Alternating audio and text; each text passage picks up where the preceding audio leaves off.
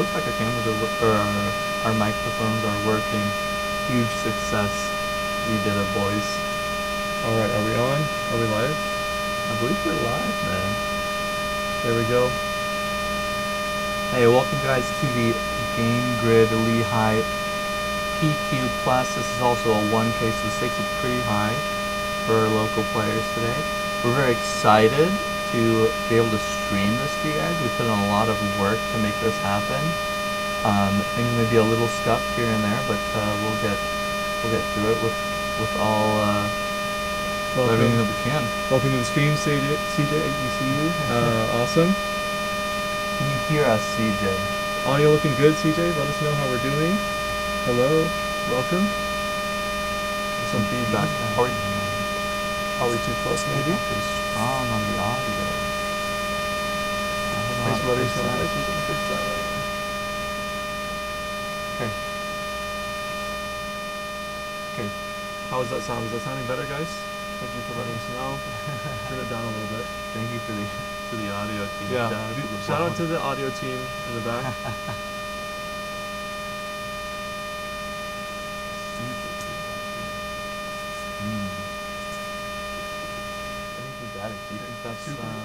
We're giving a lot of constructive criticism to the mics.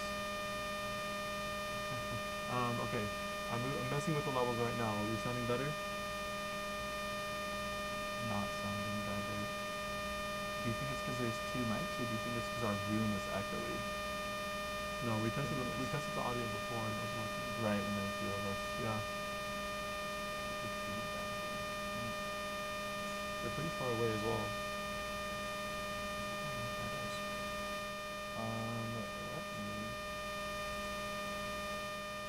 Okay, well I moved the... He said no, and I don't know which question he was answering. Alright, it looks like they have round one getting ready. So we can pull that up and we'll get these audio issues sorted out. We'll try to look up the audio. Let's see on which side. Our first round is going to be Kelsey LeBaron versus Brett Bowden.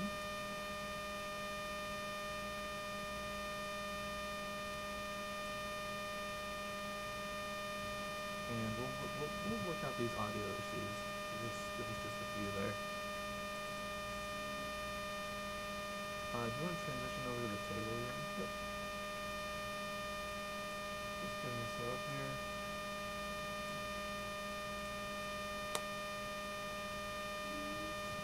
Go ahead and I'm going to pull up the screen and see if I can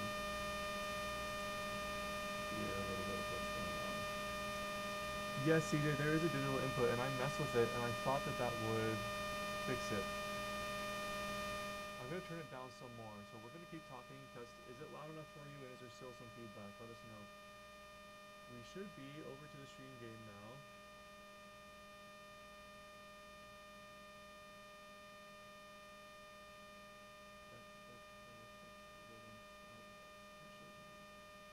I think it means they are on the dinner button to fix it. It looks like on Brett's side of the table, we are seeing Marlin, the new Pirate Ranger from the high seas. Very exciting to hear to see this coming out. We didn't get to see a lot of action at the Pro Tour in Singapore, Isaac. Not a lot of Marlins. Yeah, there was a Marlin on stream. They didn't really get the chance to play their game, it seemed like, from what I remember. It looked like a couple of awkward hands, and then some well-timed disruption from their opponent's part in that game, if I remember correctly. Very excited to see what the Marlin here can do. And Brett is such an honorable guy. He's just showing his equipment to his opponent. No care in the world. Could keep that face down, keep that a little hood. We don't need to. We are playing the cannon here. Balance of Justice being presented against Jarl.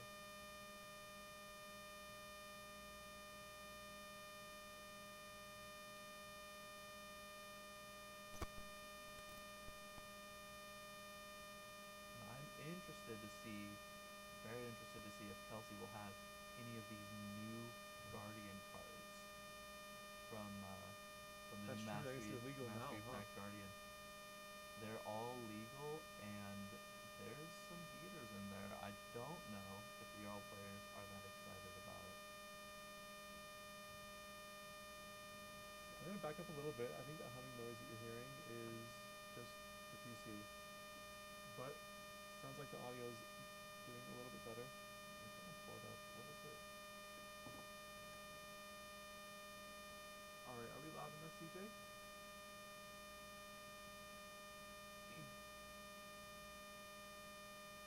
Trying to post the stream. Where did you put virtual events? Okay. I have my headphone in to try and check it. So let me pull up the stream and see how it sounds. This video is restricted. What do you mean?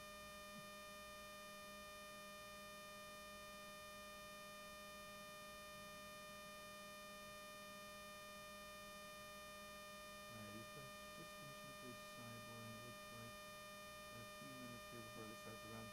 I always find that round one in any tournament like this is an awkward one with the start of game timer, because oftentimes I have my deck like all sorted and I haven't reshuffled everything in because I'm checking to make sure I have all the right cards. And then you get to round one, you're like, oh wait, I have 5 minutes. Oh wait, I need to put cards in. Now I need to shuffle really, really well. So seeing the players doing that now, couple minutes left, they should be okay.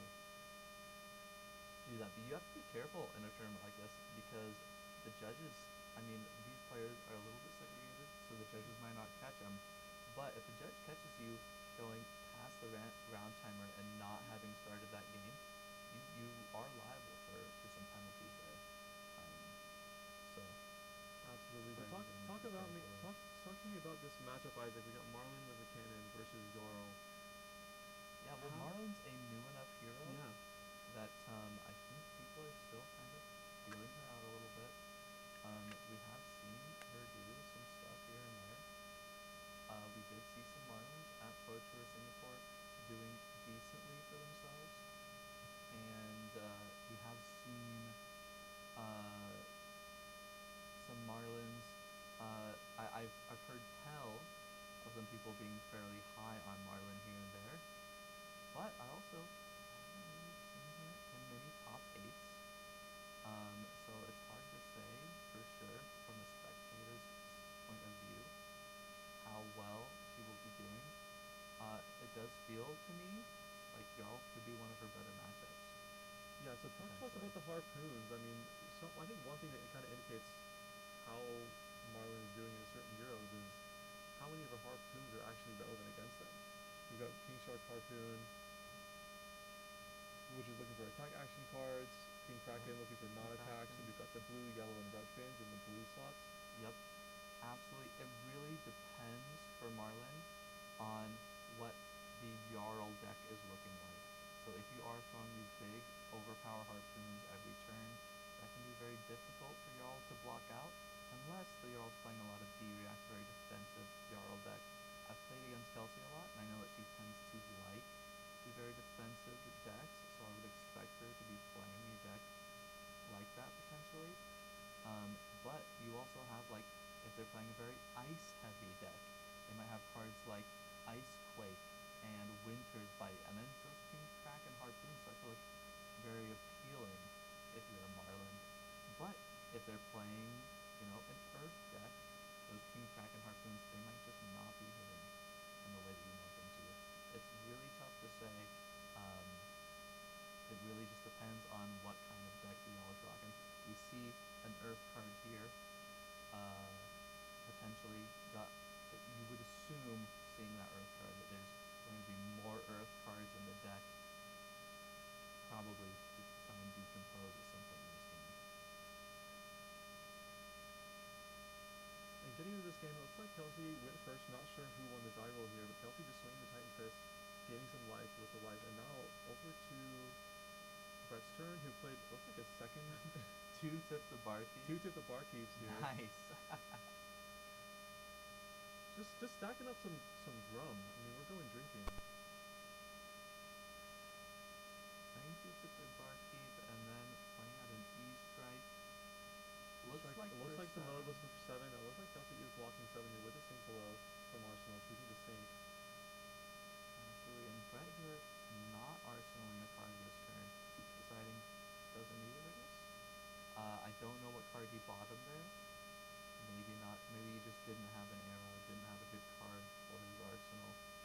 Deciding just to play slow a little bit. And Kelsey, in turn, playing slow herself. Both these players are expecting this game to go fairly long, it seems. Back over to Remembering our Brett's Tunic second turn. counter. Tunic is now on one. Good work, Brett. Yeah, I don't know about you, Eli. I never forget my Tunic counter twice in a row. Twice in a row, we would never do that. we don't need the first counter. We're not gonna need that resource. Alright, looks like a port side exchange here. Discarding a card, drawing a card. That's going to trigger the Marlin, letting him load an arrow, and that does look to be a King Kraken Harpoon there. Speaking of harpoons, King Kraken looking for non-attack action cards. And the harpoon, or excuse me, the cannon being activated, meaning this will come in for 10 overpower. Very interesting. Something that I haven't seen from a lot of Marlins, actually. Going back to that first turn from Brett, Tip the Barkeep, I haven't seen Marlins taking advantage of this Gold Kiss run. I don't know if this is some new tech that I'm not privy to, if this is something that everyone is all about and I just have missed somehow, or if this is a Brett special. But that is interesting to see. I'm curious to see what Brett plans to do with those Gold Kiss runs, what in his deck he's planning to give go again. Most of the time when I see Marlin, I'm expecting a big arrow every turn, and then a big arrow, and then a big arrow. I'm not expecting something like this, so I'm interested to see what he's looking to go again.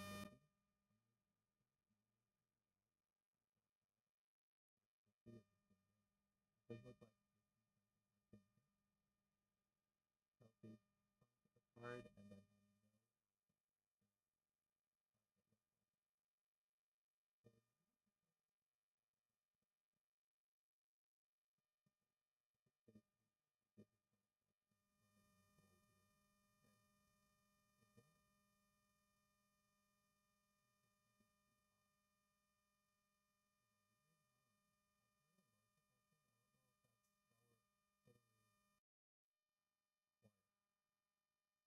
you go. They hear us. Hello? Listen. Listen. It's moving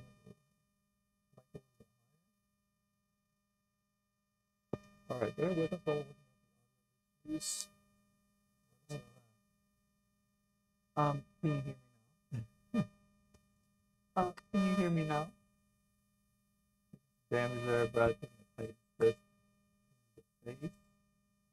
Looks like we're activating Marlin.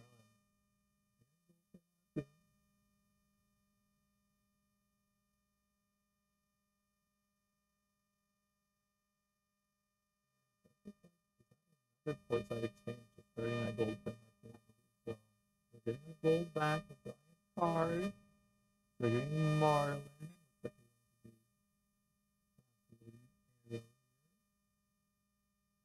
They have.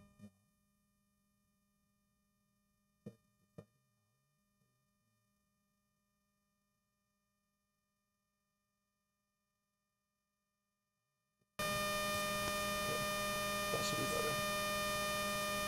Alright, bear with us, guys. We apologize for the mic issues. Mic or input. People know what they're doing. You may be overestimating us, Josiah. You might be overestimating us. We did test the noise suppression, which looks like it didn't work out. It was a little bit too much. Put my mic away and then pull it back out. Did I miss everything else?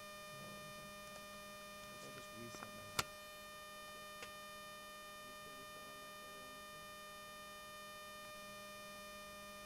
Going back to our harpoons, I believe that is a yellow for harpoon, if I'm not mistaken.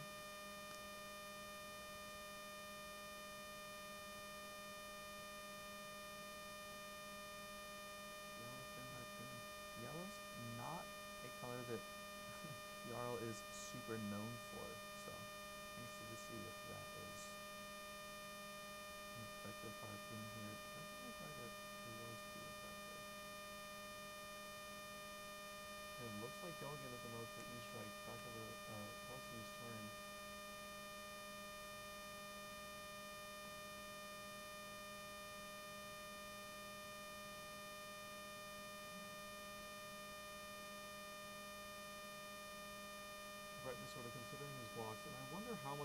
think Marlin intends to do in this game. I know that the deck is built with a lot of 3 blocks, a lot of good 2 and 3 card hands, playing 3 of a kind, just to draw some cards to pitch for cannon. Looks like CNC coming in as a follow-up. Now Brett does have an arsenal card, and he might be grateful here that he didn't block the E-Strike. Tomato cover coming in for 6. Marlin is no stranger to 3 blocks. Hopefully just 2 cards to kill it so quickly. Yeah, we don't know why. Yep.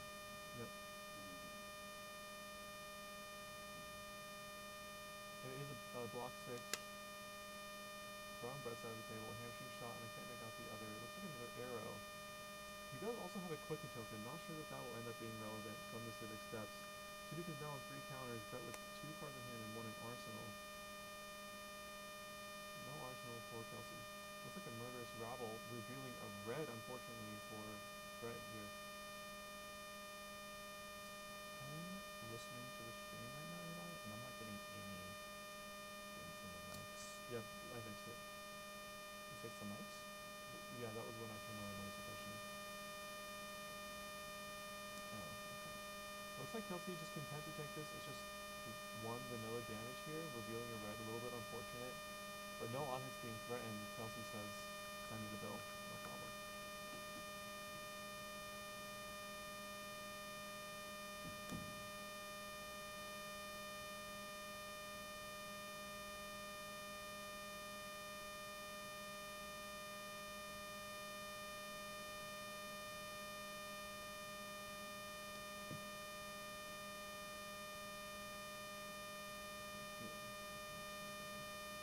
Actually, back over to Kelsey, who's activating the arm piece here.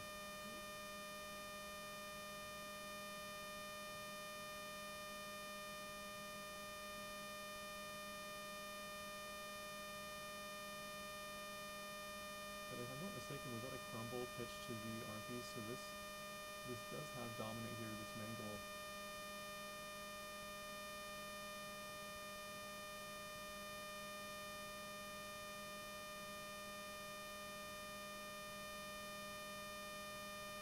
No -1 counters on any of Brett's equipment, but that is just a lot of damage being presented. He's down now to 23 to 37. Big life total lead for Kelsey. Yeah, Brett needs to throw some haymakers here if he wants to pull his way back into this game. Go ahead and get a resource for your teammate. I have a figure being pitched to activate the cannon, along with a tune of resource. You've got to fix something. Or turn it off. Let me try it. Okay. I've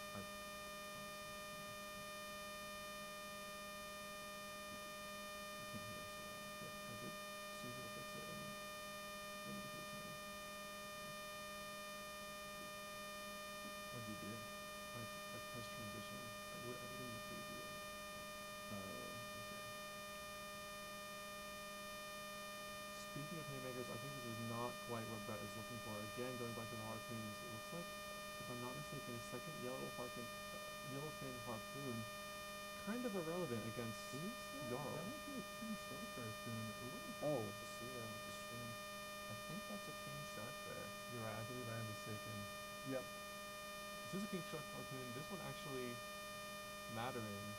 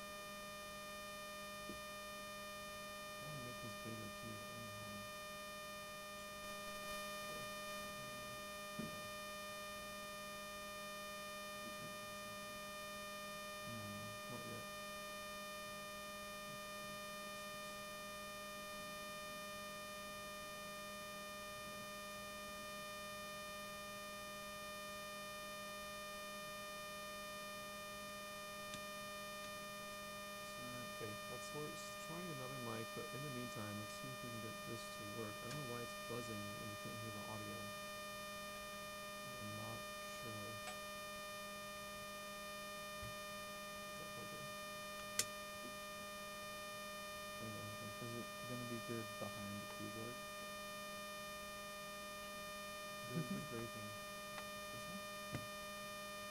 Should we just spin these?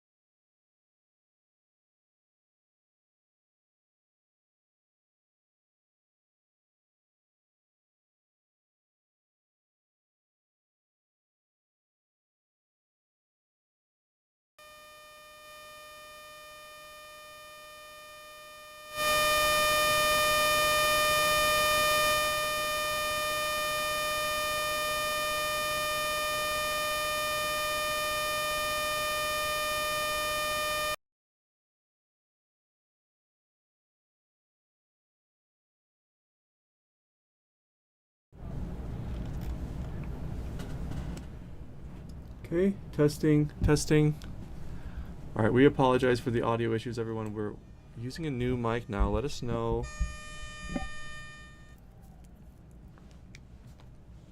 Okay.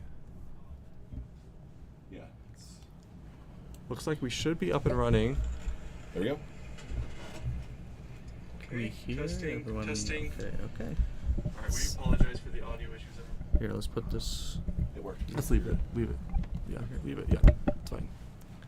You guys can put it behind the keyboard. By the way, is there a way to orient the iPad so the live totals are one on each side of the players? Because it's confusing. I guess they're upside down. Yeah. It's okay We either can try way. and do it later, but right now we can. Okay. All right. Thank you to our tech support in the chat. Hopefully, we won't have any We're issues back. going into We're round so 2. back. Now, trying to get back into this game. Homies has never been so back. Speaking of back, so we just saw Marlon was at a pretty big life deficit, and then last turn, or maybe just now, getting a little confused as we fix our stream issues, not focused on the game, but we're refocusing on the game. That King Shark Harpoon is huge for Marlon here, getting a little bit of that disruption that she so desperately needs in this matchup to pull herself back a little bit. But, ooh, it's going to be a big mangle from the Jarl coming in, threatening that balance of justice, which is going to give Jarl access to those frostbites, which is going to make Marlon's life a lot more awkward. It does look like we've paid for Dominate. I cannot see those numbers very well. Eli, can you? I cannot see the numbers very well, but a That's okay. block is being lined up. Looks like we're blocking for 5 here. 5 here. Does look like we are losing our legs. So there is space now. No crush effect, so the balance doesn't get destroyed. But either way, the legs being blocked with means there is an empty arsenal zone for Jarl to start utilizing his ability, creating frostbites, and now a little small life lead for Kelsey of just 5. But Brett with action here could bring it back in his favor. And if I'm not mistaken, I don't know if that King Sharpoon discarded any cards. The last 2 cards that Kelsey pitched were a Channel Lake Frigid and the Earth block card. I'm not sure if she had an attack left. Either way, just a CNC for Brett here. A little 2-card hand. Trade Sometimes 2 cards for 2 with Kelsey. Sometimes the best disruption is just Command and Conquer. Command and Conquer seems like a pretty good card to me. Back over to Kelsey's turn. Now 25 to 20. Let's see what she has in her arsenal. It is a Terra Sunder, and I believe the Titan's Fist for 5 Dominate. And there is 2 equipment block left on Brett's side, one of which is Battle Worn with the Pirate Hook, but Tunic, kind of expensive to give that one up. Yeah, it's a Tough on hit one for Brett to here. deal with. Kelsey, I love this play from Kelsey, saving that Terra Sunder, knowing that she can use these mangles to threaten Brett's equipment. And now that Brett's used those legs, cashed those in on the mangle on the previous turn, Kelsey has the space to play out this Terra Sunder and really ruin Brett's day. There's still a lot of game left to play here. Would hate to lose that Tunic. And it looks like at this really point. tough call for Brett. No D-React or we're anything eating to it. deal with a Dominate. Just taking 5. You know what'd be sick here, though? Two If cards he discarded discarded. 2 sea legs. Nope. Never no, lucky. No sea legs being discarded for Brett. Looks like he's just down to a 2-card hand with that arsenal. Tough on hit for Brett to deal with. Now down 10 life, but pitching Rich is a triple Donnie, sort of just gaining a gold for free. Is paying for a 3 of a kind as well, so this could be, speaking of power cards, very powerful, just drawing 3 cards, allowing him to likely pay for the cannon and fire whatever happens to be in his arsenal. And we do have those Gold Kiss Rum, Eli. I wonder if if we're gonna see some play on those this turn.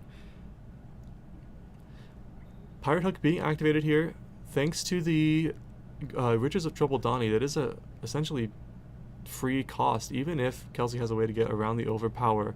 That will not get destroyed at the end of the turn. And it does look like a red fin harpoon there. It's going to threaten the red. Drawing enough resources with the 3 of a kind that he's going to end this turn with an arsenal as well. 3 of a kind, very, very important card to how the Marlin deck functions. Yeah, saving that rump for later. We don't need it yet. Of course. Tip the Barkeep, as hilarious as it was, not sure how well we're going to utilize that well, I mean, Gold Kiss Rum. It's a long day for these players. You don't want to start drinking too early.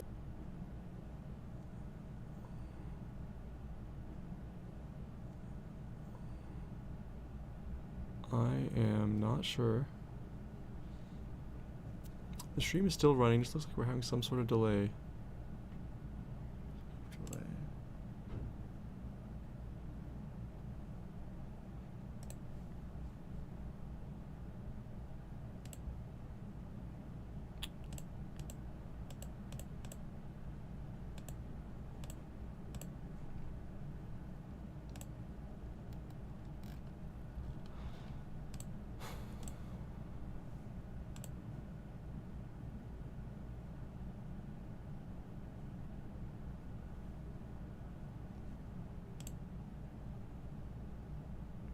Looks like the video is running again. We're back again. Love that for us. We apologize for the technical issues. Now, looks like Is blocks our being lined up on this Red Harpoon. It looks like it is a block 4-8, I think. It is a 2 block with the Frostfang. The first block on the shield, the Stalagmite being committed here. and the as Rubine well Carapace. as a Rubine Carapace. Can't That quite make Rubine out the Carapace color. is huge for Kelsey here. Jarl's, all of his Earth cards are on now. Next time she plays any of those, That's right, a felling at this point will be coming in for 8. Felling for 8. Plow Under could be a big deal for a Ranger, maybe. Brett does get a Quicken for his Brett troubles, collecting though. tokens, a couple of Frostbites and a Quicken token being collected. Oh, and speaking of felling of the crown, the most Ah. powerful 2-card hand that Kelsey has access to, essentially, immediately coming in for 8. The perfect timing on the double decompose. Now Brett has to put a card to the bottom and deal with 8 damage, and Kelsey didn't take any damage from that harpoon. Still up 20 to 15. Now this is really challenging for Brett to deal with. This is a big swing in her favor. Swing. We do have the Plume of Evergrowth to steal this Felling of the Crown back from our graveyard as well. This is a big lead for Kelsey here. Now, Looks like Brett just I believe doesn't want to lose too much Brett life. should just not blocking have 6. that Frostbite right now. That's correct. The Frostbite It was from the shield. was from the on previous his own turn. turn, so that should die at the end of his turn. Hopefully the players notice that.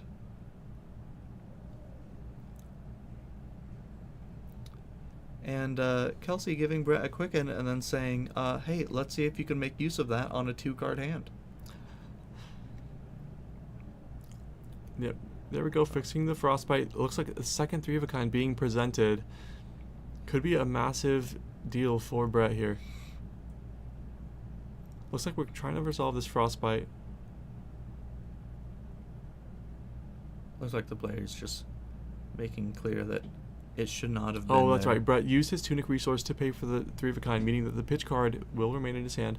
Now he has the ability from Marlin to load an arrow that he may have drawn, and it looks like it is a hamstring shot. It's not a bad one. One thing about a lot of decks in the meta right now, with ice being mostly gone, still around in the form of Jarl, but not as prevalent as when Lexi and Icelander were running around. Hamstring Shot represents disruption that a lot of decks just aren't really prepped to deal with. Now that A being lot said, of decks are on really tight resource curves, and that +1 yeah, absolutely can mean a whole card for a lot of decks. Well, this effect might be relevant against Jarl. The problem is it's not a harpoon, so Brett drawing all these cards, pitching to activate the cannon, and essentially just throwing a 1 for 5. That Kelsey is probably not Well, going to it have is any 9. trouble. It's 9 damage. Oh, excuse me. It's 9 damage, but no overpower. 9 damage, but Correct. no overpower. Now, Kelsey just What- blocking with what 2 do you E-strikes block and a out? Fate for Scene, saying, I don't need this hand. I'm up 12 life. I can keep 1 card. I can start throwing Hammer for 4. I don't really care. So it's not going to be damage here, but it is a bit of disruption, buying Brett a little bit of space in this game. It's not Felling of the Crown again this turn. There's no ice cards this turn. So that doesn't mean that he's going to have the option of how he wants to play this turn out. He has bought himself a little bit of tempo. He needs to make use of that tempo this turn. He needs to really make some moves here, or he's in a lot of trouble in this game, I would say. Foods of the Forest being pitched just to represent the Hammer for 4, and at this point, 4 damage is half I of Brett's Hammer life for total. 3. Oh, is it? I believe Titan's Fist is a +1 only if you have an attack with cost 3 or greater. Fruits of the Forest Fruits does of the Forest is cost 2 3, or I, 3. I believe. Fruits of the Forest, I believe, cost 3. No, I think you're right. I think I'm being a silly Billy, actually. And it looks like a Codex of Frailty being blocked with Brett. Just no way to utilize that card, apparently, in this case. Just going down to 6. As someone Big who's life played deficit a for him to little deal bit with. of Marlin myself, I found that Codex Yeah. can sometimes be a bit awkward to play. Oftentimes, people sort of consider Codex this big power card, but depending on the Just the deck, it's Yellowfin not always so Harpoon easy there. to play. This is not the gas that you were hoping for if you're a Brett. I think. Not the comeback we really need to swing the tempo back in our favor. If we're It's got playing some Marlin overpower. here, it does have overpower coming in for 8. And Kelsey has the Kelsey perfect is answer again, a Rootbound Carapace. So many D-reacts. Kelsey loves playing these defensive decks. She loves playing these defensive cards, and we're seeing a little bit of the vulnerability of overpower as a key word right now. Absolutely. It's powerful in the right circumstance, but when a deck is prepared to handle it, it can be handled. And Kelsey's handling it very And well here. look at Kelsey's hand. Of course, there's no yellow, but a blue and the second Felling of the Crown. This is devastating for Brett. I mean, such a big life total deficit for him to climb through, and the Felling of the Crown is just going to make it that much harder. Oh, and she played it too. Oh, That's not she good. played her Felling of the Crown. Kind of a big surprise here, when she had the option to swing a Titan's Fist. Wait, she played it. Oh my gosh. Felling swing. Bit of a Warrior Axe card. Bit of a misclick there. Felling of the And Crown. now Florian is live. Oh wait, no. Sorry, wrong here. If we were playing Florian, these rune chants would be created at twice the rate. That being said, Felling of the Crown for 8 here. Create twice as many frostbites. Imagine if Imagine. Jarl Can has you some extra imagine? text for Whoa. Earth cards. That'd be a Ooh. little nasty. We're Now, getting chilly up in here. looks like Brett, I believe, already bottomed a card, now sort of deciding how to block. And once Very again, low life total. at this point, it's going to cost so many cards just to keep your life total high. It's so hard. You need to hold on to these 3-card hands to throw relevant harpoons.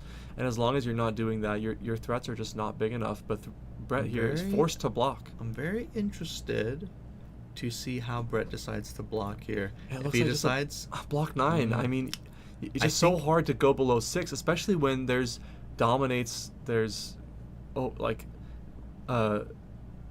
Okanold. There is potentially some blue like Macho Grande if it's being played here. Either I way, like Brett is this just passing decision from back. Brett to take it a little bit slower, kind of dare the Guardian to play a 4-card hand. I think that tends to be a good decision in this situation. The thing you don't want to do is throw 2-card hands back. And with look at this. Jarl. This is exactly what Brett needed in this situation. Kelsey with a full 4-card hand just doesn't have any way to convert it. Just pitching another fruits to swing the Titan's Fist. Could see a pummel here potentially. It looks like no. priority has been passed. Just blocking with the E-Strike, taking one here. This is exactly. It's 5-18.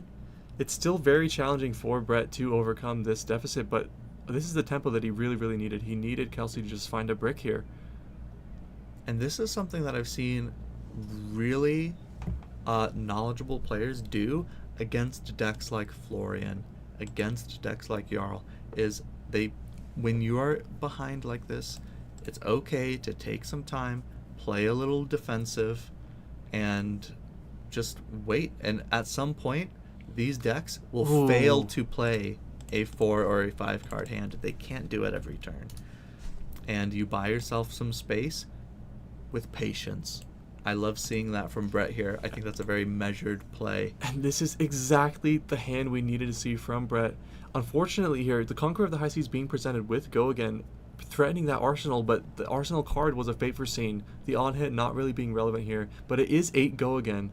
With 2 floating, we'll see. It is a Codex of Frailty. And I think we have a CNC. The perfect card. We have a CNC that we blocked with, that we played earlier in the game. In our graveyard. The classic double Arsenal disruption It's turn huge. from an Assassin or Ranger. Now this time, there is no Fate Foreseen in Kelsey's arsenal. There's no way around this.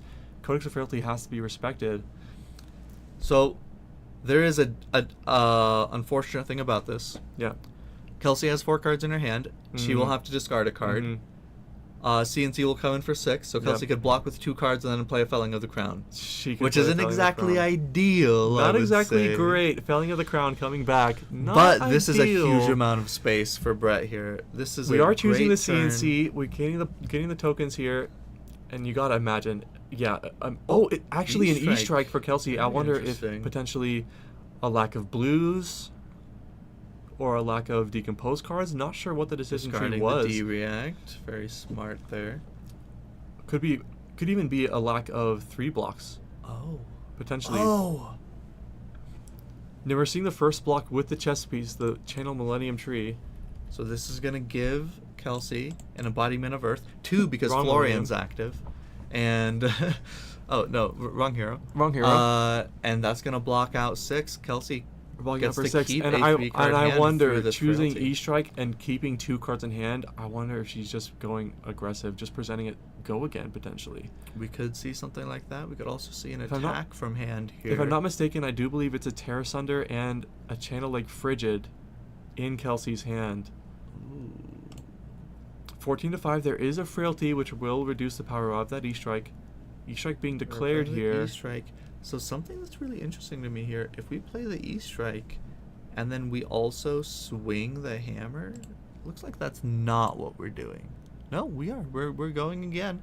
So we're playing the E-Strike into the hammer here, choosing to do just more damage. But a little bit of awkwardness there is the Frailty is -1 on the E-Strike. Getting double and value -1 on the hammer here. So not my favorite play, but maybe we just didn't have the decompose. Potentially the lack of decompose here for Kelsey is just really, really unfortunate. I know that's something that Jarl tends not to do as well as a lot of the other Earth heroes. He has more things in his deck he wants for other purposes than just decompose. And that being said, even without the felling, just the damage that we're presenting, Brett is at 4. Taking 3 from the E-Strike. He's going to need a lot of big, powerful turns in order to gain some tempo in his favor. Yeah, blocking there with a big game trophy shot. Very fun card. I think big game trophy shot. If I can toot the horn of the developers a little bit, I think that's an awesome card. It's a big pump. Let's take a It's look. a juicy one. Well, we're just blocking with it. We're just blocking But, with it is big game fun. trophy shot. I just like it. It's got a picture of a big fish on it. That's some nice artwork. I like the fish. Some nice pirate artwork coming out of the high seas. A little bit of a kind of mirrors the bait a little bit, but the bait I think is much smaller. Maybe And if I'm not mistaken, it was a take aim being blocked with, taking just 1 from the Titan's Fist. That the 2 blocks really costing Brett a bit of life over these turn cycles. Action back over to him with 2 cards in hand and 1 in arsenal. 3 health left. It is an uphill battle here for Brett. Goldfish round finally being activated. Ooh. We'll see what the action is. Could be potentially an attack or some action card. It is a searing shot from Arsenal. I like that. Ooh, I like that. And we have. And if I'm not mistaken, is that a blue searing shot? You can see. Yeah, little screen. Is that a blue? It looks like it was a blue. And it looks like the damage was a snap taken by Kelsey. She says, I'm going down to 11. I don't care. I have enough life to work with. Show me what else you got. Show me something relevant if you're to me. Brett, spooky. This is not so good if Kelsey's holding Your on to her opponent entire not hand. blocking as a guardian, not ideal. I would say not exactly what we want. Ooh, but I have a Ophidia pitched.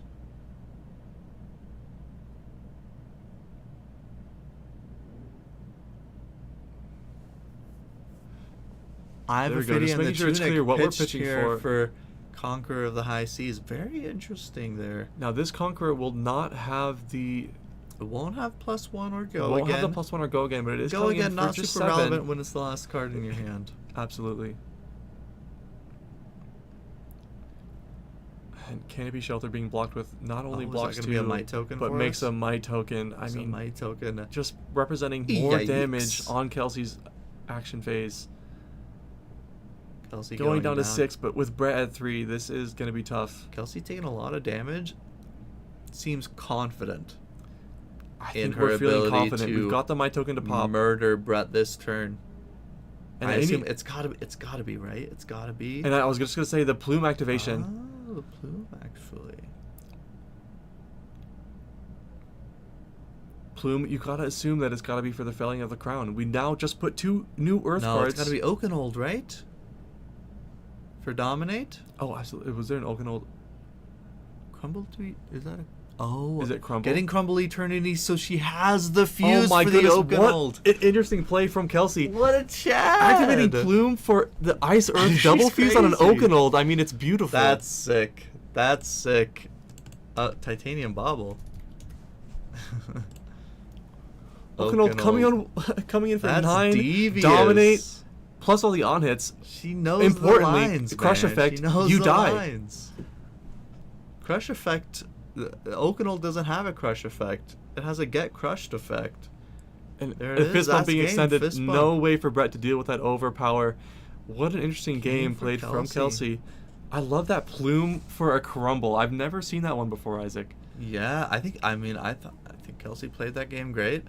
I thought the Marlin was doing some stuff here and there, but I mean, we saw a few different turns where Marlin had some harpoons, and Kelsey just blocked with the cards that she Yeah. would have stolen with the harpoons. Yeah, Kelsey just did not care about any of these harpoons at all, it seemed like.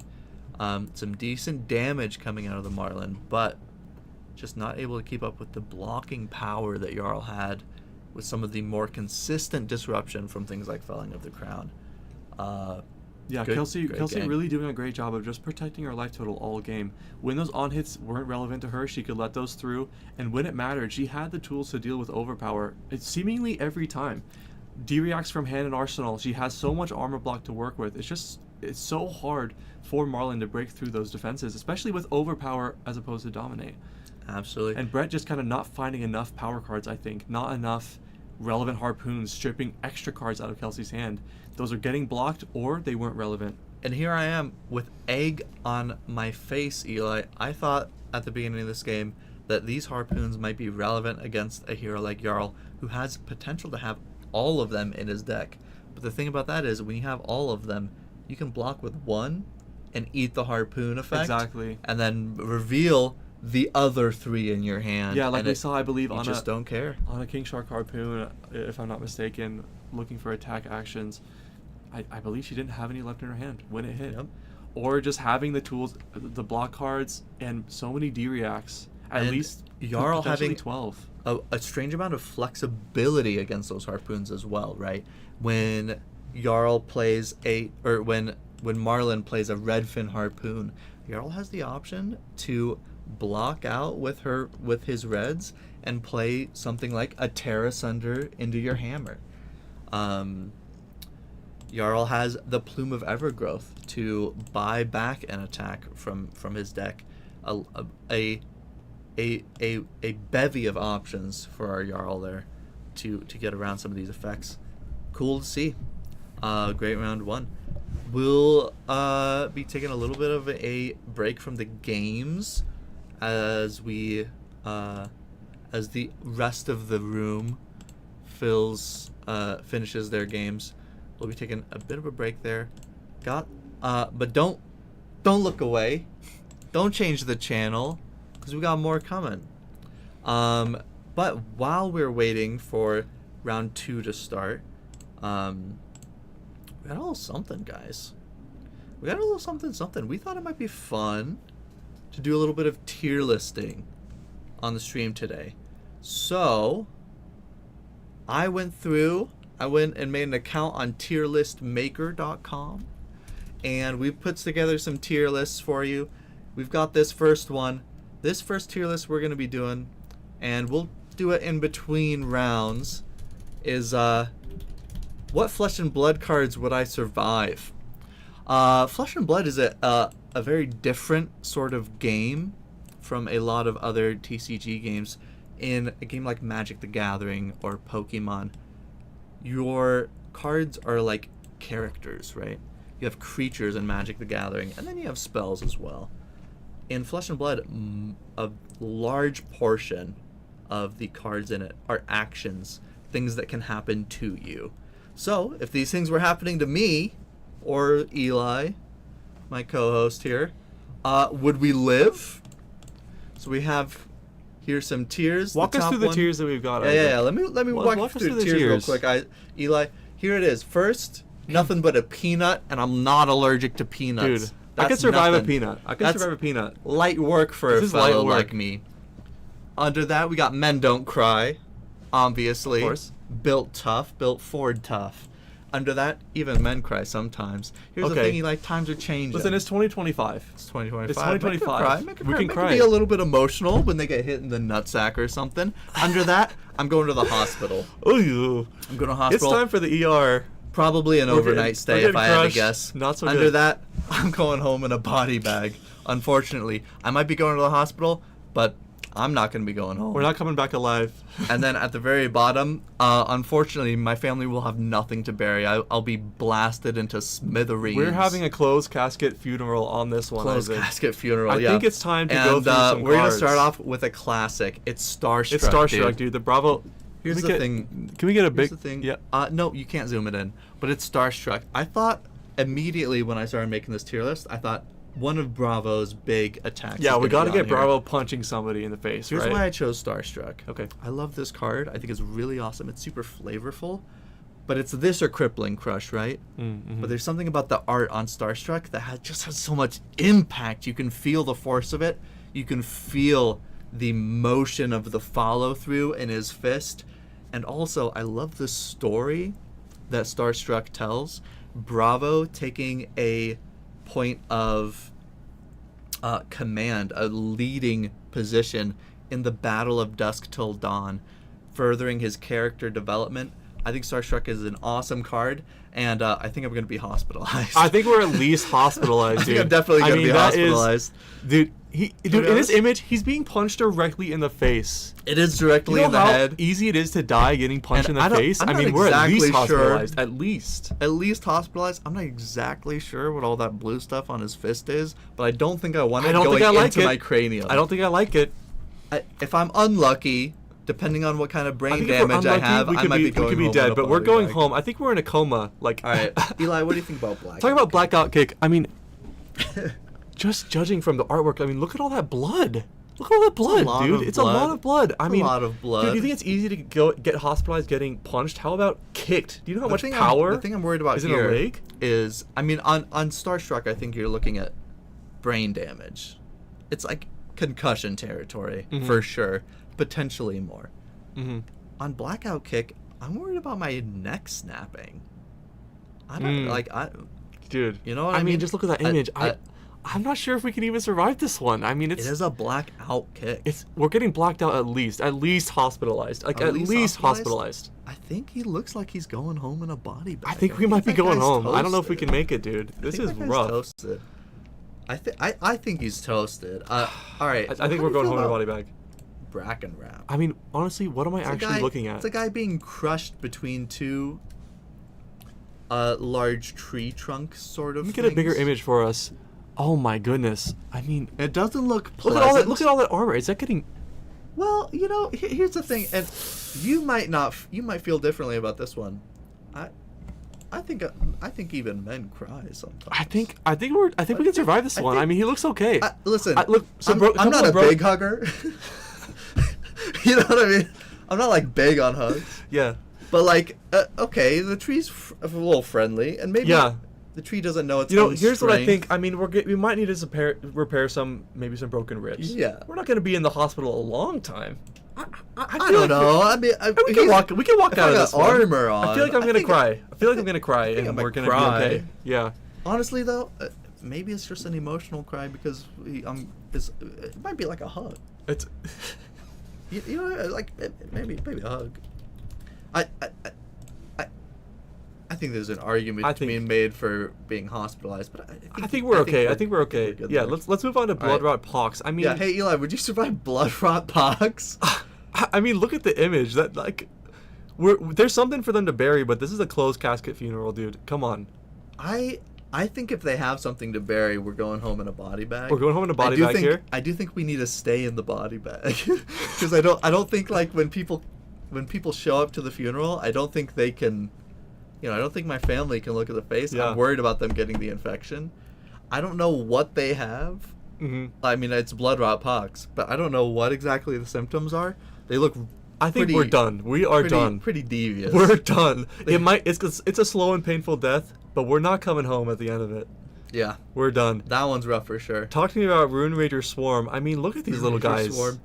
I mean, look, am I crazy if I say they look not so bad? I mean, as far as I feel like we're okay. I feel like we're They gonna look live. like fantasy bats. Yeah, right? Like, you know what I yeah. mean? Like they're a little Dude, bigger. Toughen up, right? But like I that's mean, like what, like 8 of them? it's a swarm. I saw Stranger Things. That guy got Dude. swarmed by like 1,000,000 guys. But if there were just a couple, I just mean, a few. he's getting clawed up a little bit, I think, but I don't know. I think we can survive this one without crying. What do you think? I mean, getting swarmed by horrible fantasy bats, men cry sometimes. It's not bad to cry. It's not okay to embarrassing. cry. We're allowed to cry, Here's the guys. thing. Here's the thing that other people might not admit. Yeah. I'm not ashamed to cry. We're not ashamed. See, some people We're not have got a fragile masculinity. Not the two of us. No, we'll cry. I'm crying right now. I'm crying as we speak. Let's look at Pendulum Trap. I want to pull up a bigger artwork. Yeah, pull up Pendulum. Let's pull up the Pendulum. Yeah. Hey, Eli.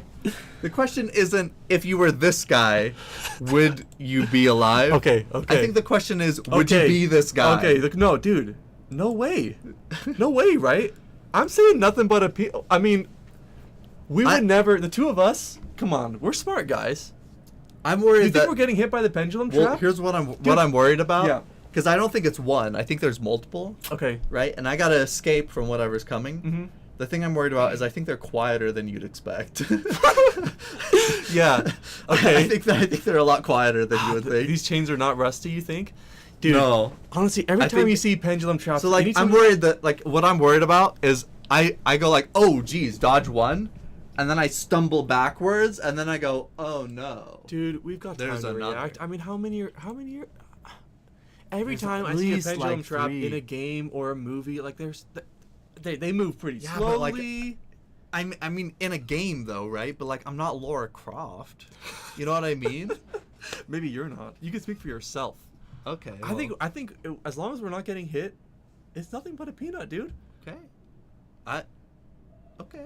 What do you think? I will say though, shout out to Pendulum Trap. That is a pretty decent trap, and Riptide is getting some That's a really support. fun trap. The new Riptide card is really cool. Dude, you want to tutor for a pendulum trap and make your opponent play a reaction, just start milling him? I mean, it's...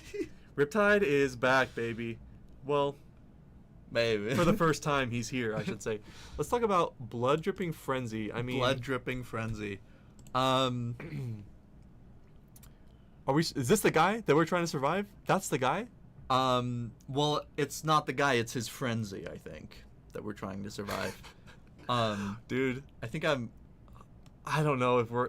Dude, what's going to be left of us if this guy's going at us? You think nothing? Dude, I think our body is ripped to... I think we're I think pulped into the maybe ground. consumed. Like if the blood. Maybe we get eaten. Ugh. I mean, I don't I'm know. worried, yeah, I don't I'm know if worried- we're coming home. think- I don't know if our body's okay. making it. Yeah, I At think least that's a right. body bag minimum. That's light. Okay, what's light? Skibble, tell us which one. Which one is light? The pendulum trap. I think we're in agreement about the I pendulum think- trap. I think you guys are underestimating that pendulum. Dude, that's light work. Let's talk about Orb Weaver Spinneret. I mean, Okay. so what's up? Is a spider trying to eat us? What's going on in this image? By By the way, love the Orb Weaver artwork, all of it, fantastic. We're getting spun in this web, and eaten or what? I'm not sure exactly what's going on. I don't think I'm living. Though. I don't think we're whatever living. it is. I don't think I'm surviving. I think we're getting eaten. I think our body's and gone. here's what I'll say. I don't think our body's coming home. I think if I do survive, it's not the same guy coming home. You know what I mean? Yeah. So I think I'm going home in a body bag. A body bag? I don't think we're going home. I think we're getting eaten, dude. That might be okay. I think Yeah. we're getting eaten. I mean, It's if this it's big like spider. real spider mode. Well, I guess she's like. but she's gonna leave your corpse. Well, they're there. like they're a human, right? We're just getting murdered, or they're not an actual looks spider. to me like it's a murder. Yeah. We're getting murdered. Yeah. Our body. I mean, I think it's a assassins. They're technical. I'm not They're excited not for messy, this right? next one, Eli, I'll be honest. Oh goodness. Diabolic offering. Some of these are just demented. Tell me about diabolic offering. Yeah, I mean, so when I saw this, I was like, oh, cool. So it's like blood rot pox, but also it grows out of so you. we're that guy, right? Like alien mode. It's coming out of our body. Yeah. So a couple of problems. One, I don't think he has a spine anymore. So that's going to be difficult. That's gonna be difficult, He's definitely going to be hospitalized at the very worst. dude. There's no way but this guy is also, living. There's no way I he's think he living. is alive. I think He's alive. Wait, right he's now. alive right now. Wait, Yeah, I think he's alive, Are but I we- think he definitely needs to go to the hospital. Do we have kind of a host situation? Are we staying alive with the alien, or are we bleeding out on the floor? Well, it's difficult because we don't know exactly what's going to happen to him after this very moment. It is called diabolic offering, Yeah, which I don't think bodes well I do for feel like him. we're being offered to something. All right, yeah. I don't think we're making it out of this. I don't one. think we're making it out, and I our don't think body's there's on the going to be floor. anything left of that guy. You don't think so? Oh, No, he's getting, I think you're he's right. offered. You're right. No, he's gone. He's gone. He's All right, gone. this one is a little bit mean, but it's more Lock Hill. Do you know about this card? Eli? I do know about this card. So this card's got a little bit of a story to it. This is a picture of that woman dying, I believe. It looks to me like we're not recovering wherever she's falling. Yeah, unfortunately. We're done. And honestly, done. I don't think she got buried. We're done, dude. We are done. Unfortunately, I think She's gone. I think she's gone. We're gone. And I apologize to all of. I don't know where she's falling, but look at all these. Look at all the spears in the background, dude.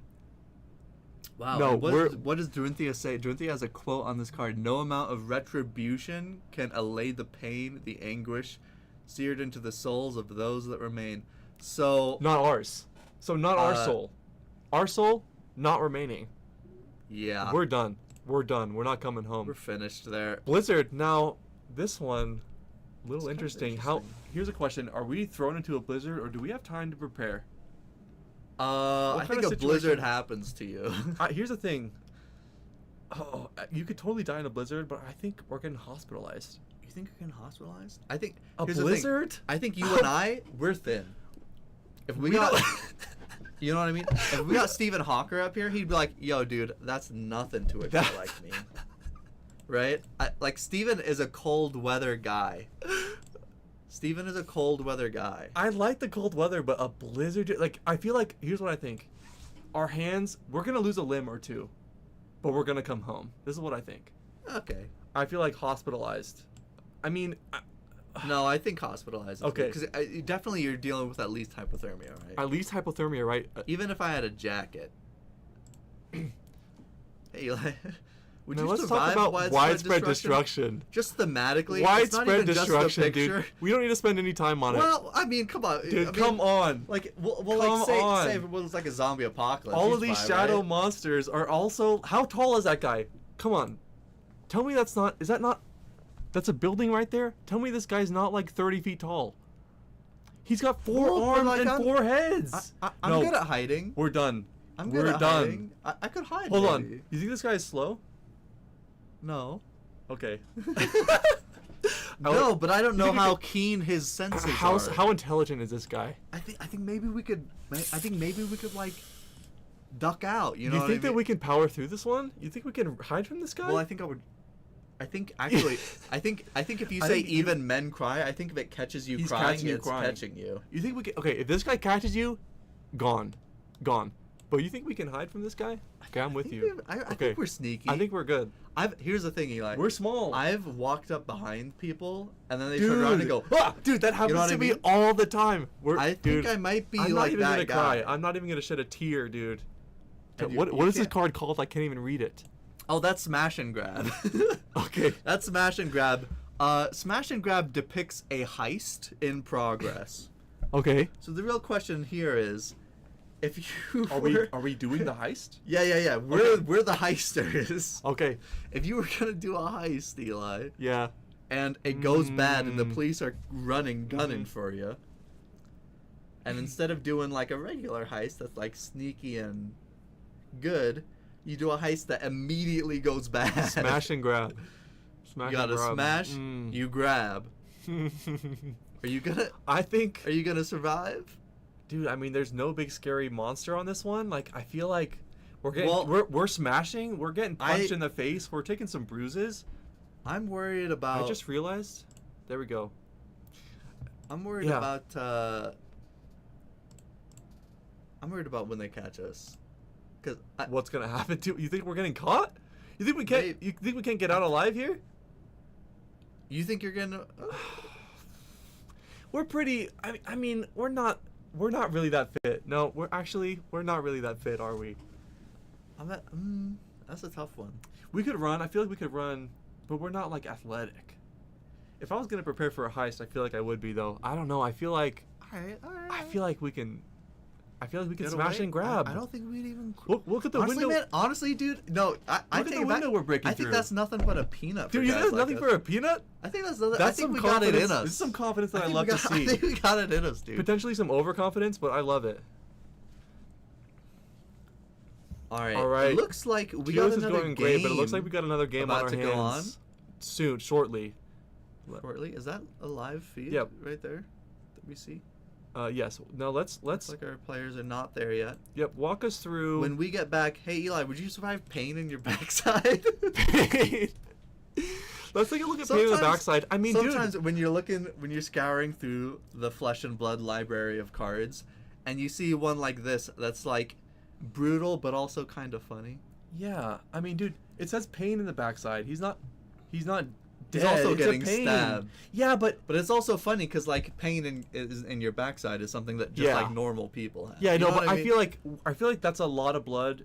And we gotta go to the You hospital. definitely got to get hospitalized. I feel like we're hospitalized, but we're living, dude. And That's light work. maybe some spine surgery. It's light work. For the pain in our backside. All right, we're gonna flip it over to our next game here in just a second. Looks like our next game is gonna be Isaac Johnson on colloquially known as Slippy. I like to call him Crackney personally. I do love Crackney. A bit of a crackhead there, Crackney. I like that name. I think it suits him. But Slippy as the people We call will him. come back. You know And what? I think Spencer Smith on Syndra. This is a matchup that if you come to a tournament like this, you expect to see this matchup. If you're either of these players, you expect to see the other across from you at the table. And these players, they are. Right now, round 2. Both these players, I presume 1-0. Be presumably. interesting to see how they have teched for this matchup. This was one of the featured matchups at Pro Tour Amsterdam. We saw this matchup multiple times.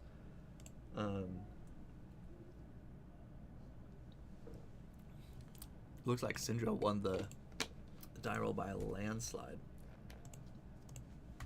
Got a Spencer fan in the audience, it looks like. Yeah, so talk to me about the Pro Tour in Amsterdam. We saw a bit of a triangle. If you look at the top 32 conversion, Yep. there are really 3 heroes that were largely represented.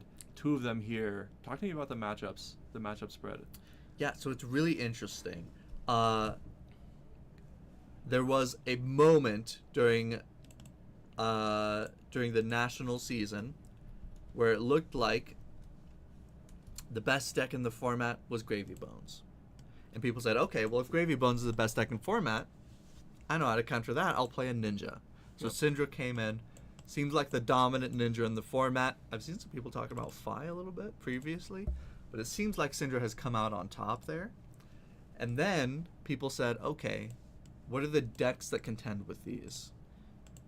Slippy has a decent matchup into Gravy Bones, has the go again needed to clear the allies, the pressure to kill him, has some tricks up his sleeve, some disruption to keep the Gravy Bones off of those really aggressive lines. When you see like the some of the like golden tipple lines that Gravy Bones has, but also has the disruption added into their damage to take care of these Syndras. So I know a lot of players went into that tournament thinking Arachne Slip Through the Cracks is actually the deck to play if you want to be dealing with these two meta decks. Mm-hmm. From what I've heard, Slippy also has decent matchups into the rest of the field. Things like Florian and Verdance, which people previously had thought were horrible. Yeah. Supposedly not as bad as people say. Interested to see how Isaac plays it here. Yeah, Arachne kind of covering multiple bases, being aggressive enough go again to deal with Gravy Bones, but the disruption to deal with ninjas. With I do think that the and really the big thing is that I think Florian is really challenging for Slippy. Not a lot of Florian these days. Not being highly Florian. represented. I think maybe And one also still not unwinnable. still We've winnable. seen, I remember, I believe it was Yuki It was Yuki Lee Lee Bender on playing against the Arachne Slip Through the Florian. Cracks, who did end up winning a show match against the Florian. I mean, Yep. really tough matchup. Taking advantage of some of the slowness of those Earth decks, playing very defensive, waiting Absolutely. for space. Yep. And slowness, not what we can expect in this matchup here. Yes. This should be a quick one, so we'll get back to the tier list. We'll get back to the tier list. Guys, when you guys are ready, we'll get back to the real stream, which is rating whether or not figuring we'll out be what- able to live. That being just figuring said, out how many times we can die in one day. But I do think the Syndra here is a really interesting choice. If you're saying, hey, I'm an aggro player, I want to play the aggressive deck, Yeah. why are you playing Syndra over Arachne here? And I think the reason is consistency. Arachne Okay. has some really powerful offense. They have some really powerful disruption, but they struggle sometimes with some of that consistency.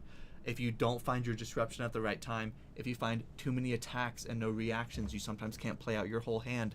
Syndra's not running into those problems hardly ever. Syndra has a lot of consistency. She puts out a lot of just pressure through damage. She's got a lot to throw out there. So really what I feel like these matchups come down to a lot is, does Arachne see an appropriate amount of disruption to keep the Syndra off of their massive turns? If they can do absolutely. that, they can sometimes run away with the game.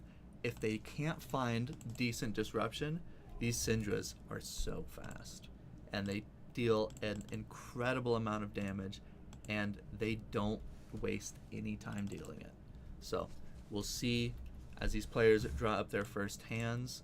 The Syndra did win the die roll. I expect them to choose second. I expect both of these players would prefer to go first. Or excuse me, second. Tends to be the case in aggro mirrors, though not always the case. There have been times when certain aggro decks, especially the Rangers, don't mind going first or even prefer to go first.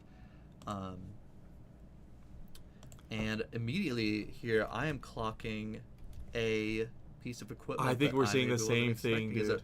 Are you seeing the Redback Shroud? I'm looking at Redback Shroud right now. I'm looking at Redback Shroud, and I'm loving it.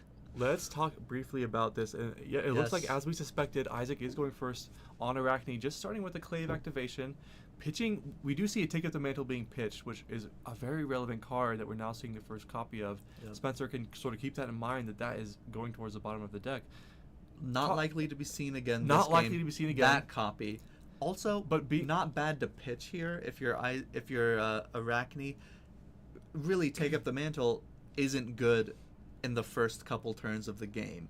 Yep. Not going to have relevant cards for you In the to graveyard. swap in. Yes. You really want to see it in the mid to late game. If you're in an aggro mirror like this, really the mid and late game are very close together. Yeah. So you won't have a Now, lot of time to see it. Lava Burst being blocked with, I want to talk about The red what back is shroud. what is a red back shroud for? Yeah. The reaction, first of all, it has battle worn and you can buy it back like the other assassin equipment, like those Black Tech Whisperers. The next attack reaction you play costs 1 less. So let's talk about what reactions actually cost 1. Notably, Spike with Blood Rot costs The 1. spikes, yep. Stains of the Redback, if your opponent is not marked, costs 1, giving you +3 and go again. I expect to see those spikes, Spike with Blood Rot at least, Yep. sort of presenting a Here's lot of something damage, else. the +3 plus a Blood Rot, and if it is affecting a Kiss of Death, that Kiss of Death can be flicked to trigger the on-hit twice. So this Redback Yeah. Shroud just saying, Be a instead really of a big tunic one. counter, I'm using that resource for these reactions. Also, notably, red back shroud could discount something like a pummel. True. So you could pitch a blue to dagger, and then play a 2-cost attack. Well, and you would need to you would pitch a yellow for the 2-cost attack. But if you pitched, like for a 2-cost attack, you could pay 1 resource That's true. and pummel. Yeah, so- Not expecting to see that. But I think the Pummel and Arachne reason... would be funny. It'd be cool, right? It'd be fun. Yeah. And probably not likely to be seen this game. But I think the reason we're seeing this red back shroud is because of that battle worn. Absolutely. I think it's the first thing you said. Yes. Because if you're looking at this matchup and you're like, well, I can have red back shroud or I can have tunic. Probably tunic over the course of a game is going to get you about as much resources Or as a more, red back shroud usually, probably if it's a more. short game, right? But the battle worn on the red back shroud means I can block out a dagger so I can prevent him from getting his mask and momentum trigger, and then I still get that resource for later. I think that's why these Arachne players are choosing that in this matchup. And I like that choice, saying the game's not going to go that long. I probably don't need tunic. Let me just get 1 resource when I need it. Let me get my 1 block when I need it. And we'll take care of those. Man, the green shirt is cute. We don't have player cams, so I cannot confirm or deny, but I believe you. And it looks like, is it Lava Vein Loyalty and then a Ignite being played? Ronin Renegade. Oh, Ronin I Renegade, believe. excuse me. Yeah, No, Lava Vein Ignite- Loyalty, I remember. Speaking of the Battle Worn, just a snap block from Isaac Johnson, blocking the first dagger being presented. Now that will get flicked immediately, meaning that Mask of Momentum is still live for the 4th chain link. And But- can I just say, call it. Yeah. Hey. Great work from our Hey. casting team up here in the booth. I knew it. One of us knew. I suspected as much. Isaac's sort of deciding this is the turn that he wants to respect Mask of Momentum. He doesn't want to let this one through. Dedicating that piece of equipment to the 3rd chain link. Now, I'll be honest. My name is also Isaac. So when you said Isaac expecting yada yada yada, I was like, what was I? did I say that? Now, no, there is no Mask of Momentum being threatened because that brand with Santa Claw was blocked. But that brand does make this next attack Ooh. draconic. And that is going to be an extra 2 damage. Oh, You keep showing the February tab. there we go. Art of the Dragon, be an fire, extra- presenting just a two, 1 for 7. two That's a lot of unpreventable damage. damage. Is really nice to follow up that brand with Cinderclaw. A 1 for 7, pretty good rate. Syndra, I- just I've often thought so. I've often thought 1 for 7 is a nice number. There's just a lot of damage being presented from Syndra going second. I mean, all the way down to 25 for Isaac after blocking with a card and the Redback Shroud. Now 3 cards to his name plus the 1 in Arsenal. We could see a lot of disruption. We could see potentially just some damage back, but down 15 life already is a pretty big lead for Spencer. And the game... And speaking of powerful Oh. cards, immediately Bonds of Agony being presented on Isaac on the 2nd real turn of the game. This is one of those power cards that really decides how the matchup might go. 3 cards left to Isaac's name and 3 reactions on the board. It looks like immediately just no blocks from Spencer, meaning Isaac just gets free reign to activate a few reactions. The stains, And that was the Redback Shroud. and I'll say it. One thing I enjoy watching when spectating players is seeing how they move their cards. I really like watching players who are really comfortable, and I loved the way he activated that flick knives, and he just, hey, this dagger coming your way, He homie. flicked it at him, literally. I And love looks that. like That was smooth, man. And it is the spike with blood rot, if I'm not mistaken, that we called out. He didn't need to Yep. pitch for it Spike because with of blood rot. the redback And shroud and we activating the flick saw knives. another reason that we didn't call out earlier to play that redback shroud. It is a reaction. So It's a turns reaction as on well. cards like this. Absolutely. We sort of seeing the power of that card immediately. Bonds of Now Agony. Spencer taking not only 3 damage, but the blood rot. And Very he's going to well be timed eating 0 that for 5 Bonds of defense Agony reaction. trigger as well, losing a card from hand as well. Isaac has to choose whatever reaction he wants. Now, something that I think is interesting here is Spencer basically just decided, hey, you know what? You have me on this one. Right? Yeah. Sometimes when you see Bonds of Agony, players, they go back and forth. They go, oh, should I block this? Should I not block this? Especially against Arachne, who has Go Again on the Bonds of Agony. You have to decide, like, well, if I overblock this, they just don't play their reactions. They play it on the next one, and then I'm taking a bunch of damage, and I lost my cards. Spencer here deciding, I'm going to lose cards either way. Let me just agree to lose the cards. Let me just take the damage. Yeah. And I think the really big thing is this wax on coming in. I'm not sure if that was a red or yellow, but either way, getting the +2. Didn't do a ton of damage. He didn't take a lot of damage. I mean, we're losing the cards from hand, but that's the thing is, assassins get really out of hand when you're losing both cards from hand and your life total. If you're blocking, you take 2 damage, 3 damage on a Bonds of Agony, the on-hit matters a lot, but at least you're not losing life. Yeah. We have some life to work with. We have life buffer. to work with. We can take damage later when we have a hand that is really presenting something. The Arachne, you don't expect them to have disruption every turn. This is one of those things we were talking about. It's okay to be a little bit patient. And I really like the decision to keep the wax on as a defense reaction and say no blocks, because 5 is a very specific number for Bonds of Agony.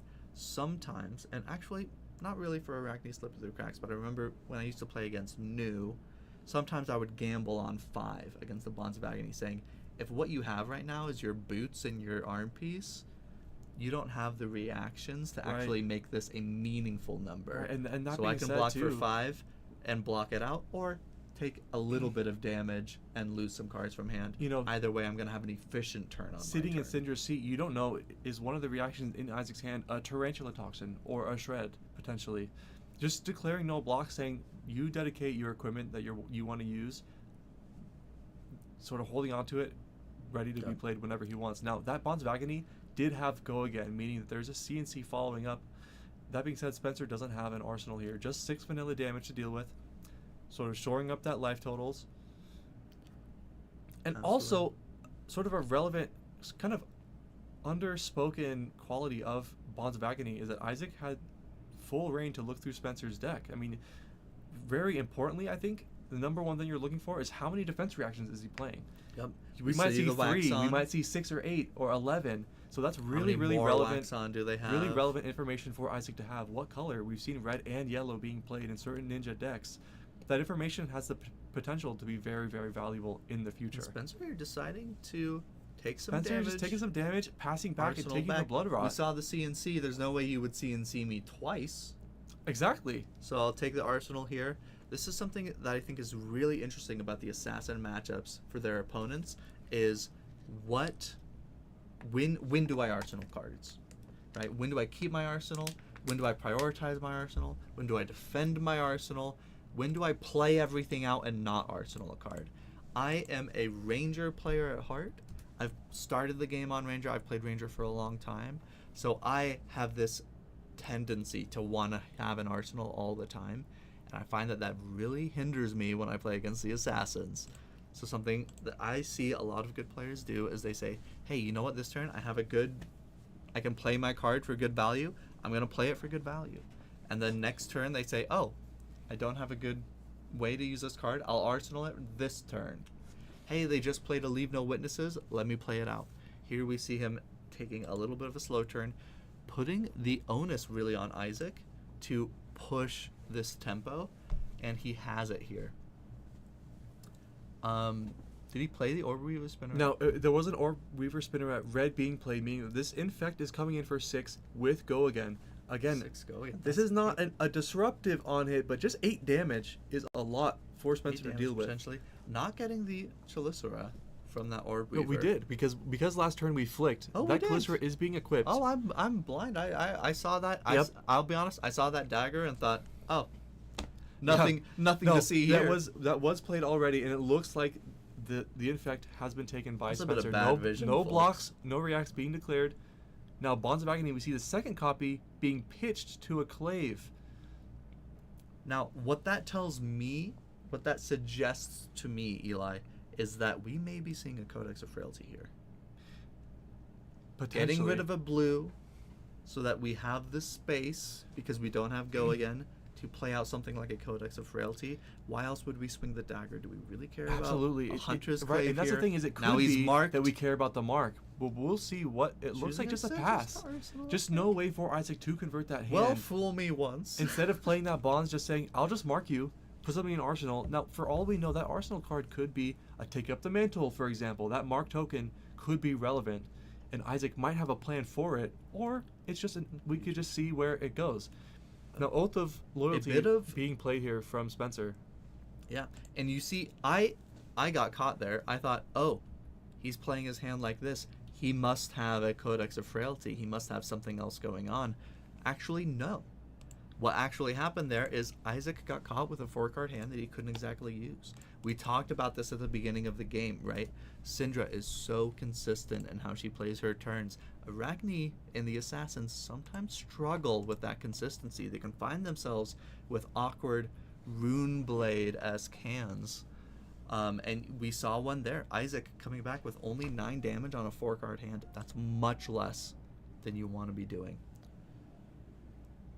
Blocking out here to try and deny the mask trigger.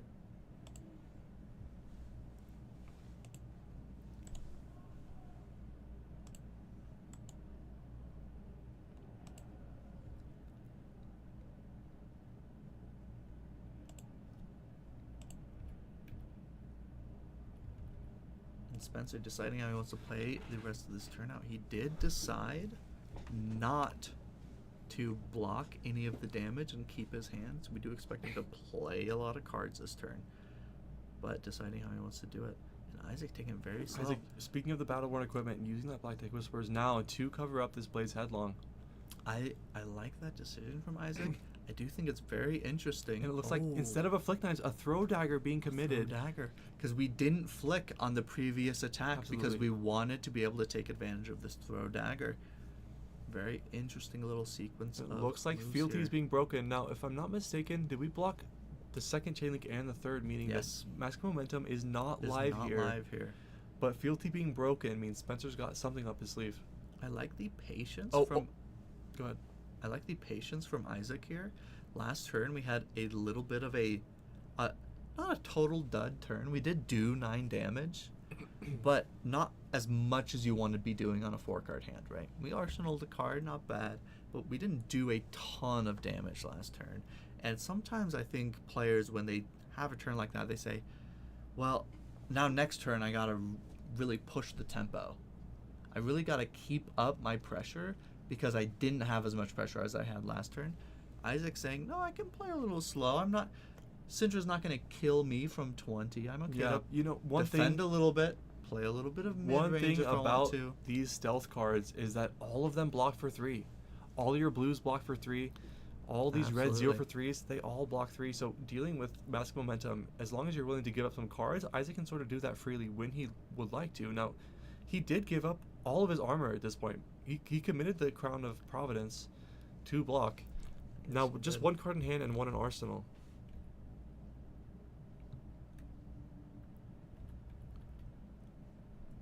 Looks like we might be having a bit of trouble with the camera again. Just there we go. We should be back up to speed now. All good. A little bit of stuttering from the camera. That's okay. That's all part of it. That's all part of the charm. It's all part of it. A Kiss of Death being declared on Isaac's turn. Now, this is one of those cards that we called out earlier that has the potential to do a lot of damage and repeat some on-hit effects. Now, that Arsenal card, as we talked about, could be anything from this point. Spencer doesn't know what it is, but it is actually a reaction. It looks like just a Razor's Edge being declared. This Kiss of Death is coming in for 6 go again. There is a sink below from Spencer, as we called out those defense reactions earlier, but it looks like some damage will be taken. 2 on hit, plus the Kiss of Death trigger, and another chain link being presented. I did see it's an infiltrate. Infiltrate!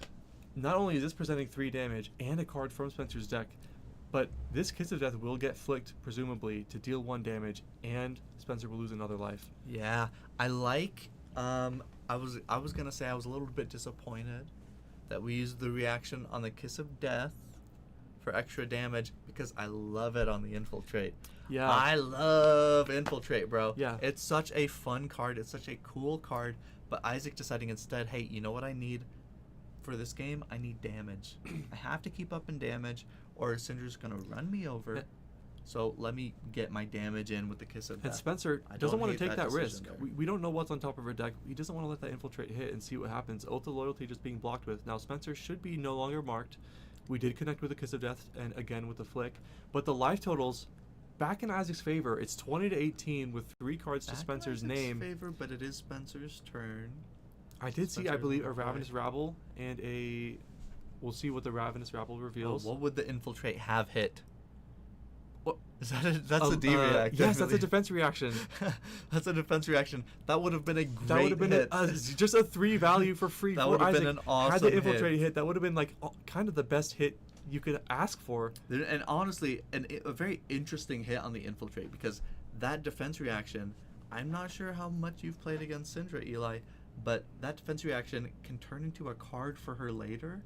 So there's an argument to be made for, hey, you know what, maybe if I'm feeling okay, in an okay position in this game, maybe I just don't play it. Maybe I just leave it in your banish zone so that you can't draw a card off of this later. Oh, that's an interesting point, because it does get banished initially and will go to the graveyard after you play it. That's funny. But you know, if ifs and buts were candy and nuts, we'd all have a Merry Christmas, and that didn't happen, so we won't have to worry about it.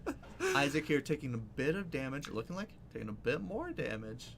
Now, a nice consolation for Isaac is that that D-React was revealed.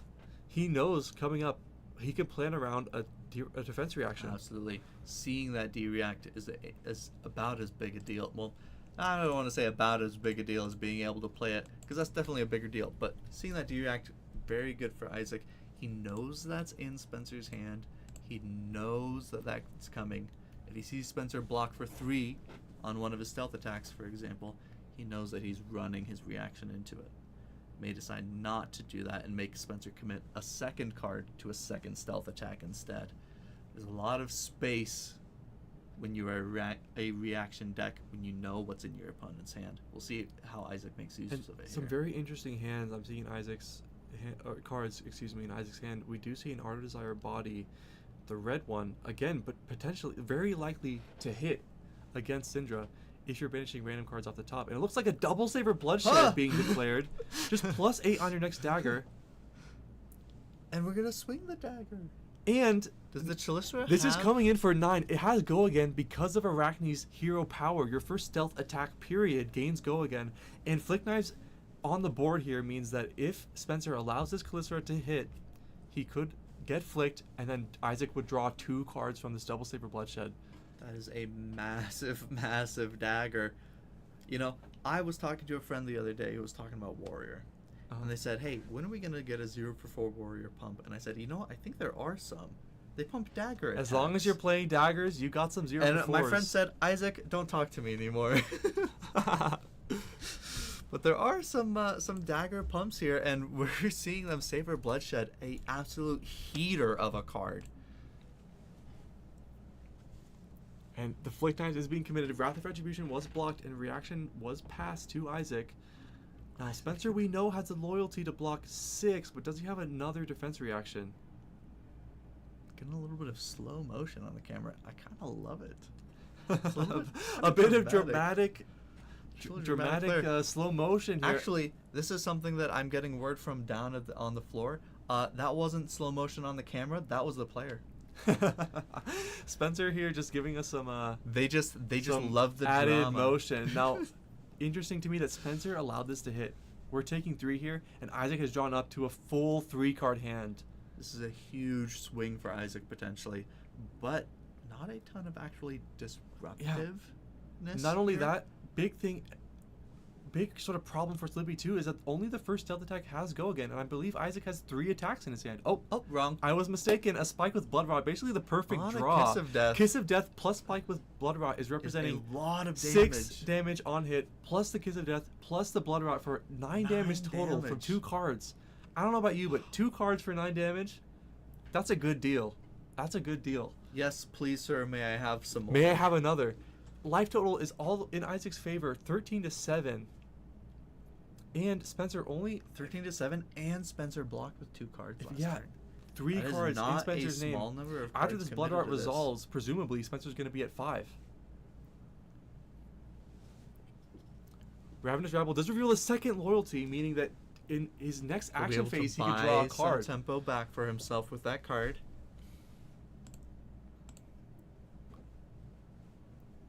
A little bit of defensive play there on Isaac's part. Looks like we use the Blood Splatter Guess we Vest to don't gain need a resource. a double trouble here. And if I'm not mistaken, Isaac took the dagger, the second dagger chain link. Now Flick Knives has already been activated, meaning that if Isaac blocks this attack for 4, unless there's a throw dagger or an ancestral empowerment, Mask of Momentum not triggering. Yeah, but I think if It looks like we're just blocking it, blocking for 6 even. Defensive. Got some. Hey, you know what? I got a hand of blues. I ain't got any Yeah, you see, daggers left. Persuasive, Bonds of Agony, and That's Double Trouble fine. just being I'm blocked gonna with. Block a little bit. Isaac is content to just block a little bit, prevent that Mask of Momentum from triggering. Oh, and I'll keep an Art of Desire body in my hand. And it was actually an ancestral empowerment. Drawing that D-React just to Arsenal, it looks like. I don't believe we have any way to extend this turn. Just choosing, hey, I need some defensive power maybe. I'm going to put that into my arsenal. And we'll keep it going. I actually don't hate Syndra's position right now. Having a 4-card hand plus that D-React in arsenal means on Isaac's 2-card hand, meaning Isaac needs something here. This has gotten to really actually push interesting. This through, game has gotten to or such tight margins. He's going to be looking at a large hand. from Isaac Syndra. having the life total lead, but only 2 cards in his hand. The Art of Desire body being declared that we mentioned last turn. Now this is very relevant because it will banish a random card off the top of Spencer's deck. If it's a red, it'll not only gain Isaac a life, but also draw him a card. We saw But the power of the Savor Bloodshed we card draw. know that Spencer has that D-React. Spencer in his has a arsenal. loyalty beyond the grave. He has a 3-block in there. Unless Isaac has some... And look at this. I love this play from Spencer. Blocking as well from Choosing a to card commit from both. hand. And it's just a second Art of Desire The body. second one! Oh no, this is the worst thing that could have happened for Spencer. Playing around an attack reaction, and and Isaac just says, okay, well, play around to this. Another one. Yeah. This is the worst case scenario for Spencer. But, importantly, Isaac doesn't have go again. No So go this again is here. the last damage. Spencer can keep these 3 cards and get 1 card back from his loyalty beyond the graves. He can keep these cards in hand if he wants to. And I think the big problem, I think that Spencer didn't have a 3-block in his hand. Which is why he was blocking 5 here on this first chain link, meaning he had to commit 2 cards to prevent the Art of Desire body, and now there's a second one on the chain link, and I think his hand is full of 2 blocks. I think if you're Spencer, you kind of need to eat this one and say, okay, you can gain 1 life. Keep his hand for the aggressive play. That You could be the can play. draw a card. But you know what, actually? Isaac has those Black Tech Whispers daring Spencer to do so. It's very dangerous, a very precarious position here for Spencer.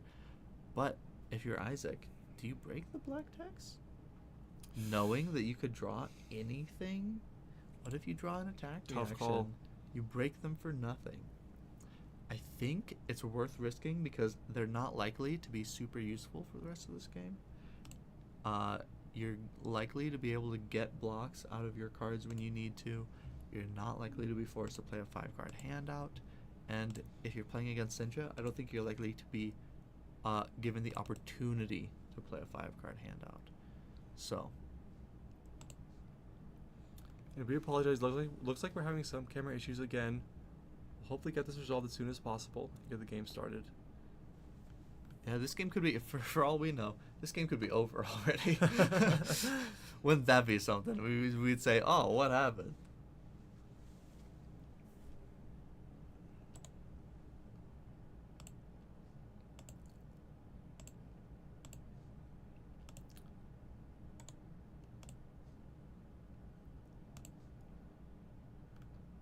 Did the camera just freeze, or do we know? Yeah, I think the camera's just frozen, guys.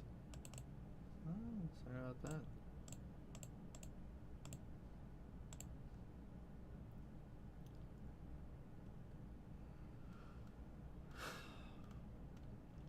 Well, I'll be honest. I don't think there's anything we can do about that from here.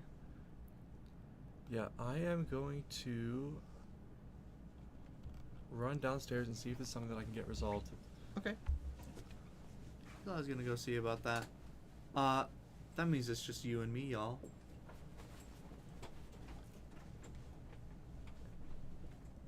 And I mean the collective you, of course. Yeah, this would be interesting. I feel like, man, what a play from Isaac here. An awesome thing to save that from last turn. I love that decision.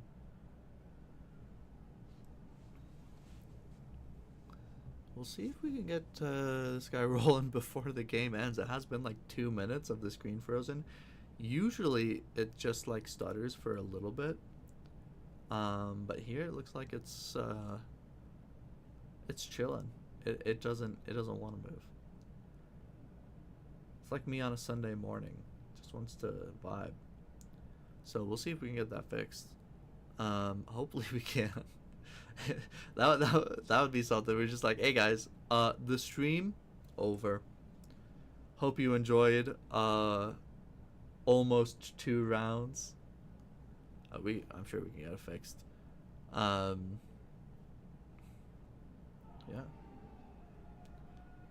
People chatting in chat a little bit. How are you guys enjoying the games? I've liked them. I'm having a good time. I'm chilling.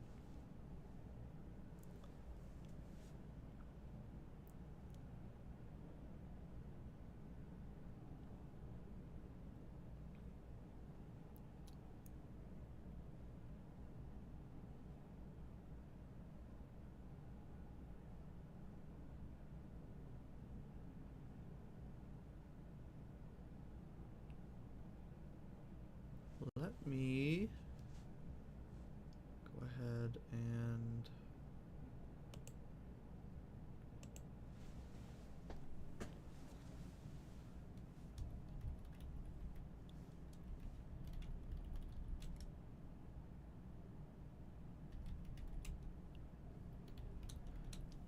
go ahead and message some of my people on the ground floor and see if we can get a meta breakdown.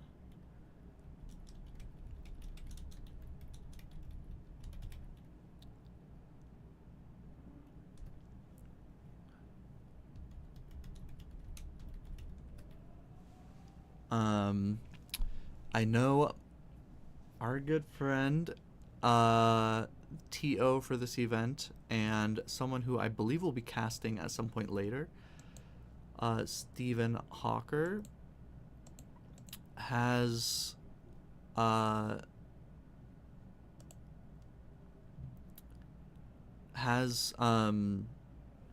made some graphics for like meta breakdowns, and I know he has one for top 8, so we'll be able to look at that later.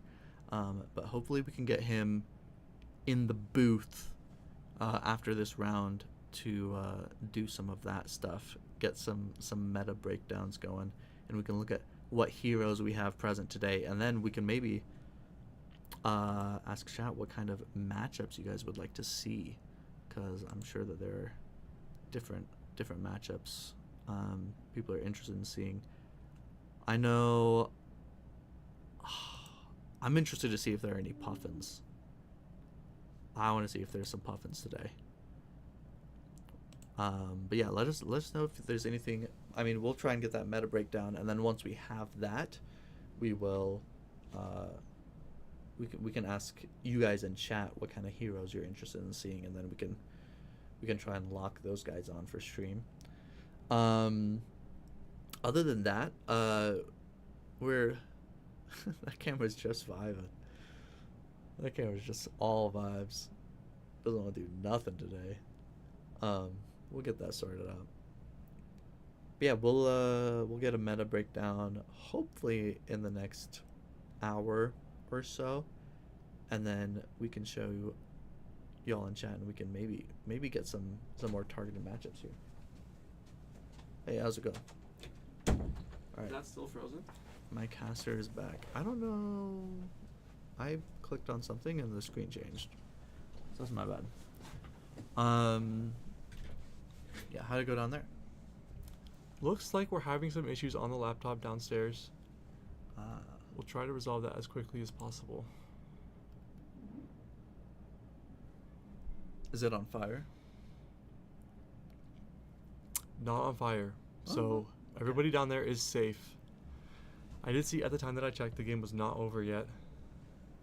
Okay.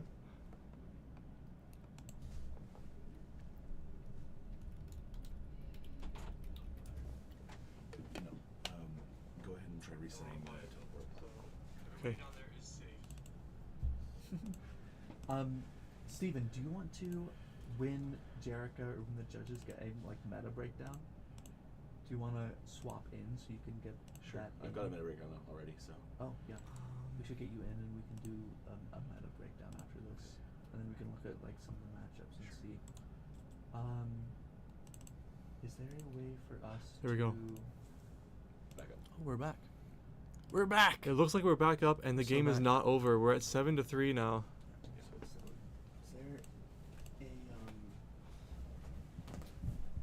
a way for us to see what the bracket for Gen is looking like as far as, so we want to be able to look at. We apologize for all the technical difficulties, and it looks like our players have been playing this endgame kind of slowly, just being at sub 10 life totals, being forced to block back and forth. And I believe action is to Isaac with 5 health, to Syndra's 3, with 3 cards in his hand. Now this Art of Desire body coming for 3 go again. Not only is this just damage, but every face down card that Spencer doesn't know what it is represents potential reactions. This is a dire situation for Syndra to get out of. Yeah, if you see any heroes that you're that would be. Breaking point being blocked with, probably not getting to Rupture. And it looks like reactions were passed, and now it's a persuasive prognosis for 1. But notably, there is no equipment block left for Spencer. This is so relevant because in order to prevent this on-hit effect from happening, he's going to have to dedicate an entire card. In this sort of situation, it kind of doesn't matter that persuasive prognosis is a blue attacking for just 1. This is representing a full card from Spencer. And it's a Justinic in Isaac's arsenal. I believe that's game that's a 2-block, and Isaac Johnson on Arachne slipped through the cracks, wins the game with a Justinic on the persuasive prognosis. Such a back and forth end game. Unfortunately, we didn't get to see the last sort of 5 minutes or so, but really interesting game. A lot of blocking in this game too. A lot of back and forth, sort of protecting their life totals here. Well played game from Isaac Johnson. We're just squaring things up on our end, and Isaac Johnson finally closed this game out with a persuasive prognosis into a Justinic. Oh, the Justin, a classic. And it's a 2-block in Spencer's hand, dealing exactly 3 over to finish the game, plus Flick Knives is on the board, presenting some more damage if necessary. I mean, it's just a classic way to end the game. I mean, Assassin games always end like this. When you're in the sub 5 life totals, it is impossible to play against an Assassin. We've got 3 go again on an Art of Desire into a persuasive prognosis. Every card that Spencer can't see could be anything, could be a reaction. I mean, it's impossible to play It's around. one of those you things have to just, you can't play around these reactions, right? You can't a long overblock. time ago, summer, probably 2 years ago now, when Azuri was the only, when Azuri and Arachne Huntsman were the only 2 assassins in Constructed. I remember my buddy talking about Azuri because he really liked it. He's like, yeah, Azuri is a really interesting deck because it feels like the game doesn't really start until you both get below 10 life. Yeah. That's when the Absolutely. assassins start to really, they start salivating. They can feel the game ending, and seeing it there. Isaac taking it down. Awesome. So Isaac will be going 2-0 into the third round. Do we know how many rounds there are going to be today? I believe think there it should could be 5 rounds. 5 rounds. I just and then top heard 8. from downstairs there are 38 players today. 38 players, not a bad. I think with breakdown there. about 15 minutes left on the timer, Isaac, we've got some downtime. A little bit of downtime. You know what I think we Is there anything could else do? we want to say about this game? I'm interested to see where these players end up. I do think I liked Spencer's play this game. I think he can definitely bounce back, and I think we could still see him in the top 8 at the top tables. We'll check in with Isaac. Isaac's a really good player. He's Not too I low. haven't. I've been playing a little bit less in the last month, and I know Isaac's been playing a lot. I think Isaac has Isaac been is one of grinding. those players who I always see, like, every time I see Isaac playing, I'm like, he's just getting better and better, man. He's one of those players who's Absolutely, I just couldn't getting agree better and more. better. He's always had. I don't he's always been a dislike him strong for a player. top 8. I'm not going to call anything because I don't even know who all is down there. Being But, 2-0 with only a few rounds to go, just one more win would seal the deal for him. Absolutely. So we can expect to hopefully see him again soon. I see some calls in the chat for. Let's go, Isaac. That's my We love it. jungler. Little. League I'm of also Legends Isaac, so throwback. that's support for me too. No, I don't know if you're saying him or me, but I'll take it. we've got a bit of work to do, Isaac. We've got a few cards to get through. yeah. We're back to our tier list. The question Listen. is, would we survive? Let's talk about Frightmare. Let's talk about Frightmare. Yeah. So here's the thing. Did we finish? Let's see. Where did we put pain in the backside? Last in pain in the backside, hospitalized for bleeding. I think he got hospitalized. Frightmare. Frightmare. I think this is an What's going interesting on one. here? Yeah. Are we So getting Frightmare is a card frightened? with Phantasm. Yeah. right? I think you can bust it. Do you think you could pull out a Okay. 6-power attack? Two you questions. personally? Right. 2 questions. So I'll be honest. Do I have 6 or more power? I mean, I'm looking at dude. my.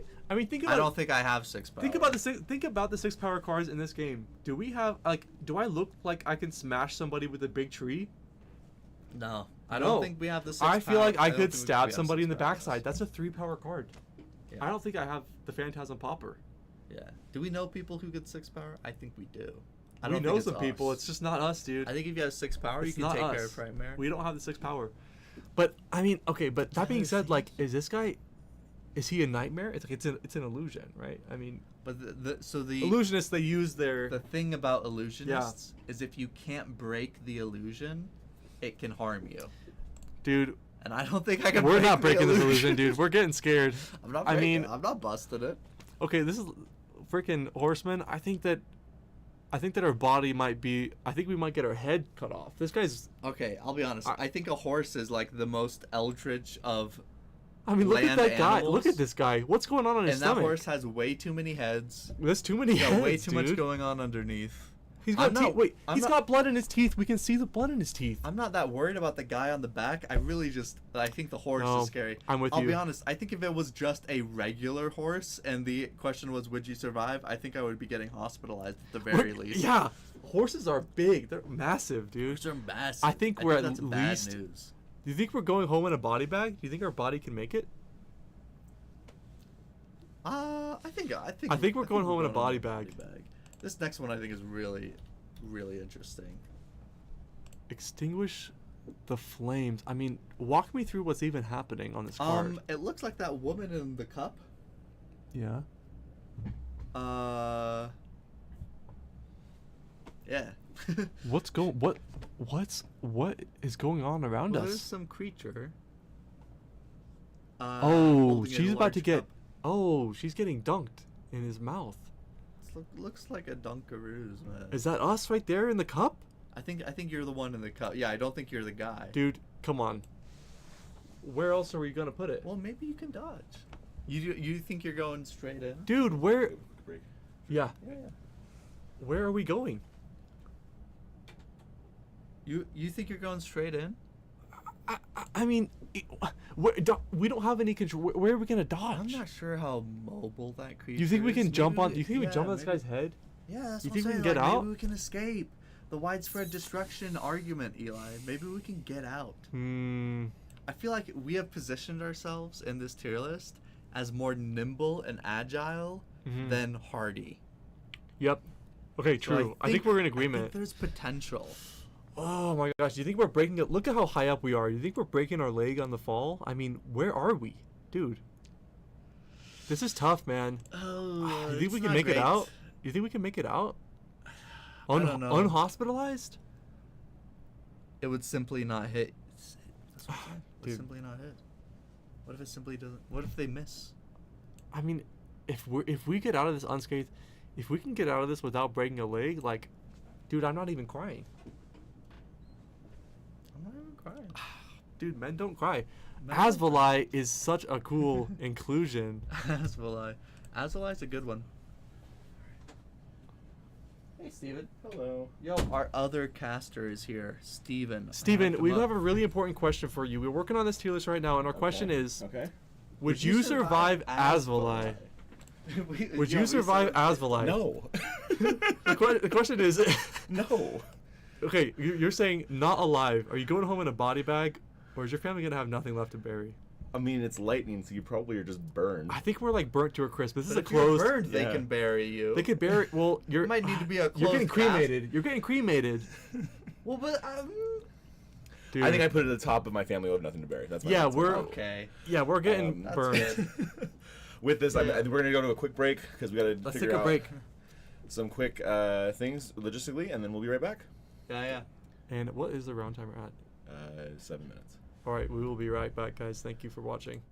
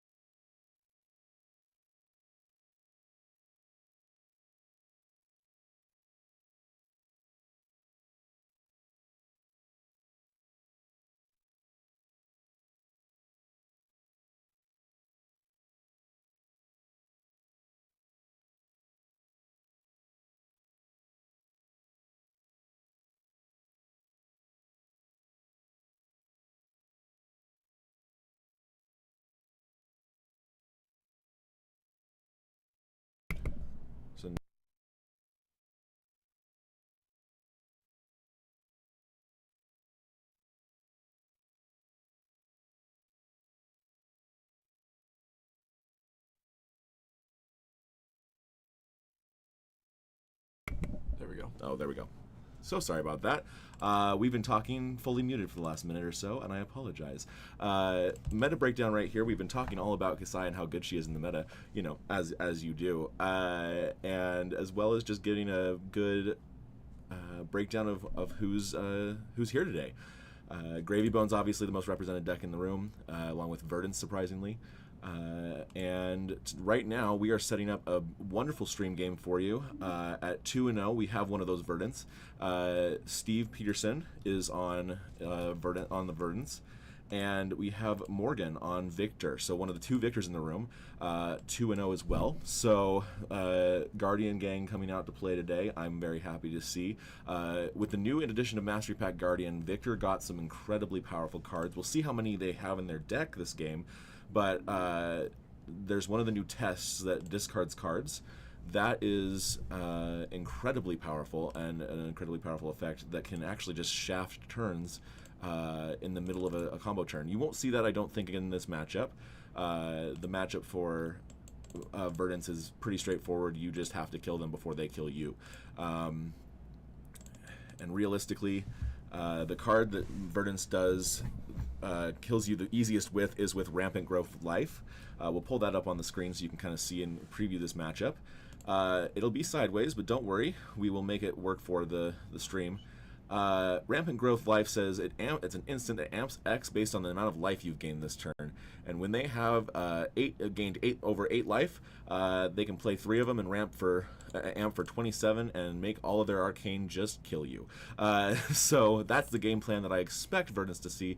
Unfortunately, the card is a little sideways, but this is what you're going to be looking out for on the Verdance side. Victor, however, you'll see a lot of aggression from him. Not as much blocking.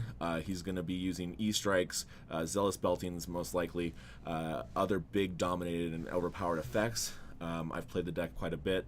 Ultimately, it is a rough matchup for Victor, but we'll see if they can pull it off. I believe that they definitely can, in terms of how they play.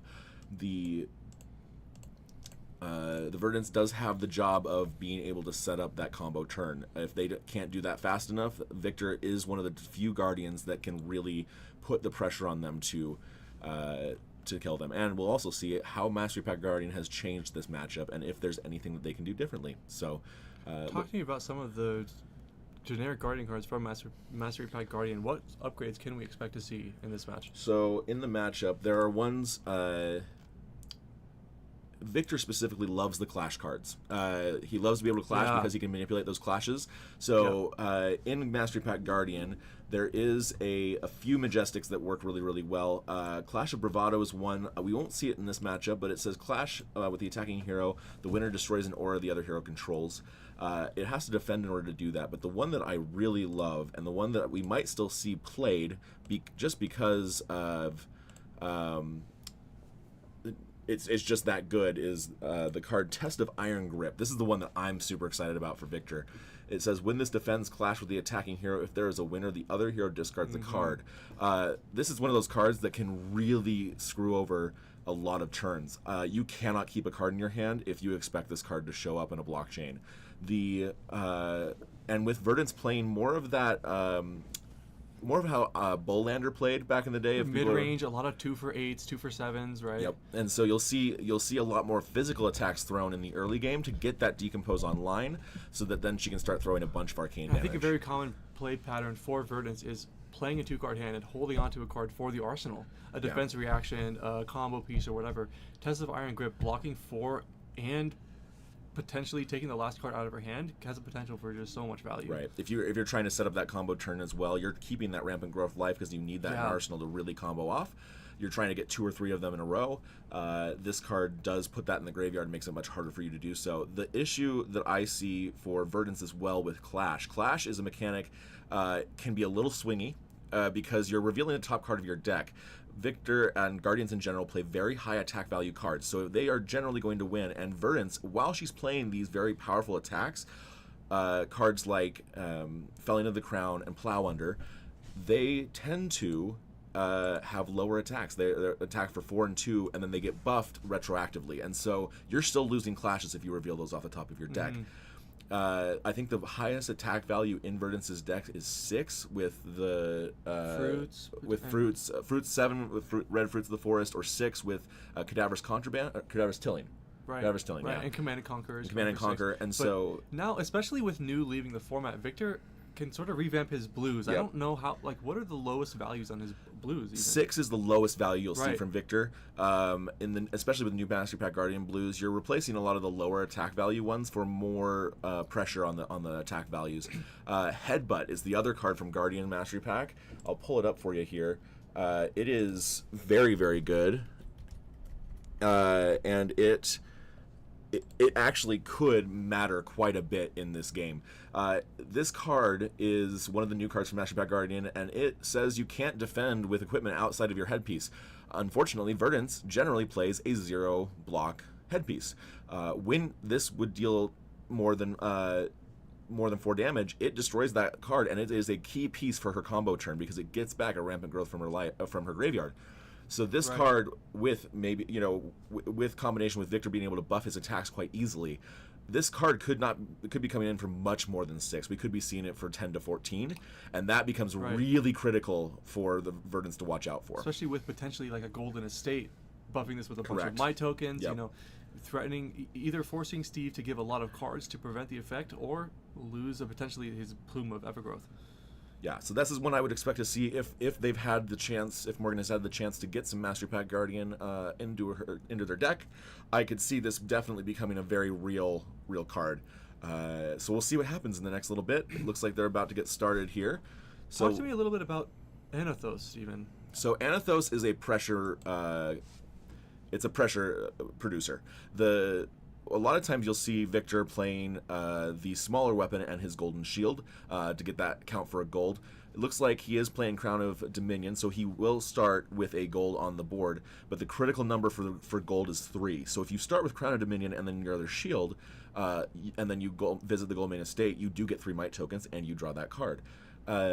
With Anathos, though, the critical piece with Anathos is it puts tons and tons of pressure on the Verdance very quickly. We are seeing Verdance gain 2 life as well as play a potion very quickly. Kind of the perfect turn 0 for Steve. Very, very good turn 0 for Steve.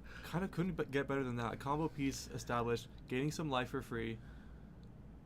Now, it is interesting as well to see the Surgeon Aethertide come out for Verdance. Right. We've seen some decklists playing only Waning Moon, but this weapon kind of more tied to a combo game plan, a little bit less mid-range, sort of hoping we've seen the healing potion potentially signaling that he's really focusing on He's comboing. going to be comboing this game. Absolutely. Yeah, it's very much signaling that.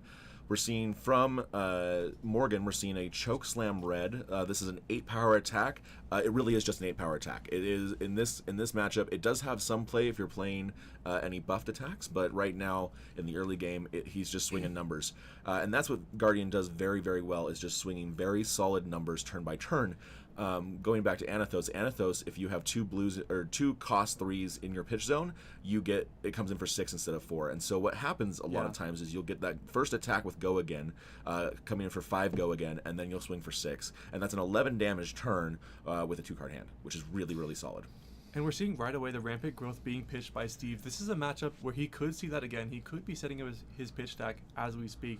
Command and Conquer, very relevant with Morgan having an arsenal. Just sort of saying, give me 2 cards at least. And that looks like exactly what's going to happen. Morgan saying, yep, you got it. I'm going to keep my arsenal. I value it. And then we'll see what cracks back. He's going to come in for 4 because he does have a Visit the Goldmane Estate pitching. Like we talked about earlier, the card that he pitched is a very solid card in this matchup, but he doesn't have enough gold yet to really utilize the value of that card. Yeah, it looks like he did not place the gold out, so I assume that they will fix that later on. But right now the attack for Anathos is coming in for 4. Looks like Steve is more than happy to block back and say, I want Earth cards in my graveyard. Verdance does need Earth cards in her graveyard in order to decompose and come online, and it looks like he's going to do his turn 0 play again. Turn 0 play again. I mean, Verdance sometimes, even though the Anathos is only attacking for 4, a lot of times Verdance can't actually convert a 5-card hand. Just saying, I'll block 4 with 2 cards and just establish another potion. The combo is very online, and it looks like Morgan did just barely notice the gold. Yep.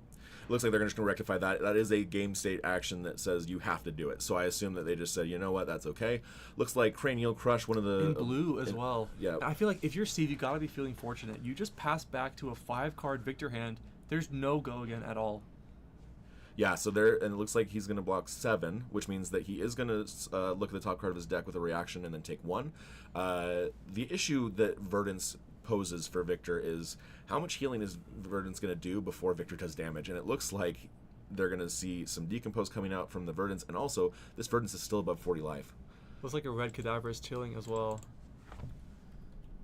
Getting the Decompose online, and as well as presenting just 8 damage. Yeah. This card is really solid because it doesn't require you to have 4 cards in your Decompose, the Earth cards in your Decompose, before you get that buff. Unlike Felling and Plow Under, and so this card really says, I'm going to put pressure on you. And here's one of the key cards in this matchup from Victor.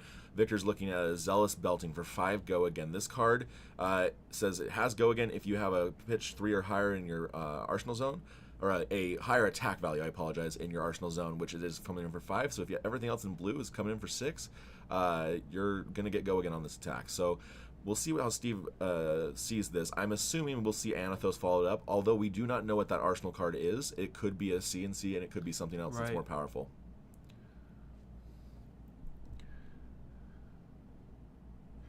Blocking like Steve 3. just content to block 3 and take a couple points of damage. He's still at 39. He has a healthy life total to work with. And it looks like it's a CNC from him. We are not pitching the CNC. We are playing the CNC, and I'm glad that this is like the bread and butter combo that Guardian loves. Both generic cards, surprisingly, but both very, very powerful effects. Saying for 2 cards and 4 pitch value, I'm going to swing 11 damage, and I'm also going to threaten your arsenal. And most importantly, you cannot use your Decompose defense reactions on this turn. Yeah. You have to use them later. Would have really loved to have a Tunic resource there to just pitch a single blue for 2 attacks. Yeah. Either way, Steve just playing an E-Strike, I presume, for 7.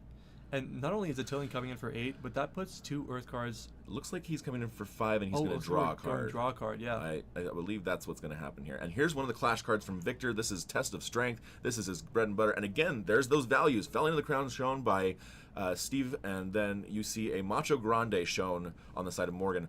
Macho Grande is an 8 power attack, and although Felling of the Crown comes in for 8, it only has base 4 power, so it will lose that clash. And he'll get a gold, draw the card, and here goes the hum of Victor. And now we're seeing the Gold Main Estate. Gold Main Estate finally getting the 3 gold for the Might tokens and the draw. He'll get the draw card, and he'll also create that 3 Might tokens for next turn, have 2 resources floating. This is one of those powerful, I can do things now. I'm seeing a CNC and a pummel in his hand. Let's see what he has in terms of pitching resources. And a Tunic resource available. He has so many resources available to him. This could be just a very much, I'm going to hit you with a pummel, and we'll see what happens. I believe I spotted a pummel in Morgan's hand. We'll see what plays out. But if you're looking at 2 cards in your hand, I know Steve's thinking about it. Steve's got to be aware of this. We do know that there's a Felling in Steve's hand, presumably is going to be played next turn. And that's what I was going to say about the Cadaver's Chilling, is that there are now 2 Earth cards in his bench zone, meaning that the Felling of the Crown immediately will be coming in for 8. Yep, and then Felling the Crown, very powerful card, says you have to put a card from your hand on the bottom of your deck if you decompose, which means that Morgan's turn is effectively turned off. Against aggro, it's very powerful because it says you don't get a full hand. But we'll see what happens here. I believe Steve has sniffed out this pummel. We'll see what happens there. And there it is. There's the pummel there. He's just said no blocks. I see it, and it looks like that is a headbutt as well being pitched. So we do know that Morgan has some of the Master Pack Guardian cards. Pummel, my favorite card in the game. If anybody knows me, awesome. It is my favorite card by far in the game. I play it as many times as I can. It is a 4 power buff or 4 buff on the reaction step that says you have to discard a card, and then so if you play it with CNC, you block, you lose your arsenal, and you discard a card, which is a huge benefit, and take 10 damage. Steve, rather than blocking with some cards and walking straight into that one, he just says, okay, I'll just go down to 29. I'll just play this Burn Bear. I'm not going to lose extra cards out of my hand. Arsenal is Felling of the Crown. Save it for a future turn. Importantly, we didn't talk about this. Yeah. Morgan does not have AB. No Arcane Barrier presented at all. They're saying, you know what? I don't win this game if I'm blocking AB, so I'm just going to come at you. I have a feeling at these life totals that we're not making it to second cycle, Steven. I think that this combo, unless Steve dies before he gets there, I think that a rampant growth in first cycle could be enough to seal the deal. Yeah, and I think that Steve needs to be playing for it. We're seeing a Macho Grande come down from Morgan. Macho Grande is a very simple card. It's a cost 7 and says, I'm going to hit you for 8 dominate. Goodness, Morgan had to pitch 4 cards in order to do this. And also, importantly, those 3 mites pop, so it is 11 dominate. That is 11 dominate. This is the damage you need to put out against Steve to say, you cannot block this for more than 1 card from your hand, and it's 11 damage. How much are you going to do this? The Stonewall Gauntlets will come out. It will reduce it down to 10, and then I believe I see a Shelter of the Storm, and I believe Steve is just going to say, you know what, I'll take... I think that might be a Rootbound Carapace behind it as well. A couple That's of true, defense so we reactions could to block see- this very efficiently. So It is a reduce some Rootbound damage. Carapace, yeah. I believe it is a red one, so we could see them decompose again and then set up a Felling of the Crown here on the back end. And that's what I think exactly what's going to happen. We're going to decompose... Importantly, Steve now has 4 Earth cards in his... At this point, I believe he has Anderson. 5. He has Meaning that 5. if he has the Yep. Earth cards in order to do so, this Felling will put an 8th Earth card in his banish zone, meaning that Verdant's ability will be online immediately. Yeah, I think that this is the point of the game where we're going to see this Felling of the Crown shown on the screen, and we're going to... Steve may lose a card. No, he's going to pitch to the Surgent Aethertide or just Felling the Crown. Just Felling, keep one of those cards for Arsenal, presumably the defense reaction. I would Protect his assume, life yeah. total, right? We just got to survive till we see the combo if you're on the Wizard side of things. And so Steve has opted to say, I'm going to keep a couple cards in hand, so I will also have to put a card on the bottom. But Steve is now online. He has flipped Verdance, which means that his ability, Verdance's ability says when you have 8 cards, Earth cards in your Decomposed zone, every time you deal arcane, or every time you gain life, you deal 1 arcane damage. Yep, on your own action phase, every Yep. time he gains life. And now Victor is going to say, okay, I have to start ramping up damage as quickly as possible because this is the danger zone. Once Verdance, especially now that we know he doesn't have AB, and it looks like he's going to come in It for looks 4. like it's just Anilthos for 4. And I Steve think just Steve's content to gonna, block this with a yep, Shelter. and to say, you know And what? it looks like there's also an E-Strike in hand. If he chooses Go again, there's also a Pulsing Aether. Looks like it's a 4 red hand, though. Yeah. And I think Steve is going to be content to maybe just blow up with Arcane and use... Yeah, every source of arcane damage is just unpreventable. I mean, this is so dangerous for Morgan, especially with Storm Striders on the board. And Plume to get whatever arcane damage you want from your graveyard. This has the potential to end very quickly. Yeah. As we've seen with a lot of these lists, they can switch between the two very, very quickly, which is very cool for Verdance. Not so much for the Victor, but Verdance is going to love it. Victor not enjoying this arcane damage at all, I No. would have to guess. And Guardian is notoriously not good at surviving combo arcane damage. Shout out to Alan, who in the local meta blows up everybody with Kano, including myself and many a top 8. And including Eli in many a top 8. And so Verdance is just that new version of it, and it is potent. Especially with this, I believe it's 4 arcane damage that is unpreventable. Steve just paid for both. Rather than playing the E-Strike, saying, I'm just going to do 5 unpreventable damage, 4 from the Pulsing Aether, 1 from the Verdance Ping. I'm also going to gain a life and put a Seek Blow in my arsenal. Just as long as I stay alive to find this arcane damage, I'm going to kill you eventually. It's inevitable. Yeah.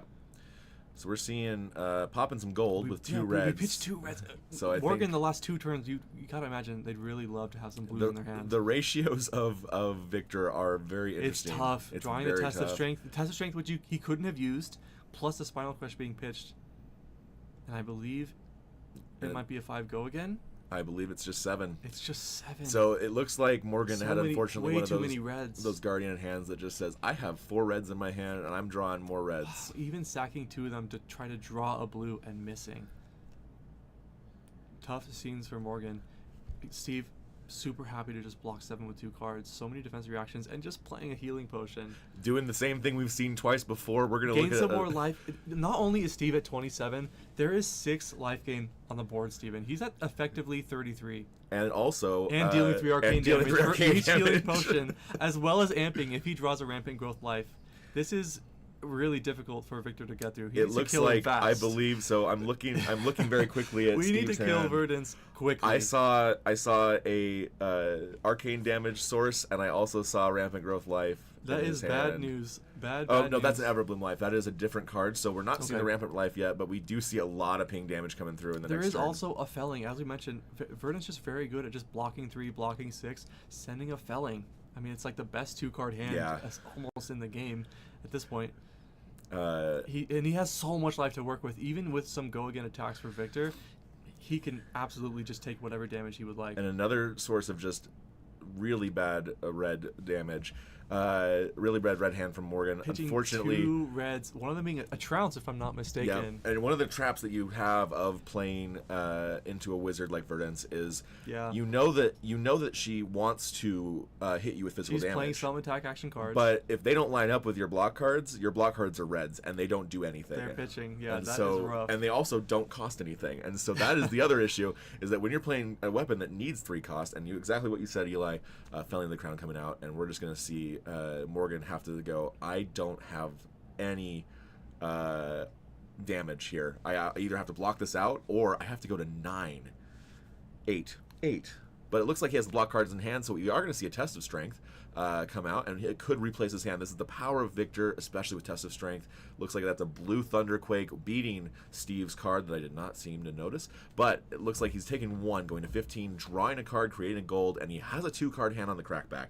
That's a really good, at least hopefully, good hand. Yeah, Test of Strength replacing itself effectively. It's very powerful, but at this point, is it just too little too late? At 15 for Victor, only 2 cards in his hand to work with.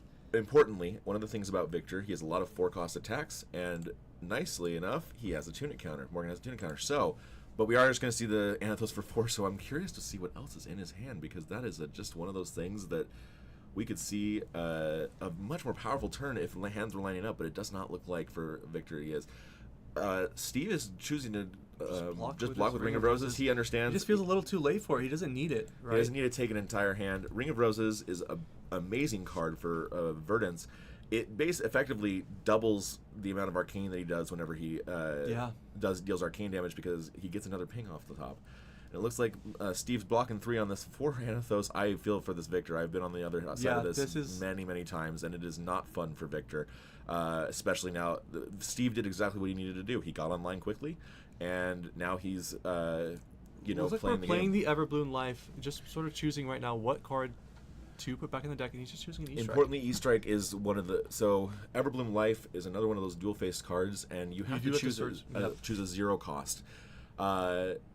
Which means that E-Strike is the perfect target for that, because it's a very versatile card, and it costs 0. So, it's a great card to put back on the bottom of your deck.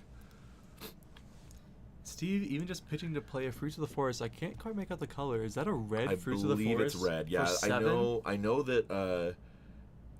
there we go. Yep, we are seeing the update. It is 7, and it looks like we just took 7. Morgan says, "You know what? I'm going to try. We gotta do some damage. I'm gonna try and we do gotta do something some here." damage. Hope that Steve doesn't draw some arcane, maybe. But there's not a lot of options for him. We're gonna hope on this Goldman Estate that we see 5. We'll see 4 Might tokens come down. Excuse me, and then the draw card. We'll see what he draws. We'll see if Morgan can survive to even utilize those Might tokens. It is gonna be one of those hard situations where it is dire. He's got to disrupt his hand. He's got to take cards out of the hand. Otherwise, I think this is going to be a very short end of this game. And it looks like we're going to see Is a Golden Sun? A Golden Sun, which is one of the best cards you can possibly play in Victor. Let's pull that up for you right now. The Golden Sun is... I put Sun as the star in the sky. But Golden Sun is one of the most important cards for Victor, and it is your payoff card. It says, I got overpower, it gets +3, you're destroying gold, but it means that you're dealing 10 damage most of the time. And there's a pummel on top. And there's a pummel coming on top for 14. 14 damage. So this is what we needed. This is what this is what Morgan needed. Sorry, I'm a Guardian player. I love this card. I love this combo. Pummel is one of those effective cards that say, hey, you blocked with some cards, I'm making you force even more through. So yeah, Steve, look at it had overpower, and Steve basically didn't care. Blocking with a chess piece, a card from hand, and a block card and a defense reaction. But finally, Morgan pushes through with an irrelevant on-hit effect. Looks like Steve is going to be forced down to one card. Hand. Yep, and he'll be forced down to a 1-card hand, which means he's not going to be able to combo off this turn. And he will create a ponder off of the mental block, I believe is what that card instant is. Mental block. And then pass back. So if Morgan's arsenal is good, the mites are actually very relevant here, and they can force the hand again if he can chain back-to-back stuff. The Might token's actually coming out to play. There is a Plow Under in Steve's hand, which presumably will just go in his arsenal. I think that this is the right call. Yeah, just do damage. Because whenever he'll deal an arcane. At He'll this gain a point- life. He'll deal. Oh wait, no, because Ring of Roses isn't out. He blocked He with it. didn't play the Ring of Roses. But Normally- we do have a Ponder token. It would be amazing. So he does ponder. So he's going to put that card on the bottom. Looks like he elected not to put it in Arsenal. Oh, so we have. Granted, at 6 life, a Burn Bear is lethal with Storm Striders if he draws it. That's true. Looks like we pitch, if I'm not mistaken, he pitched the Ridges of Tropodani to activate the gold, replacing the gold and then drawing a card. Just sort of Yep, filtering so- the hand a little bit. And then looks he like, also draws another card because the triple Right, Donny because he made a creates gold. the gold, so he actually draws 2. This is So a we've got Command 10. and Conquer I'm for gonna 10. see. So, funnily enough, there's probably that third pummel. It's This gotta be the seems third pummel, very right? because he Right, also or just no go again. I mean, this is he with a golden sun in hand and 2 other cards in his hand. Yeah. My thought is if you're throwing CNC, you're Yeah. saying you have defense reaction Yeah. in your hand that you don't want to have, and I got a pummel in my hand, right? Yeah. Because he doesn't care about the arsenal. The arsenal is not there. So in my mind, he's going for 10. He's just saying let's just swing.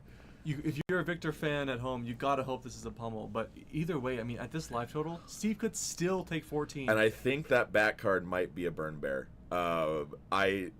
He's getting some value out of the Barkston, just blocking here for a total of 5. There's no arsenal to speak of, and it is the 3rd red pummel, pitching 2 reds. We can see why the CNC was played here. Sure. Coming in for 14. Now, Steve will have to discard a card, but he's still going to be left with 2 to his name. And there is a Heartbeat of Candlehold, and I believe a Rampant Growth Life. Yes, so I believe he's going to potentially...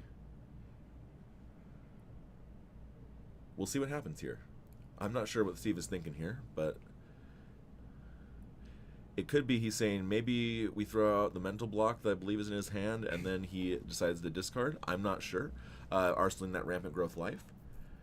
Yeah, I'm thinking if he just discards 1 card here and keeps it blue, he could break all his healing potions. That's right. Play the Rampant Growth, and then just Surge an Aether Tide with the Amp. But we'll see what happens. Yeah. Looks like he's sort of thinking about the discard. If I'm not mistaken, we're moving to damage, meaning he did not play the mental block. Yep, so he is taking the damage going to 10, but he is going to Just discard discarding the the mental mental block, block, yeah. which means I believe he sees the line that you were talking about, Eli. I think this is the end unfortunately, for the Victor. I think this is lethal here. It was a valiant effort for Victor, but unfortunately, just too many all red hands. Not many enough go all-red again. I mean, we hands. saw one rousing. One Zealous Belt. Zealous belting. Yeah. Yes, excuse me. Yep, One and zealous here's the belting. combo here. So what's going to happen here is Steve is going to pop all 3 of his health potions. Yep. He's going to gain 6 life, deal 3 arcane damage, and then he's going to play Rampant Growth Life, amping him for 7, I believe. Yep, so he'll get amp 7, and then Surgeon Aether Tide will come in for 8 arcane, and that's Actually, game. the 3rd There Verdant's it ping is. too. Yeah. Yeah. I mean, a well-played game from Steve. Just he found healing potions right away. There's no arcane barrier for Victor to deal with anything. All this arcane damage is guaranteed. As soon as we find that arcane damage, it's just there's nothing Victor can do. And sometimes victors just simply don't play arcane barrier. A lot Yeah, of them I mean, just said, what can you do, right? If you play you slower, can't. it's not a winning game. It's just a No. tough matchup for you. So with that, round 3, at least on stream, is concluded. We're looking at a small break in between this round and the next 3. But as of right now, going into the next round, we've got at least a Verdance, one Verdance that is 3-0. 3-0, and I believe that locks him for top 8 with only 5 rounds. It is 6 today. We It is we 6. did Excuse me. change it to 6. We had a miscommunication on the number of people, and so there are 6 rounds before it got to top 8 today. Gotcha. So 3-0 will not be guaranteed, but Steve in a very good position. Steve is in At a 3-0 very good really just position. needs one more win, essentially. You know, at least. it's funny today. I was talking to Steve before, and he's been a longtime Verdance player. You know, he's saying hi to me before the game started today, and he goes, "So with Verdance, I don't have. So Isaac and Eli both very. Just so you guys know, Isaac and Eli are normally both very competitive players here in the area, and they graciously said instead of competing today, we want to do this craziness Yeah, with me. sure. Right, that's why. That's why.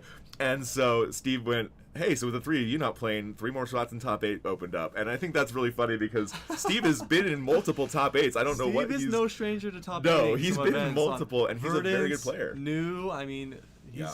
Kasai. So- he's been around the block quite a few times. Yeah, so looking out for Steve moving forward, I do believe he's got a very good shot moving into the next couple rounds.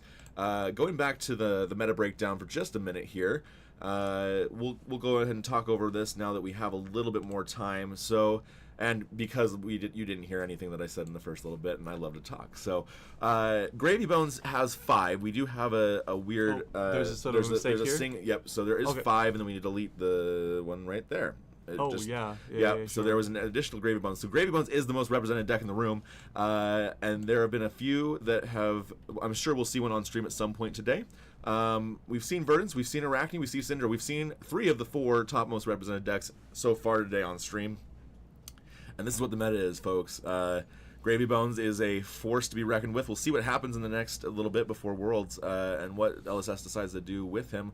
He's a very skilled oriented deck. You have to know how to play him, but he is very powerful. If you have the right combo of cards, he can do some very nasty things. Board state decks are here to stay. He's going to be around for a while, and I think he's one of those decks that is just going to be in the meta. And as far as board state decks go, I think that Gravy is very interesting to watch. My favorite thing about Gravy Bones is that every turn cycle, neither us nor the player actually knows what's going to happen. Right. He's going to start breaking gold. He's activating Gravy. He's playing Saltwater Swells. We're going through multiple cards off the top of the deck, and the Gravy player just has to figure it out on the fly. It's very entertaining. And depending on what's on top of your deck, absolutely. It could be. I was talking to somebody downstairs playing Gravy, and he said that, in the matchup against Syndra, which is one of those, the reason that you see a lot of Syndras generally is because it is a good matchup into Gravy, because they can deal a lot of damage. Aggro decks are very good into Gravy Bones. And he said, I have to high roll, and so I had a really powerful card in my arsenal, and then they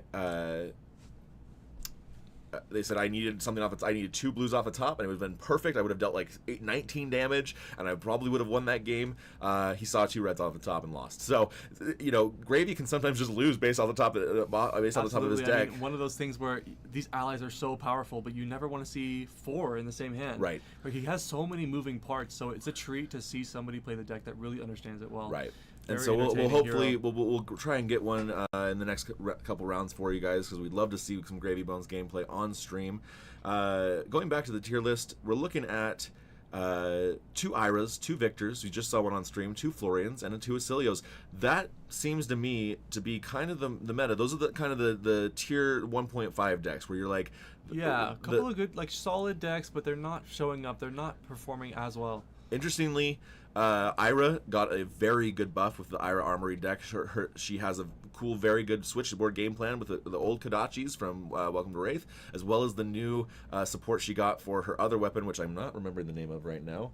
Autumn's Touch. No, or not Autumn's Fall? Is that what it's called? Something. We will look it up. I'm not great with names. The one power sword would yes. go again. Yeah. All of her new specializations and buffs revolve around that. We are looking it up right now so we can make Autumn's sure. Edge. Autumn's Edge. Thank you, Eli, for remembering Edge things. of Autumn. Wrong again. But almost. We got there. It took us 5 minutes, but we did. Edge of Autumn being really cool, and having the ability to switch between game plans is also very, very cool. Florian, interestingly, I have, so for those that don't know, I'm now up in the Portland area. Shout out to those people if there's any watching. But really cool scene, really competitive scene, and Florian actually was played in Pro 2 Singapore by one of my locals there in Portland, and I asked him why he was playing Florian, because obviously I love Florian. He's who I played for the last little bit. I really enjoy his gameplay, and I just said, the meta is kind of unkind to him, and he said, I think it's still a good deck, and what do you know, he top 32 with it. So we could see some Florians doing well. I've seen a couple. I know at the Pro Tour in Singapore.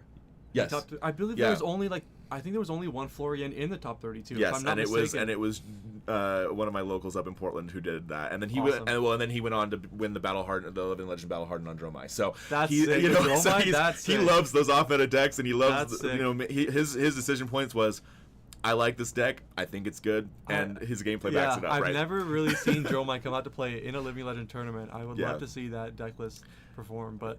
And then going back to Acilio, one of those cool switchboard aggro decks that can say, I'm going to deal arcane damage and I'm going to deal physical damage. He just doesn't block as well. It's just challenging. Yeah, it's challenging to deal with when that onslaught of aggression is coming through. Yep. But when he misses, when he doesn't have as much natural go again, that deck can really whiff hard. And he does not usually block very well. So he's very susceptible to disruption as well. I do believe Marlin is struggling today at 3. There might be one still in contention for top 8, but the meta is not kind to Marlin. She's a very interesting deck. She has some very cool tools, especially with the cannon being able to overpower some very cool things. The problem is the meta. she cannot deal with allies. So if And she runs into Gravy Bones early, she's gonna have a very hard time. And we saw in Marlin versus Jarl, like there were just certain matchups where a lot of your harpoons are not that relevant. A yellowfin harpoon, Jarl does not care. Even when you're presenting the King Shark, if you're looking for attacks or not attacks, sometimes Jarl can block to have no attacks left in his hand, which we got to see on stream. It sounds like as well, just so you guys know, Ashley, one of the other Verdance players in the room when we were looking to put on stream, ended up pairing into Jarl, who is their partner. So we'll see what happens there and see what the next round brings and who won that one. Jarl being a one of, I think, is very, very real. I think we could see Kelsey, I know, really believes in the deck. You saw her round one. It's a very cool deck. I play it, again, Guardian player at heart. I love the deck. Yeah, I think Jarl has a very interesting position, Steven. I mean, he has played into the aggro decks like he always has, but you would think where he might lose to Gravy, there's sort of a win con for you. There is. There's some new cards, Batter to a Pulp, as well as the fact that he can blow up armor and equipment. Jarl's entire thing is blowing up equipment. One of the biggest weaknesses of Gravy Bones is the fact that he has a compass. That compass enables his entire game plan. He does not have a weapon, but that compass enables the entire game plan that he brings to the table. It allows his minions from the graveyard to have go again so that he can attack with them. If Jarl is able to disrupt that compass and blow it up with various methods, and Guardian is one of the few classes that can blow up armor and equipment, if he can get that compass, the game becomes a lot easier for the Jarl player, because they can say, you have to use very few means of being able to actually get to that go again to be able to critically attack. So the mini game is, can I set up a big enough attack to guarantee that they cannot block this out? That's going to be the biggest thing for Jarl in that matchup. So we'll see. This round, it sounds like the Jarl's playing at Verdance. Again, very classic matchup for the Verdance, very similar to what we saw on stream. If Jarl cannot get there early enough, which Jarl does sometimes struggle with speed of gameplay, then Verdance can set up that massive combo turn. The difference is, if Jarl is playing more of a fatigue style list and has life gain in his deck, he can sometimes survive and force the Verdance to have double combo, which is a much harder thing to set up. So we'll see. They're both very good players, so we'll see what happens in the results of those match. I'm going to try and kind of maybe do some scouting here and see what's going on. And we'll hopefully see if there's any results that I can give you. Let's see. So right now, it looks like Steve has won on the stream game that you saw. It looks like we have Jared Price, who I believe is on Slippy, winning against Abe. Adam Tusher, Devin Nilsson on Bravo specifically. So he has beaten Francisco Guerrero, who I believe is on Marlin today. So it looks like Marlins are struggling. Can we see their records? I believe so. Let's see. Oh, here. You know what? I will pull that up for you. Standings. There we go. So okay, awesome. So it looks like Alan Rodgers, after winning round 3, will be 2-1, live for top 8.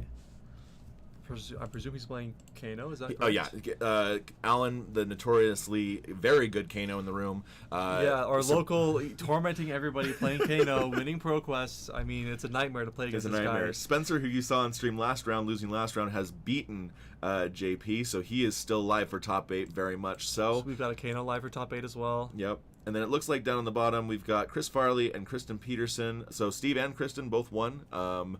Both wonderful people here. They are still, with round 3, we can't really decide, hey, this is who's going to be in top 8, right? But thankfully, we have a pretty good idea based on who's winning these rounds. So Jared, let's see who. I believe Jared is on Slippy, and he is at 1. So he is the cutoff for 2-0s right now. Jared is 2-1 at the moment. 2-1 at the moment. So looks like right now we've got some very interesting developments. We've got a couple of we got the one Kasai player in the room, I believe, is playing Isaac Johnson, who you saw playing Slippy last round on stream, or the stream before this one. He is the Kasai player in the room, and very good one at that. So he is 2-0 right now. We'll see after this round what happens. But he is also live for top 8. Like I said, I think that Kasai is. I don't know if people heard this at the beginning, but I think Kasai is very well positioned in the meta. I've had a very good time with that deck. And so I think that deck, I'm biased to very solid value game plans. That's why I like Guardians, why I like Warrior. Both of those have surprisingly a pretty good place in this meta. Potentially, we can look at potentially a Kasai on stream, maybe a Yeah. Kano, a few interesting one-of heroes still live for top 8. With that, I think we can take a quick break. Yes, so we're gonna jump out for just a little bit here. After this round, we do have, thankfully, Game Grid has very graciously provided us with pizza for everybody today. So we will take a little bit longer of a break, and then come back for round 3. I will obviously post some updates in the chat once we know kind of what the ETA is a little bit more. But we're going to jump off for just a minute here, go kind of get that information gathered to you, and come back and hopefully have more for you. We'll be right back. Thank you guys for tuning in today for Game Grid's ProQuest Plus stream. Thank you again to Game Grid for hosting, and thank you to LSS for providing us with all the kits. For those that don't know, I am also the TO today. I've been the one working with LSS along with Damon Terry, who's our head judge, and a couple other people to name here, Jordan Long, things like that, people like that, Chance McCrary, or not Chance McCrary, Chance Lepre, to get this going, and I'm very grateful to them. We're going to make this the best stream as we can for the rest of the day, and then we'll be right back. So thank you guys. Appreciate it. Thanks.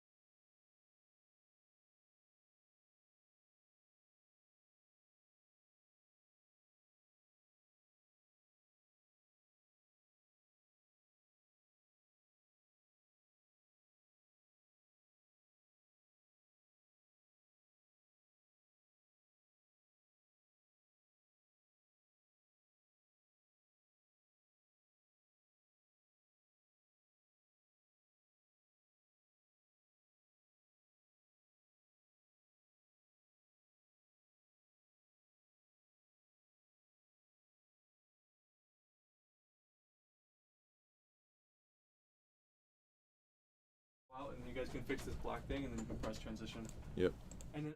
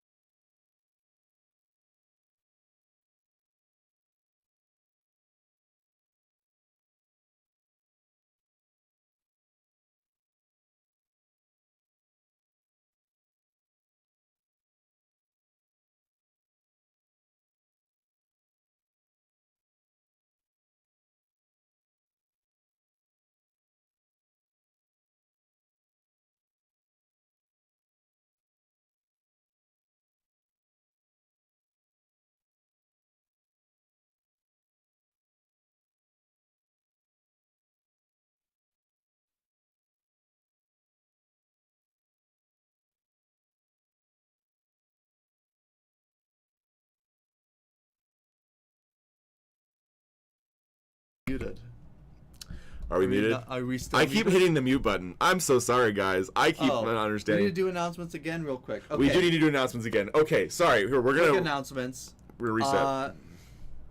Games, we're going to take a quick lunch break, so games will resume probably at around 3 in about 40-50 minutes. Yeah. Our meta breakdown was a little bit off. There were a couple of DOs missing, so we'll get that meta breakdown updated and fixed for you guys after the break. We have some really cool heroes that Yeah. are doing very well. We have a 3-0 Kasai. We have a couple of 3-0 Verdances. The other Verdance played against a Jarl Yeah. and comboed off. Did Did have the- to do the combo. Looked like Yeah, he had like 5 did have to cards do the left in her combo, deck. but did beat the Guardians. The Guardians, unfortunately, are running into Wizards, and I know how that is, and it just doesn't work out well. Not ideal for them. And then Kasai is 3-0, Kasai's beating doing beating 3-0. Isaac Johnson on Slippy. So you are seeing the meta kind of shift in the favor of the meta decks that we're seeing. Warriors doing well. Some Warriors doing well. We also Guardian. have a Fang at 2-0, looking Yep, 2-1. hot for top Yep. 8 potentially. We got a lot of cool decks. And the surprising thing, people brought the game against Gravy Bones today. We are seeing that Gravy Bones is struggling on the field today, and I think that is a They're doing very rough. indicative of people just not just being prepped for that deck. People know Yeah. that is the best deck in the meta. I saw a slipped through the cracks play attack a Sawbones for 3, and I saw a Gravy Bones counter with the Sawbones and the new instant that prevents one for an ally Yeah. to keep their Sawbones alive. The Gravy Bones still lost that game, but the Yeah. Gravy Bones has some new tech. In Yeah, this new that's set. true. There's It's some new not tech. enough today. Unfortunately, they come out. those cards might not be able to save them. We'll see what happens in the next little bit. with the next 3 rounds. Really excited for the next 3 rounds we're going to bring you. We're going to try and get some really cool matchups on stream. I'm going to push for the really boring ones because I like gameplay that's just... but you did say you didn't want the Verdant's Mirror if it happens. That's true. I don't want the Verdant's Mirror if it happens, but we'll see what happens here. We have a couple Verdants doing well. We'll see. We'll give you some fun stuff, some fun content, like the fun content we're about to do right now. Great transition, me. We're gonna do some tier list stuff, and we started joking about it while we were muted, so we're gonna recreate that for you. Azalea. Can we survive Azalea? I think I maybe could. That's true. Steven thinks he definitely I definitely couldn't. Here's the thing, and then Isaac lovingly pointed out that maybe I'm Azalea's type, and I said I like one woman, so I'm dead. That's it. I like my wife. That's it. To his wife in a body bag. But Isaac, I don't know. I might make it. We'll never know. But right now, we're gonna put her in the I'm going home in a body bag tier. I'll tell you, I haven't been convicted of any crimes. That's fair. So maybe she wouldn't have any reason to kill me. That's true. See, if you're a good person, maybe so. Unfortunately, most of her kit and her cards are her just murdering people. So you never know. But I think you're going home in a body bag. There's not any of her just like on a date. Or no, it's she's got some cards. Sink below. Yeah. Get coffee. Lay to rest. This is a brutal one. Yeah, this is like him being blasted apart by light, right? Like. Yeah. Okay. Do you think you'd survive? No. Again, maybe. Maybe. All right. I think he's being blasted to smithereens. I don't think anything's left. I think nothing's left. I think it's right up. I think it's right up here, man. I think. Here's the thing. Most of these cards where you're like, I'm looking at Morlock Hill and I'm looking at the things that you talked about with Eli, and I'm going, yeah, you're right. This tier list is correct. Most of the stuff you're not. Also, what are you talking about? If Bravo punches you, you're just hospitalized. Are you kidding me? I'm worried about like a concussion. That's fair. With Bravo, I think probably you're looking at a concussion, maybe some brain damage. Sure. But I think you're fine. You could live. You might be a vegetable, but you're fine. I'm not going home. All right, so going back to Fire Strike. Fire Strike. This guy is punching you with flames, but he's just punching you. So in the same vein of Bravo, I think you're just even men cry sometimes. I think you're just a little burned. I think you get punched in the face. You can come back at it. Depends on how bad the burns are. You might need a trip to the hospital. You might just need to rub some dirt in it. Yeah, and just get up. Rub some dirt in that. Get punched with fire. Be a man. I think that might be the way to go. Stop being so dramatic, man. Why are you being so dramatic? Yeah, just a little fire. Just a little fire. It's fine, guys. Start fires. Whatever. So I think honestly, men don't even cry. They don't like, who cares? Just a punch. Honestly, these ninjas gotta step it up, man. Yeah, seriously, ninjas, listen, I know you like Death by a Thousand Cuts. Come on, guys. Put some power behind things. Speaking of power, we're going to jump over to Daily Grind, which is one of the new cards from Master Pack Guardian. I don't know why you put this on this list. This man's just lugging some jugs over. Some of them are funny because it's really more of a joke. Because Daily Grind is like... manual labor. You survive the card, but, Steven, are you going to survive the Daily Grind? I know you got a job. That's you got true. A new job. I got a job. You're grinding. I am one of those daily grinders now. I sit in an office. How are you going to survive? Are you going to cry? I think. You're going to go home in a body bag? I'm going to go home in a body bag. I just die. That's what I'm saying, man. Yeah, no, I'm not going to. I'm getting hospitalized. That's fair, but see, no, I'm built different. I think we'll be fine. I think nothing but a peanut. Really? Yeah. Okay. Listen, daily grind, rise and grind, baby. That's all I'm saying. I think that mentality is the only mentality you should have as a man. And so clearly, that goes right there. I never stopped working. I literally went from work to work. So I don't know what you're talking about. Yeah, you went on vacation to work. To work and to do this. You know what? I'm doing the same thing later this month because I'm going to PAX to work as a learn to play judge. That's true. So I go work. Shout out to the Northwest. We got Isaac coming up in a few months for PAX, which will be a lot of fun. So either way, we're grinding. I don't think there's any problem with that. Right. This game is a daily grind, especially here in Utah. We've got some people that go to 7 events a week. They are here every single day. They do things that even I love this game, and I play this game all the time. 7 days a week is a lot, and there are some people that just go to every single event, and you'll see them. They're at the top tables right now. I mean, genuinely, there are some people here that are very, very good. Again, nothing but a peanut to them. They've got it. So. Let's go ahead over to the Scalding Rain. I'm going out of order because I think it's fun. That's okay. Scalding Rain I think this one's interesting. is very interesting because it's a town being blown up. Some of these are like, how hardy are you? Some of them are like, How well would you survive a disaster? Like, could you survive? Yeah. but like if I lost my home, I'd cry. You know what I mean? If I had a fire that destroyed my home, I'd cry. I've got Definitely, a few $1,000s worth of cards in there, so it'd be a little sad. I think that's fair. Crying. I wouldn't be hospitalized though. I'd get out. Unless Yeah. I went back in for my cat. I'm in which thinking case- I'm worried because it is scalding rain. That's true. It I'm is like, how fire much of rain. that is hitting me? That's like, fair. How much of that can I avoid myself? That's fair. That's very fair. I feel like for me, it's a question of reflexes. Yeah. And Yep. I think I got And pretty good listen, ones. and here's the thing: as MythBusters have said, and I stand by this, and I've always said that, walking in the rain is actually better than running in the rain. So, in this regard, just be calm.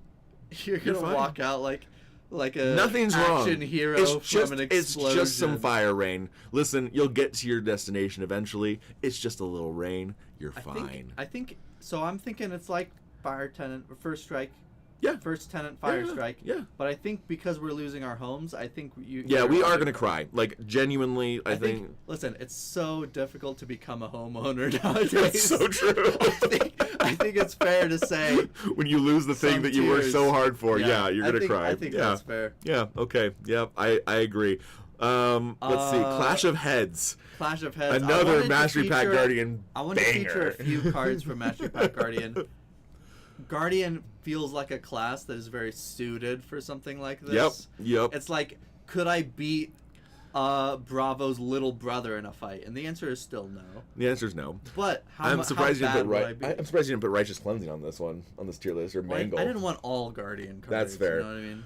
Those ones are my family will have nothing to bear. Like, you're just dead. But the Clash of Heads is an interesting one Clash of because Heads like is an interesting one. it's a contest of who's headbutting who better, right? Like it's Yeah, I think the picture has like a moose on it. it is. It's like a weird, moose like- and just like It looks to me like an Aryan moose of some kind. It's like a very colorful moose. yeah.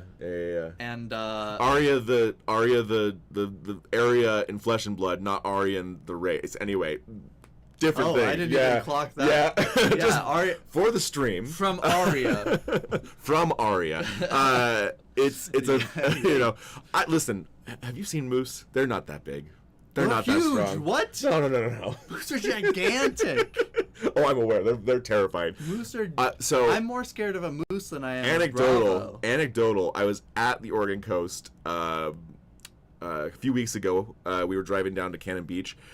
We got off the exit and there was just a moose standing in the grass eating grass. That thing was taller than my SUV and bigger than my SUV. That thing was massive. They're so huge.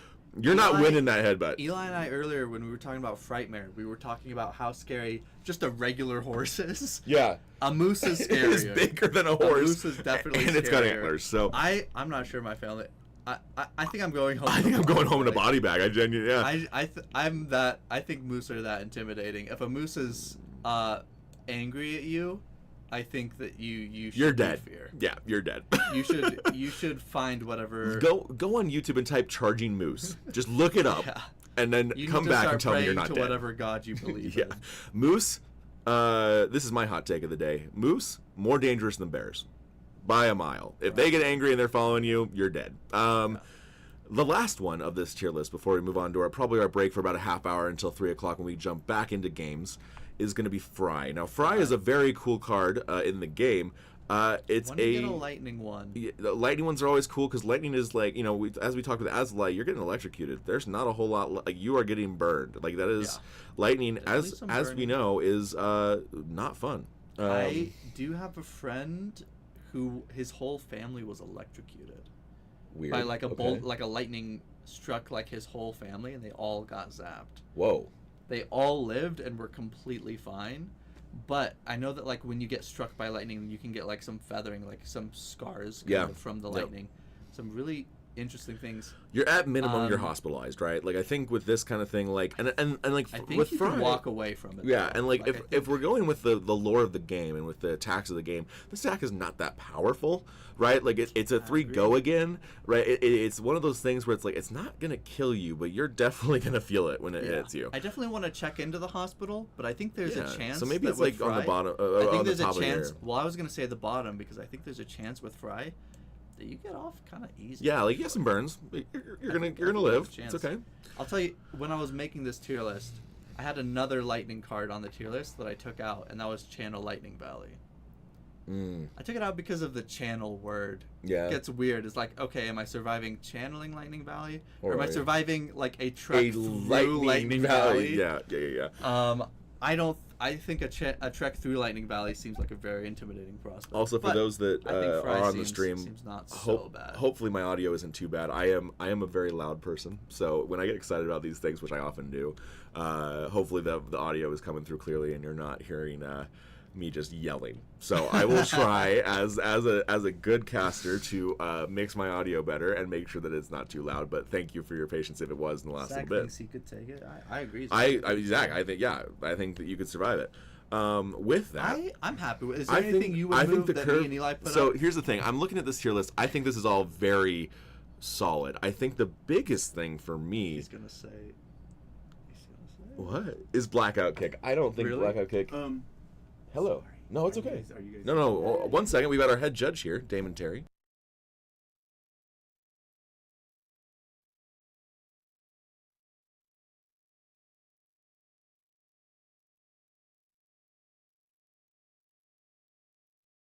I'll just.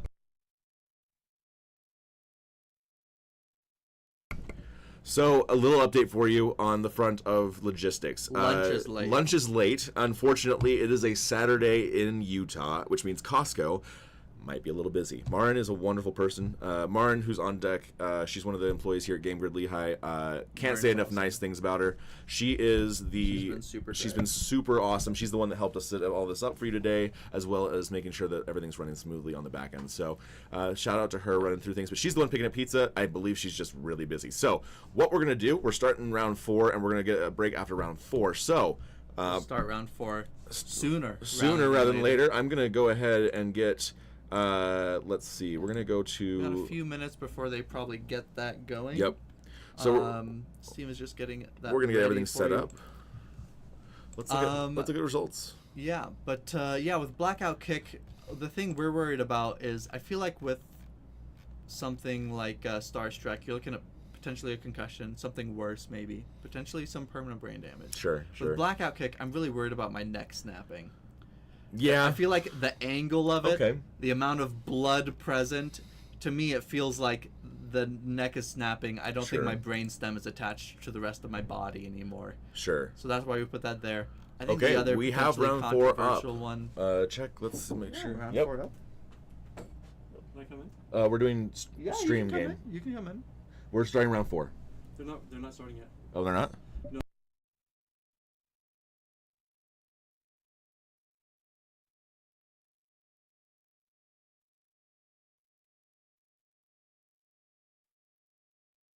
Date.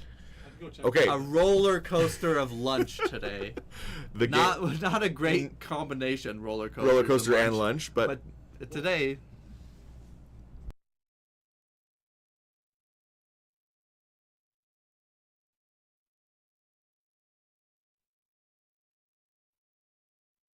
we're on deck to start round 4, but round 4 has been paired. But we're gonna see what happens and if we're gonna take a break here. Please hold as we figure this out.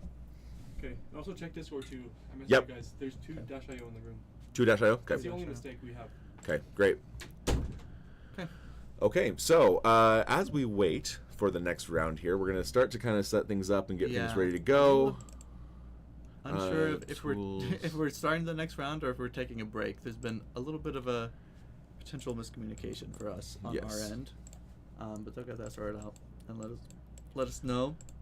Yeah, so we are going to try our best to make sure that you guys are updated. We might be starting around 4, or we might be taking a little quick break to get some food in everybody so that people can be well energized and play the best Flesh and Blood we can. Thank you for your guys' patience as we find that Also, out. so we can eat. Also, so we can eat. I'm hungry, man. As a little aside, we have been here late last night and early today to try and make this the best possible experience for you. And so we are going to eat some pizza as well on that break. But like hopefully you guys know just how committed we are to making this as fun of a day for you guys as possible. With this tier list, Blackout Kick, I get it now. I'm looking at it. Yeah, you're right. That is a decapitated person. So Yeah. the only other than that, I think Isaac, like the widespread destruction. I and think men don't cry. That's nothing, baby. That's just Stranger Things. All right, listen. I don't think that's anything. What we were saying is like I feel like You can know, run. if it's widespread, Yeah, I only need to find a place to hide. that's fair. It's that's not very coming fair. after me. It's going. It's That's going true. wide. You're right. So- No, that's very true. So That was our thing. yeah, listen. Should we maybe while we're waiting, should we pick which tier list we want to do after round? Yeah, let's do it. Hopefully you guys can hear us. I think they can hear. I think you can hear us right now. I'm seeing audio levels, so I think we're okay. Yeah. Here's the thing. We've got a few, and I'm really excited for some of these. We'll give you a preview. Should I read them out to you? Yeah, so Isaac was the one that did this I crazy waited- scheme. Cooked some tier lists. All right. Yep. Give us 1 second. Big update. Okay, first of all, pizza's here. We can expect a 10 to 15 minute break. Second of all, I think we've got our stream game for next round. Ooh. We've got a 3-0 Syndra versus a 3-0 Kasai. We're gonna have Kasai versus Syndra the next round. That's exciting. That's gonna be really cool. I agree with that stream. So we are gonna have that live to you in about 15-ish minutes. We are gonna give you a quick preview of the next tier list that we're gonna be doing. Oh my gosh, yes. Is this the one you want to do next? I think this is the one we Can have I see? to Wait, do. can I see the last one? You guys finished it? Yeah, I we wanna finished see. the last one. I'm so glad you guys gave Azalea some respect. I'm like, there's no way she's gonna miss her mark, right? Like Yeah, you're yeah. dead. If Azalea wants to kill you, Well, you're dead. I made an argument that potentially I could talk my way out of it. Dude, I could go diplomatic mode. you can't talk to her. She's 100 meters away. Maybe she wouldn't. Well, like maybe You're dead, dude. Maybe You're she dead. wouldn't actually. Well, like if she's hired to kill me, yeah. But why We would she be also hired have to to eat. kill So me? So as much as fun as this is, let's go to the next tier list, and then we're gonna go let's do get it. some food, Let's and do then we'll it, be dude. back. So the next tier list we have, we're going to be doing which Flesh and Blood heroes are the best at playing Flesh and Blood. We've got all of them here. We have a fun little stream here. I'm excited for that This is the one that I'm most excited about. Flesh and Blood most eligible bachelors. Now you'd think that we'd be doing a tier list of the heroes in Flesh and Blood. We are not.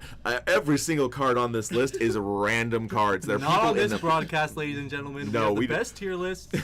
Only unnamed bachelors in our town. We got a Ponder token, Enlightened Strike, even bigger than that. No heroes in our, Some in weird our tier ones. list. Some weird ones. Listen, Post. we have the best tier lists. We have the best tier Steel Blade lists. Shunt, Zipper Hit. I really like. I mean, Deadwood head Dirge. of- You what chose is it? Deadwood Dirge of Head all of cards you Second could have Thoughts. included. He included Deadwood Dirge. Look, he's playing piano. Have you seen that picture? Wait, he's this playing guy is piano. unhinged. Okay, and then the final good one we one. have for you today that we'll try and get to is generic 2-block blues. This is a homage to Project Yeah. Blue. What are the best? All the listen, rare I'm a- 2-block I'm- blues. I am a 3-block blue girly. Let me tell you. But I really- this is Listen, if your card blocks for 3, or if it's a common, or if it's a red or yellow, we don't want it on our tier list. This is generic 2-block I blues really, I tier cooked list. with this one. I think I really thought, hey, what is the worst combination of criteria I can put in for Project Blue that is 2-block really gonna blues. make this tier list So- sing? so you know tune what back everyone in. loves? 3-block blues. That's All right, true. Let's cut all of those. So tune back in about 15-20 minutes. We're gonna have a quick break into round 4. A round great 4. great stream game for you. Syndra versus Kasai, and then some crazy discussions about the best tier About list you've the possibly ever dumbest seen. things possible. Yep. We are very excited to bring you some excellent content for the next little bit. Thank you guys so much. We will see you very soon.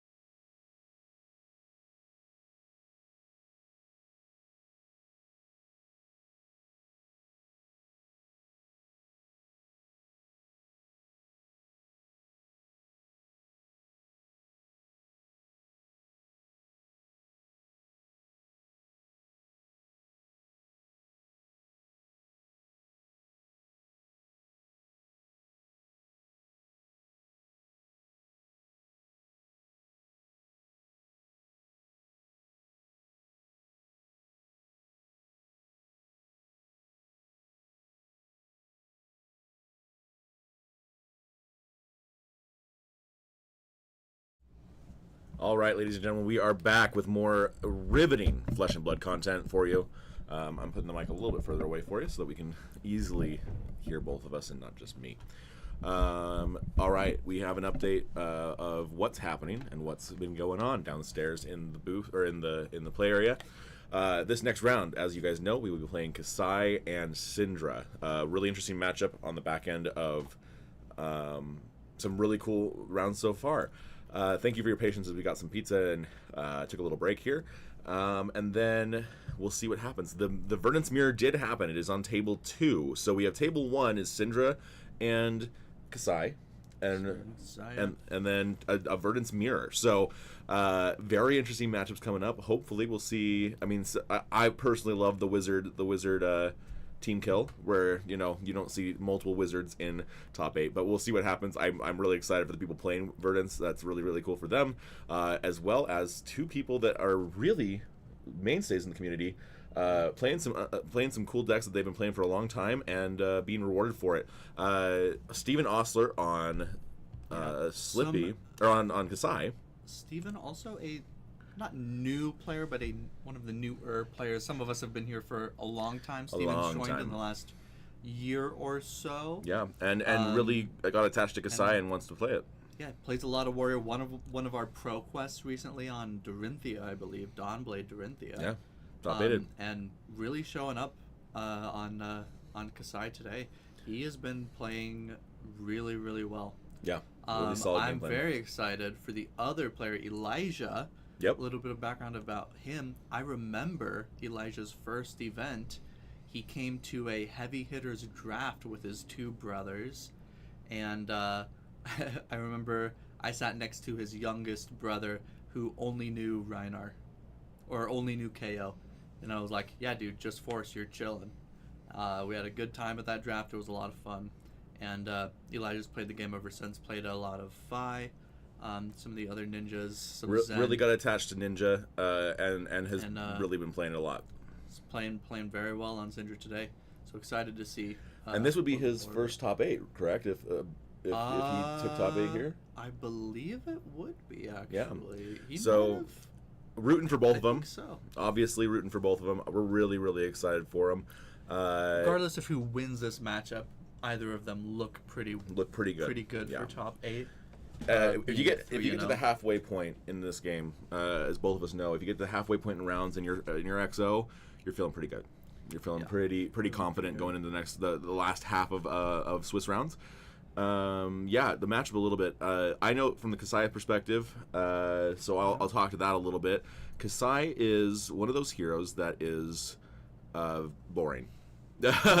In the most amazing way. She really rewards just consistent good mechanics in Flesh and Blood. She says, I'm going to do this thing. You know what I'm going to do. You know what my card pool does. You know how I do it. I'm going to swing 2 swords every turn. What those numbers look like are going to be different every turn, but I'm going to swing 2 swords every single turn at a minimum, and that's what I'm going to do. And you're rewarded for making good game decisions in blocking and making good decisions on how your hands are portrayed. So looking at your hand going, is this the turn that I keep my hand and I take a bunch of damage to then crack back at you, or do I play with a 2-card hand? And I just say, I'm going to do some 5 value, but I got so much value out of the cards that I blocked with. Kasai is one of those very interesting, I think people call them mid-range decks. Yeah. Where you see these mid-range decks and people call KO a mid-rangey deck, but you see them throw 2-card hands back and forth with their opponent, and then randomly you'll see them take 10 damage and then do 25. Kasai's a really cool hero. She, if you ever see her play a big blood on her hands turn, you're like, oh no. Yeah. Everything is different. This whole game has changed. It'll be interesting to see if Steven gets any of those turns this game, or if it's more of a mid-rangey game where he just puts out good, consistent value like the Warriors are so good at doing. And that's what Steven's going to have to read, because Syndra on the other side is one of the most aggressive heroes in the meta right now. She is very, very good at putting out 6 attack turns and just saying, I am going to throw a lot of damage very quickly. In a similar way to how good the Warriors are at putting out consistent, just medium numbers, blocking and offensive. Syndra does the same thing from a purely offensive standpoint. Yeah. She doesn't want to block. She just wants to attack, and when she does, she gets really good numbers, really consistently. When We'll when see you if look she at can do the when that. you look at the graph of like Guardian mid range, fatigue mid range aggro, she is way over here on the aggro side of the game plan, and it's going to be an interesting thing to see, especially with the cool thing about Syndra is she does a lot of little jabs, little ones and little twos, and so how does Kasai, who wants to block with 3-card block cards, handle those ones, right? That's going to be the key to the matchup, I think. We do have the Valiant Dynamo, presumably, to help out with some of those. Yep. But when Syndra sends out a huge hand, if you can't swing back Right. with 2 swords, you won't get that back. Then suddenly that Mask of Momentum starts to look really threatening. And that is a really big key part of the Kasai matchup. I'll be very interested to see if Syndra even decides to bring Mask of Momentum. Yeah. I know that There are these 2 game ninjas plans. into some of these very defensive, some of these heroes who are really good at blocking, Yep. the ninjas, they don't always want to bring Mask of Momentum. Sometimes they prefer just the explosivity of something like a Mask of the Pouncing Lynx. I'll be interested to see if they decide to go that route instead. It seems crazy to me. Mask of Momentum just seems so Hold solid on to one me. second here, because it looks like we have a player stream, but it's not showing. Oh, that's not ideal. Yeah, it's not ideal. Give me 1 second here. We're going to try and get you... Yeah. Time here. Just make sure everything is working as intended. Yep. We are trying really hard to get this for you, and I am going to do my best to find the player cam. There we go. Yeah, it's not showing up, so we've got to I believe figure... it's something wrong with the camera's working, so it must be something wrong with the stream. Okay, let me see what I can do with that. Oh, identifier. What is the identifier downstairs?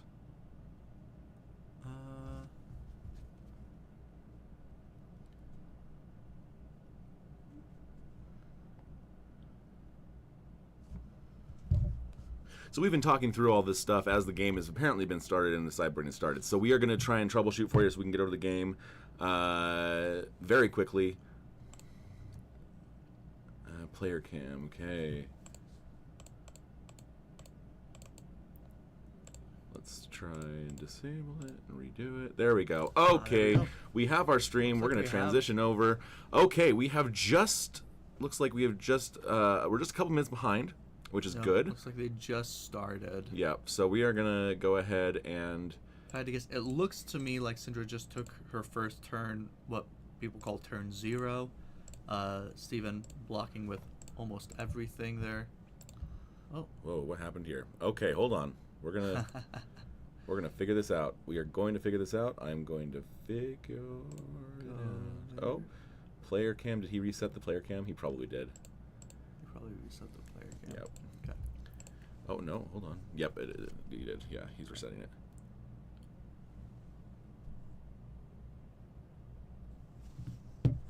Alright, it looked like not too much happened on that turn 0. Syndra throwing her hand, seeing if she can sneak some damage through.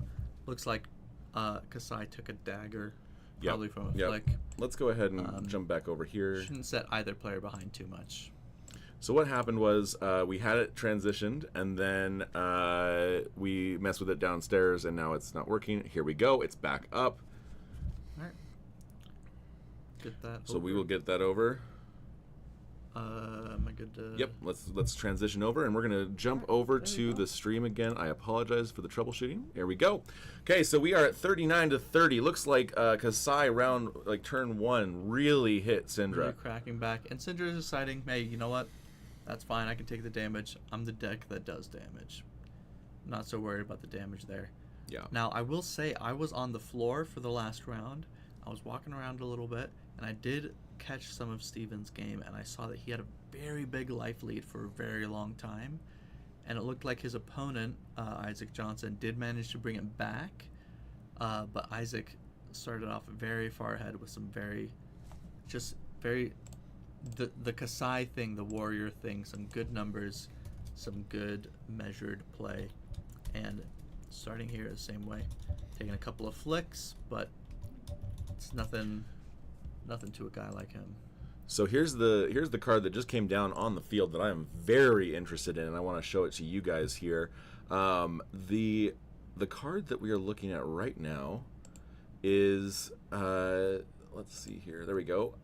Is That All You Got? Now, That All You Got effectively blocks a dagger and replaces itself, which is a huge deal. Now, we've got Steven Ostler, who has decided that he is going to block with some armor, so it's very clear that he's got a good hand, and so he's saying, you know what, I'm going to block with that armor early. Now, one of those armor pieces, the boots that he has, do reset if he attacks twice with his weapons, which, like we talked about, is very, very important. Mm-hmm. Now, he's going to have, right now, he's going to have a 3-card hand going into this game. It looks like. I think that he wants to throw that dagger. 4 after that the dagger. That All You Got. Yep. So it looks like we are going to have a 4-card hand with Arsenal coming in. 4-card hand or 3-card hand? What do you think? I believe it should be a 4-card hand after he draws off of the That All You Got. Okay, so we've got a 4-card hand, which is really solid for specifically Steven.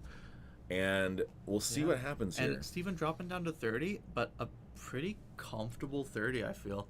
It's like you put your opponent to 30, you drop down to 30, but you have a 4-card hand and all of the tempo in this game. Yep. Syndra doesn't have an arsenal. She made 1 fealty, but she didn't make a ton of progress. And we do see that masked momentum now that we mentioned earlier as well. So I'll be interested to see if that draws Syndra many cards this game, or if Steven manages to block it out without losing too much. Yeah, absolutely. Some people commenting about Elijah in the chat. We are very excited for Elijah to be on stream. He's an awesome kid, awesome guy. We're really, really happy he's part of the community. Going back to the game, looks like Steven has decided Blade Flurry is the card that he wants to activate. I believe he activated Kasai here, which means that he's going to create a gold on the hit of this card. Right now, that sword is coming in for 5. It does not currently have Go Again, which means that he takes 1 Does and it goes not to have 25. Go Again from, is that Slice and Dice?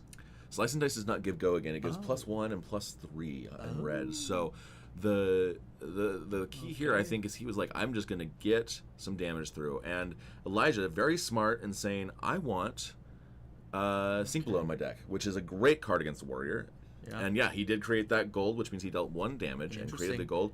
Very interesting to see looks Kasai like our team, here. Oh, there we go. Okay. Kasai here using that Slice and Dice, saying, hey, this is a 0 for 4. I'm using it this turn just to make my sword more than 4. In case you have a D-React, I know I can get that gold through because you're never blocking this for 5. Right. And that's the thing. Like, you're not blocking this for 5, which is a very clear indication that Steve... Oh, and it did Go Again. I'm not sure. Something? Oh, you know what? He played... I don't know. We're having a little bit of lag here, so hopefully we can get that fixed. It might have been a card that he banned. Oh, I believe he played an Unsheathed at the beginning of the turn. That would make sense. There it is. Yep. Unsheathed. So it did have Go Again.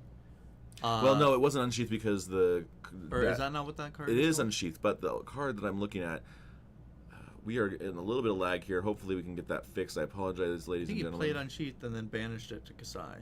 Potentially, but it would have been for more then. Anyway, doesn't matter. It looks like there's one of the key cards for the Kasai in this matchup, Shelter of the Storm.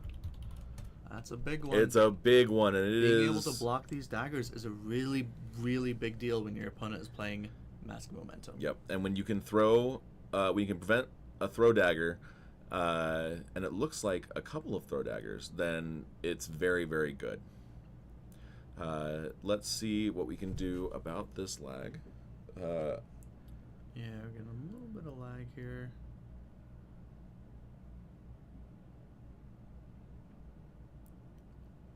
A bit of an awkward turn here for the Syndra. It's 4 into 5. 5. And potentially making some fealty. This isn't the kind of value that you're hoping to get as the Syndra here. Not horrible, but not really. 9 on a 3-card hand is not the kind of value that you're looking for. You're really hoping to chain these big long chains together so that you can get value out of Mask of Momentum, Yep. get more value out of cards like Salt the Wound if they're on Absolutely, that. yeah. Though not all of them are.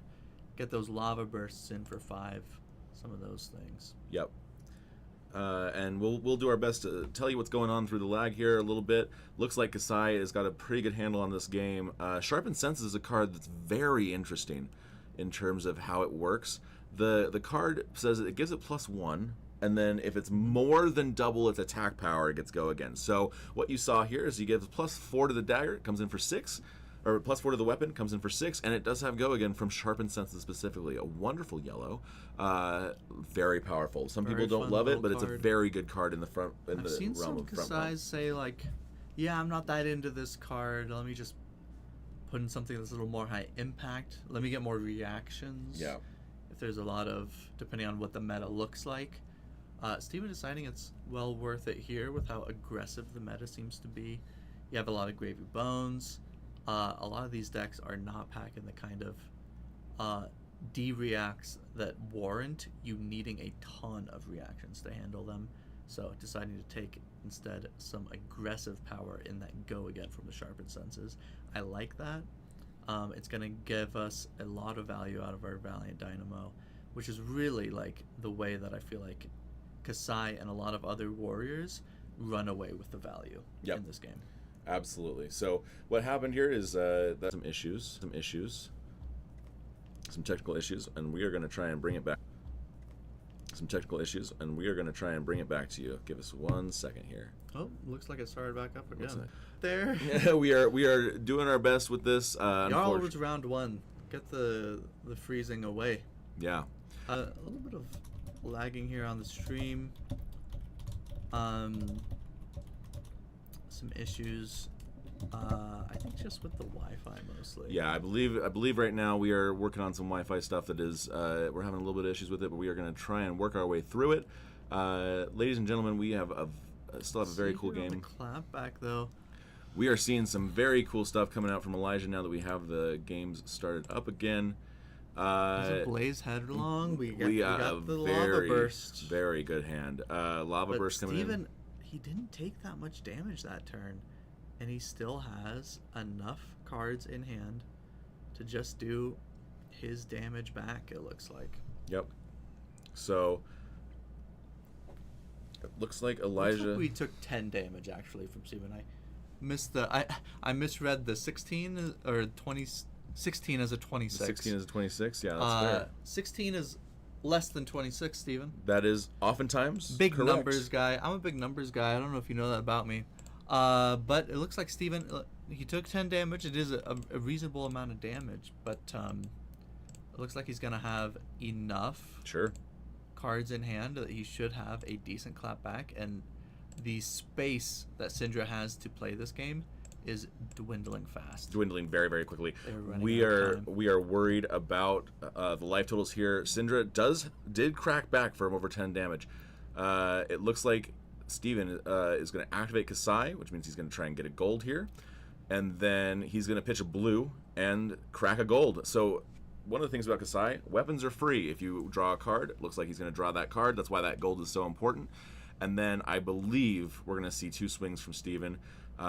Hit and Run, I believe, is what the card he drew, so we're going to see that come down. Hit and Run, yep, that is correct, which gives your sword go again. You want to throw it on the second swing, but it is still a very good card in terms of how that all works. Yeah, Hit and Run was one of those great glue cards. I sometimes talk about glue cards, cards that just make your deck really consistent.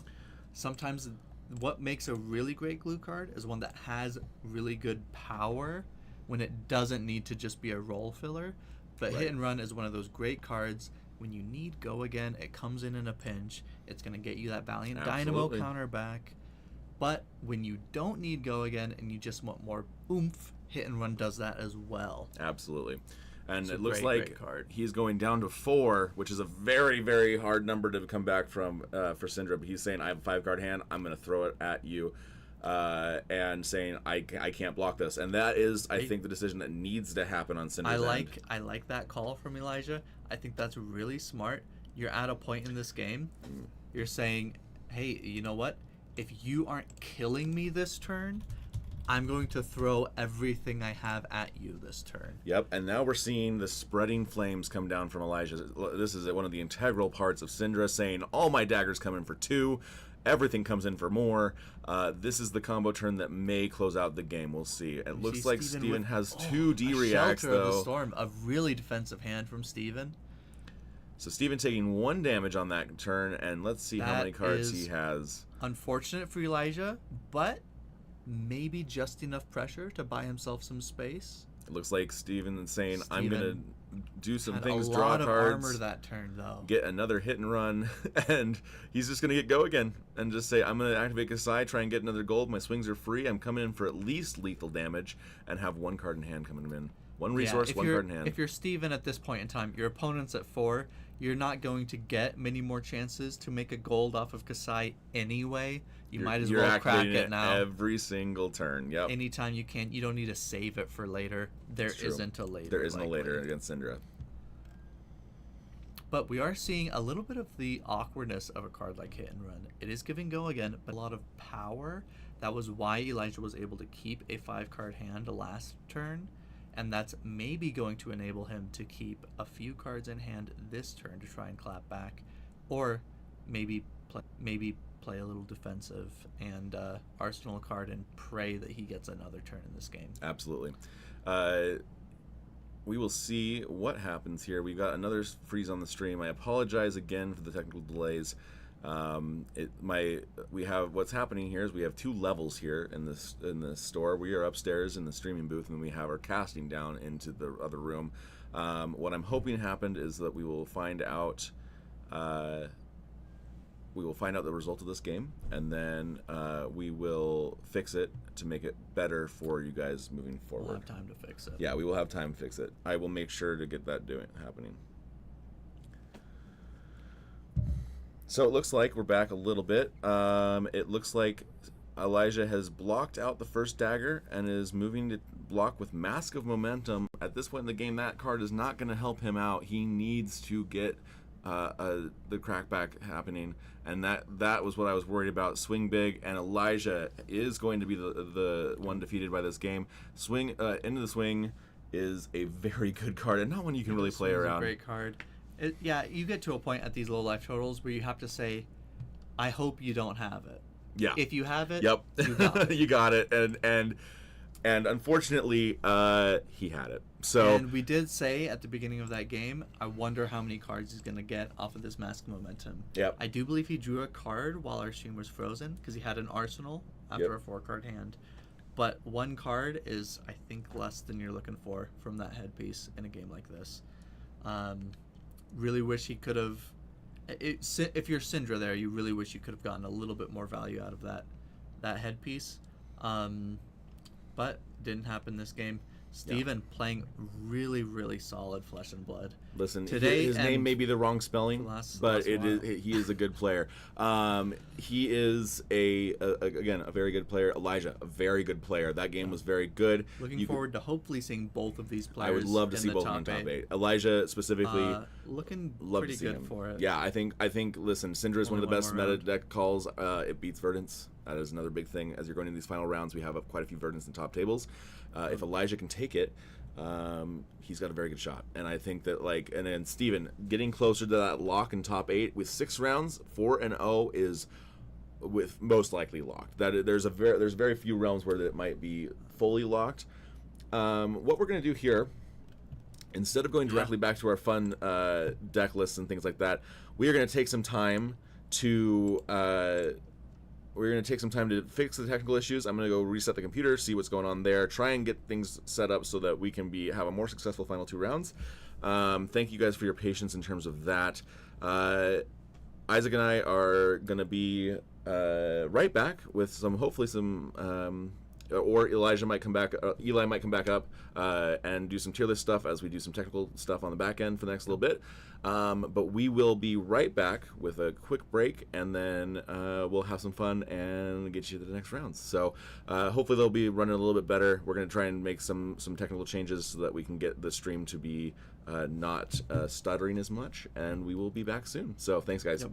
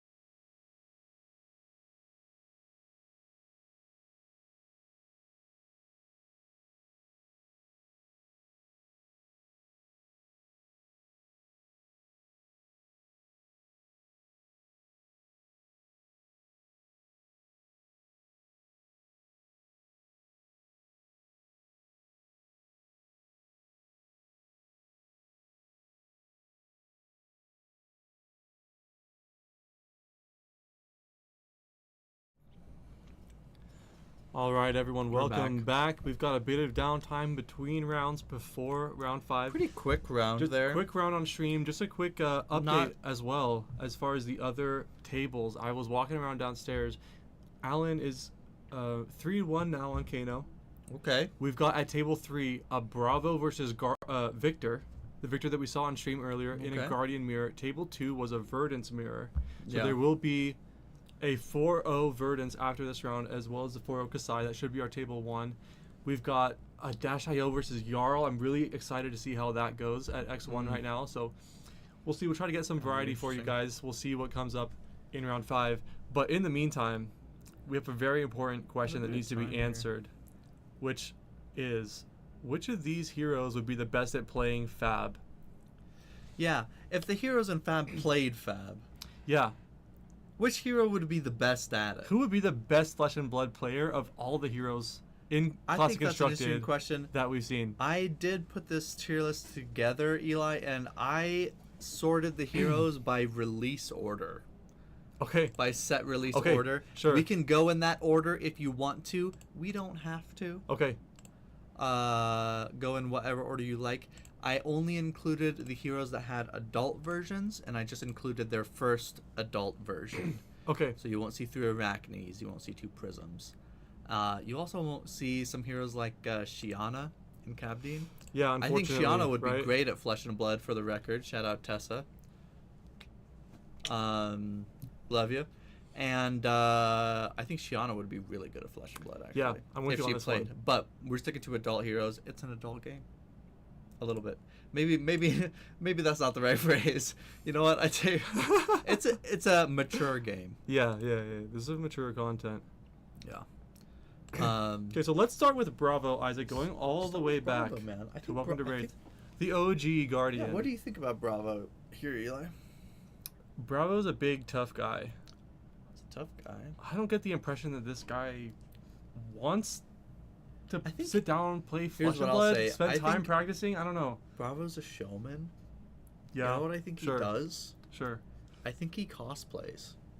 Oh, I think that's crazy. I think Bravo's a cosplayer, so I think he's one of those guys who goes to events. They do pretty well for themselves. I think Bravo's a decent player, but then he's like, okay, cool, that was great. Now I'm gonna go. I into feel the like Bravo plays cosplay for fun, contest." right? Yeah. I feel like he's a I fun feel like guy, he plays but I for don't fun. think he's bad. I put him at. I think he's. I was gonna say B tier. You want to put him at B tier? That's what I think.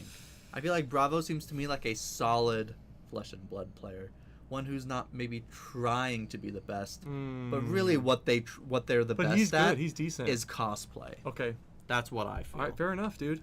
Yeah. What do It's- you think about Dorinthia? You play Dorinthia. I am so I the feel like Dorinthia you know a expert little of bit the two of more us. about I get the Dorinthia impression than I that do. she's like, I don't really know all the lore to this game, Yeah. but I get the impression that Dorinthia has got some war strategy experience. I feel like she's a leader. You know, I feel like Dorinthia's good at Flesh and Blood. Something This is my instinct.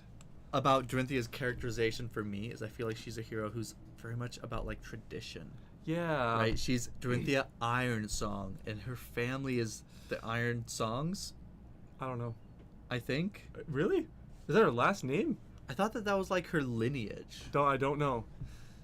Anyway, what But, what, when it's what's yeah. Because Iron Song comes up in some of her cards, and I thought that was part of maybe not her family's lineage. Maybe it's a sword style that's passed down or something. I'm not sure. If we knew the lore, that would probably be helpful. But the anyway, lore would be helpful. What do you but think I get, about? What I does get that the say sense about too that Dorinthia? she's someone who comes down from tradition. Uh-huh. Right? She seems like someone who's very dedicated to tradition. Yeah, I do So- feel like she seems like a hard worker. She's I don't she's disagree, she's man. I don't technical. She disagree. seems, Brutes, from what I understand, is that he's very smart. Actually, okay. he's very crafty, but Flesh and Blood's not all about intelligence. There's a lot of things that make a player good. I feel like one of the things that could really give Reinar an advantage is his unpredictability. Right? Mm. When you think about somebody who plays Reinar, it's like you don't know exactly what's going to happen. You don't know exactly Yeah. how to play turn to turn. I feel like Reinar has that same energy as a person, and I think he could be a really good assassin player. right? Whoa. Or a really good like You think? warrior player, maybe. You think? I think. Do we consider the intimidation factor? Imagine sitting across from this guy at a calling. Yeah. I mean, It's tough. It's tough, right? It's. speaking of like war experience, I feel like this guy. I think he might. Honestly, I think he might match Dorinthia. I think there's an argument for B, but I'm Okay. I'm high on Reinhardt. All right, I I'm think. with you.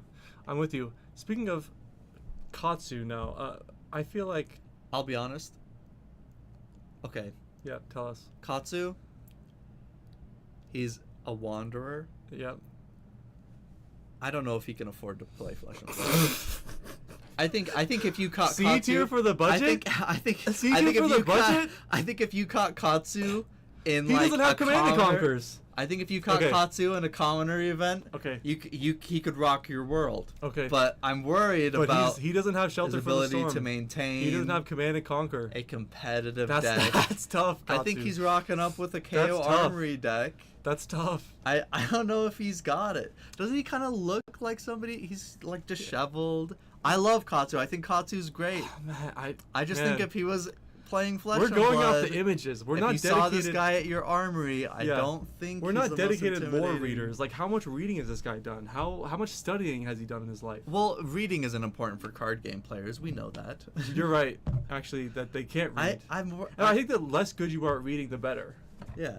Yeah. If the price of cards goes down a little bit over time, some of those decks get a little cheaper. I think Katsu could make a run for real. I think he's got the skill. I don't think he's got the cash to really hang. Okay, let us know where you guys think you want to put Katsu, because I'm really not sure. Maybe that's I'm controversial. with. No, I'm with. It makes But sense. I was just It makes thinking sense. suspicion. How about Dash? In this case, Inventor Extraordinaire. Oof.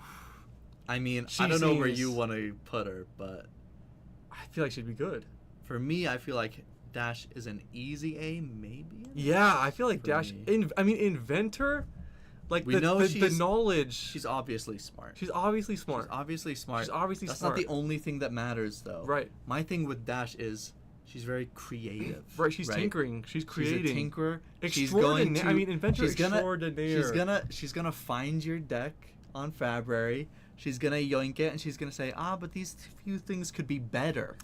I think so. I think She's gonna go Dash in, is she's gonna iterating. fix it up. She's iterating. She's perfecting. I think if Dash isn't an S tier player, I think she's like herself. I think she's an S tier team player. I think she's someone that everyone wants on or her deck, team deck builder. because of what she brings to your I think team. Dash has got to be S tier. I just. I think, like that. I like that. I think, yeah. and I think we both agreed without like we were both like I feel like kind of. I feel like Dash has got to be I good. feel like at Flesh she's and Blood. got to be good. How about Viscerai? What happened to this guy? I don't know. Here's one thing I'll say. Viscerai in the lore. Yeah. We know that he's searching, he's out, he's journeying, he's looking for something. Okay. I think that has some potential for a game like Flesh and Blood. You know, you see the best deck and it's Gravy Bones. And you say, how am I going to counter this? Well, Viscerai's out there, he's looking for answers. He's studying, he's got all these tomes, he knows. Okay, we He's got some them tomes. close. Here's my question. I like Viscerai. all, I with think. all the you know what? This guy loves to travel. I was He's gonna traveling say, to events. he's traveling to callings, dude. He's getting good practice, man. I think Viscerai is This guy kinda practices got it. everywhere in the world. He doesn't just have his local think events. I want to say, for me, Viscerai, I want to say high A. I'm thinking A tier. This is tough though. It's tough. I'm thinking A tier. I like him over Dorinthia as well, I think. Okay. Now Azalea, ace All right, in this the one hole. hurts me, so I want you to talk about it. It hurts you? I'm worried that I think she might be You're bad. I think worried she might be bad. Guys, I think Azalea might be I bad mean, at Flesh and Blood. Yeah, like I don't know, mate. I don't know. If Here's the this is her thing. speed. For me, Azalea feels like a woman who is all business. You know what I mean? Okay. I think, like, does she have the mental acuity for a game like Flesh and Blood? Sure. For sure. Yep. Probably. But one thing about Flesh and Blood is dedication. How much time are you going to put into learning the game? And I think Azalea seems like someone who would, maybe she'd try it out. Maybe she wouldn't really care. And I'm sorry, James White. I don't think that Azalea would enjoy Flesh and Blood. I feel like Azalea I think would. that she would pull out her bow at the table and shoot me in the head. Well, And I would go home in a body bag. I think that Azalea might be C or even D tier. oof. I feel like Azalea could be C tier without trying very hard. I feel like she has Okay. This is my Okay. take. That we're putting her at C tier. That's my take. I think Katsu would be better, but Okay. we can go C tier for now. We can change tough. things later. It's tough. Now Kano, I gotta say, I feel like Kano himself would be a wizard player. I mean, look at his smirk. Yeah. He looks true to his design. I feel not like every hero on this tier list plays their Yeah. own deck. Yeah, I think Kano plays Kano looks like a Kano player. He That's does. a Kano player. I He feel looks. like he's gonna play Kano and he's gonna be good at it. He's got so many, too Tier. much fun. I think he has fun. Here's the thing is, I think Kano might be one of those players, not because of Kano and his personality, the way he comes across. I think Kano might be one of those players who likes annoying their opponent more than they like winning.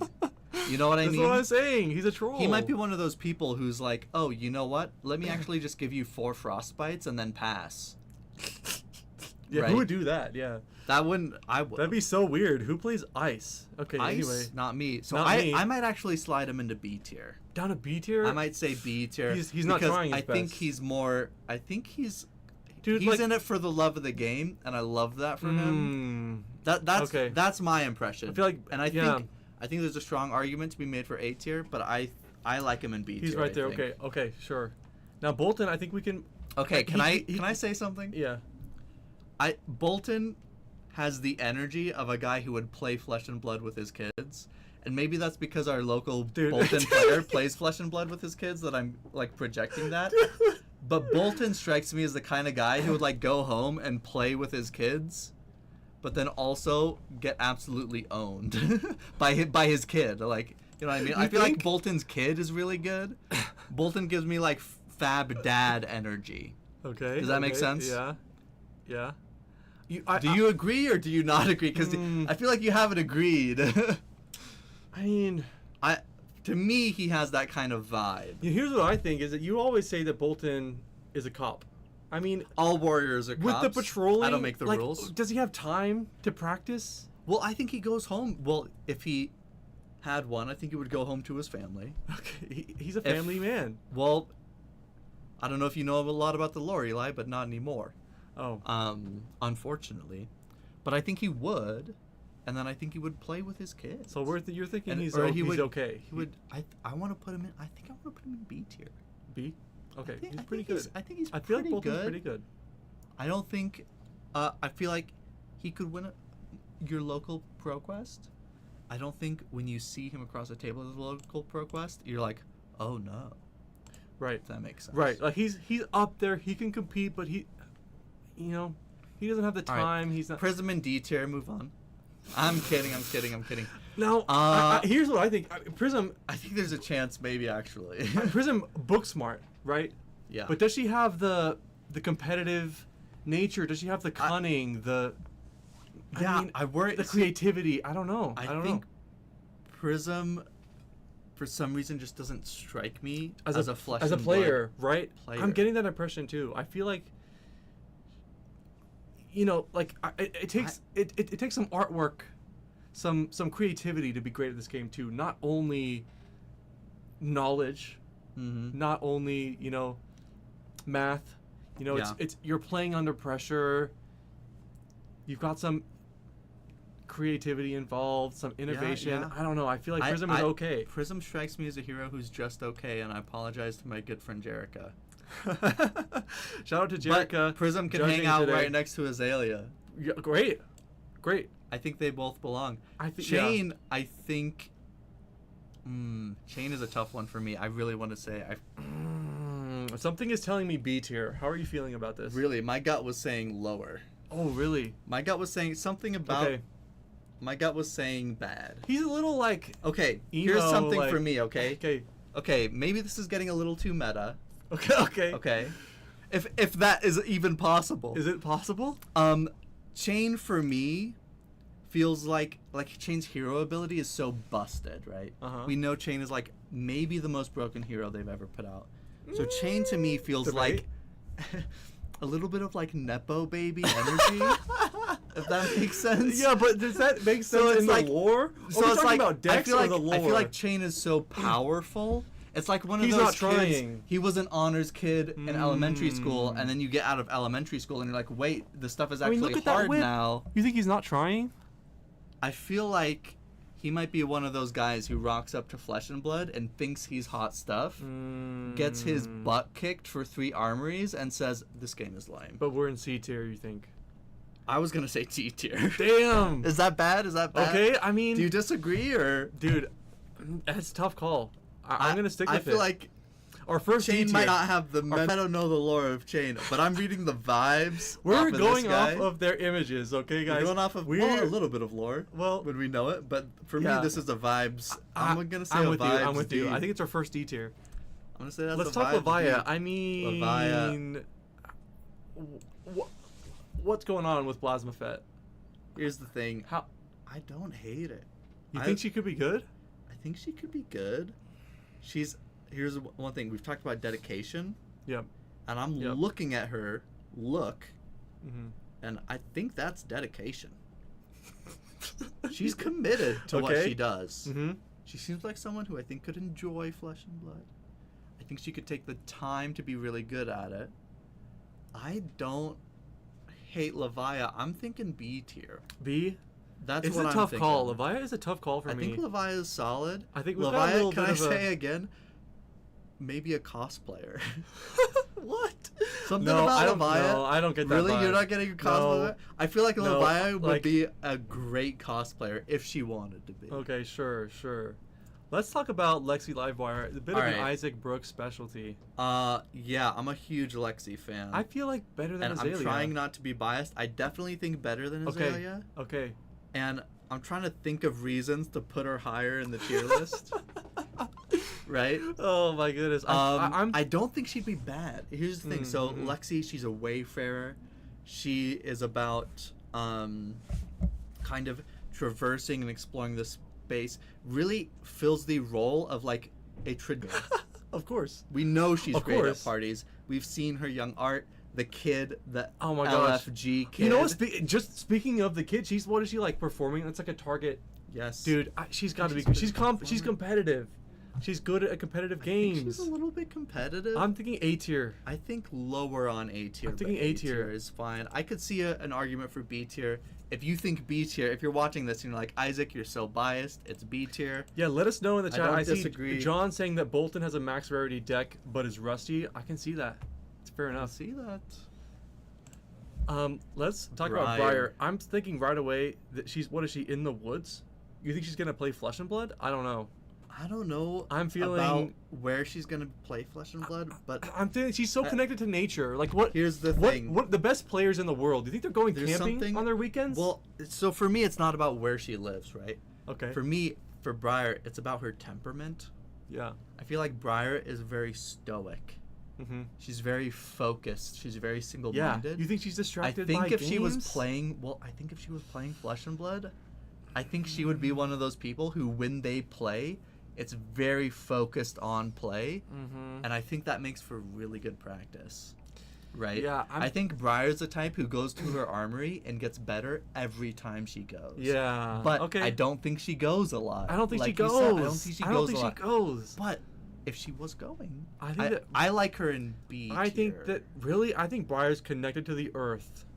I like her in B tier. I think if she played, I think she'd be good. I think she'd be pretty good.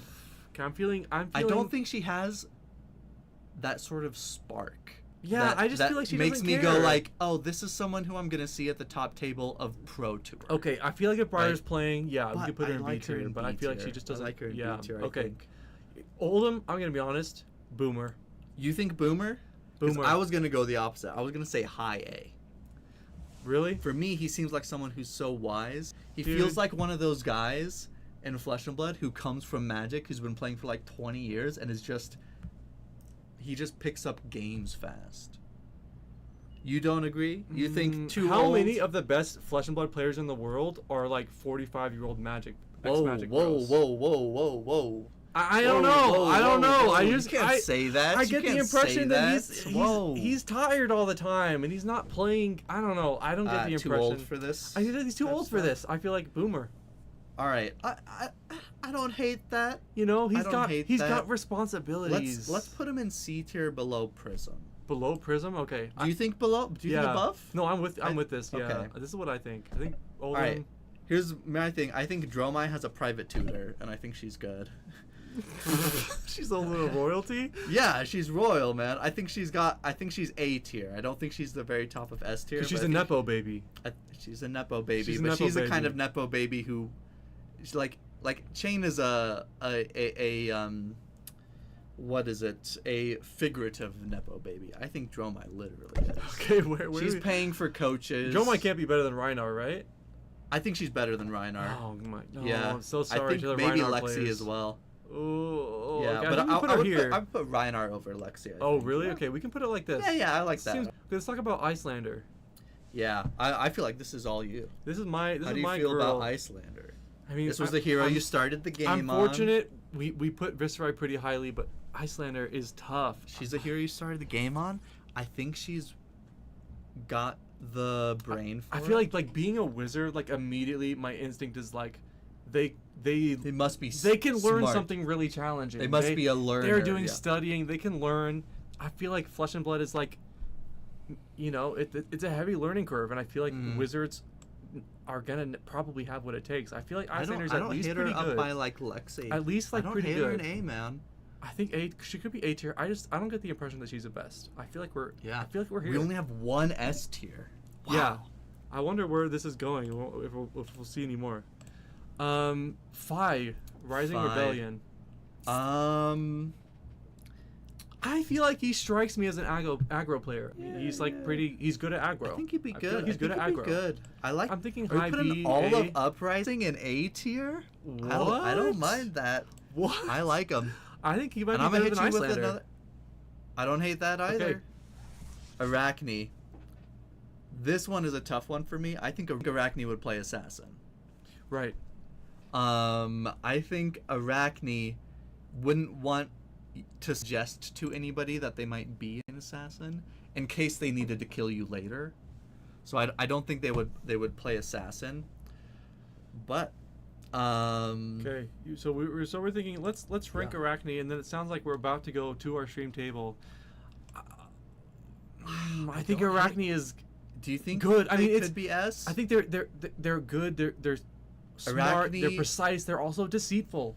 I Yeah. mean, I feel like they have every tricky. quality you need. I feel like they have every quality. Not at all. I think between these two, it's tough. I feel like Yeah, we're- when we get back to the tier list, I'll tell you why I think Azuri is in D tier. yikes. All right, let's get back to the game. We got one last game here. Well, they're not two more Before- rounds. 2 more rounds. Is this not round 5? There's that we're 6 about rounds to go today. into? 6 rounds today. Oh, 6 rounds and then top Yep. 8. I thought there were 5. We are going is over my to table mistake. 1. You guys, we're going to be watching Steven Osler on Kasai, who you just saw, and Steve Peterson on Verdance we had saw on an earlier earlier. round. Looks like Steve Peterson won the Verdance Yep, mirror. it's our last undefeated table, if I'm not mistaken. That is very exciting. 2 4-0s. Yeah. All right. So when they're ready, we're gonna throw don't that over. have- But we're gonna go. Why don't you tell us about Azuri while we're waiting? Azuri, while we're waiting. Yeah. She doesn't seem like could she do it? Yes, of course. She could. Mm-hmm. But for me, it's really again, it's a matter of motivation, I think, for Azuri. I feel like Okay. she's busy being a boss ass, and I don't think she's got the time. I don't think she cares to. I think she's too busy with other things. Yep. I think Azuri to me feels like she's past the point in her life where she would pick up a game like Flesh and Blood. Yeah. You know what I mean? But that's kind of how I feel about Oldhim. That's why I'm like, okay. I feel like he's not. I don't disagree. Yeah.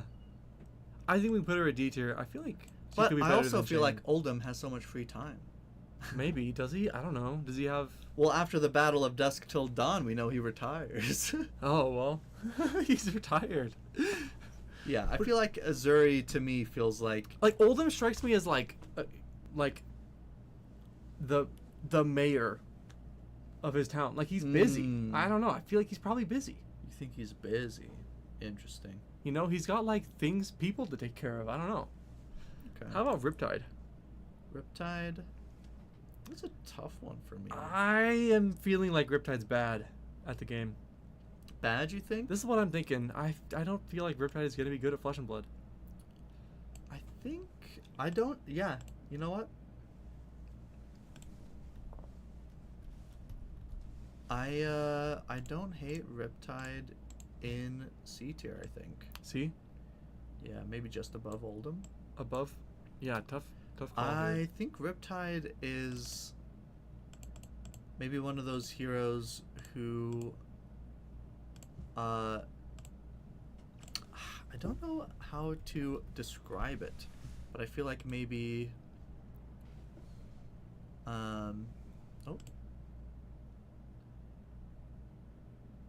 Riptide is just like, okay, here's what it is Yep. for me with Riptide.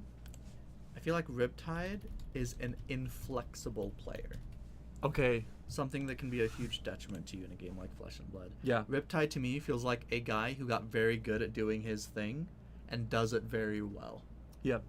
In a game like Flesh and Blood, I think that can be a huge hindrance, especially when your opponent understands how you like to play the game. I think that that can really hamper your ability to perform well over a long period of time. I don't know what kind of deck Riptide would play, but maybe Riptide might be like a warrior player, but not Yeah. a warrior player like we've seen Steven Ostler playing warrior. One of those warrior players who, as soon as they throw down their attack, you go, well, I know what reaction you have. It's obvious. You know?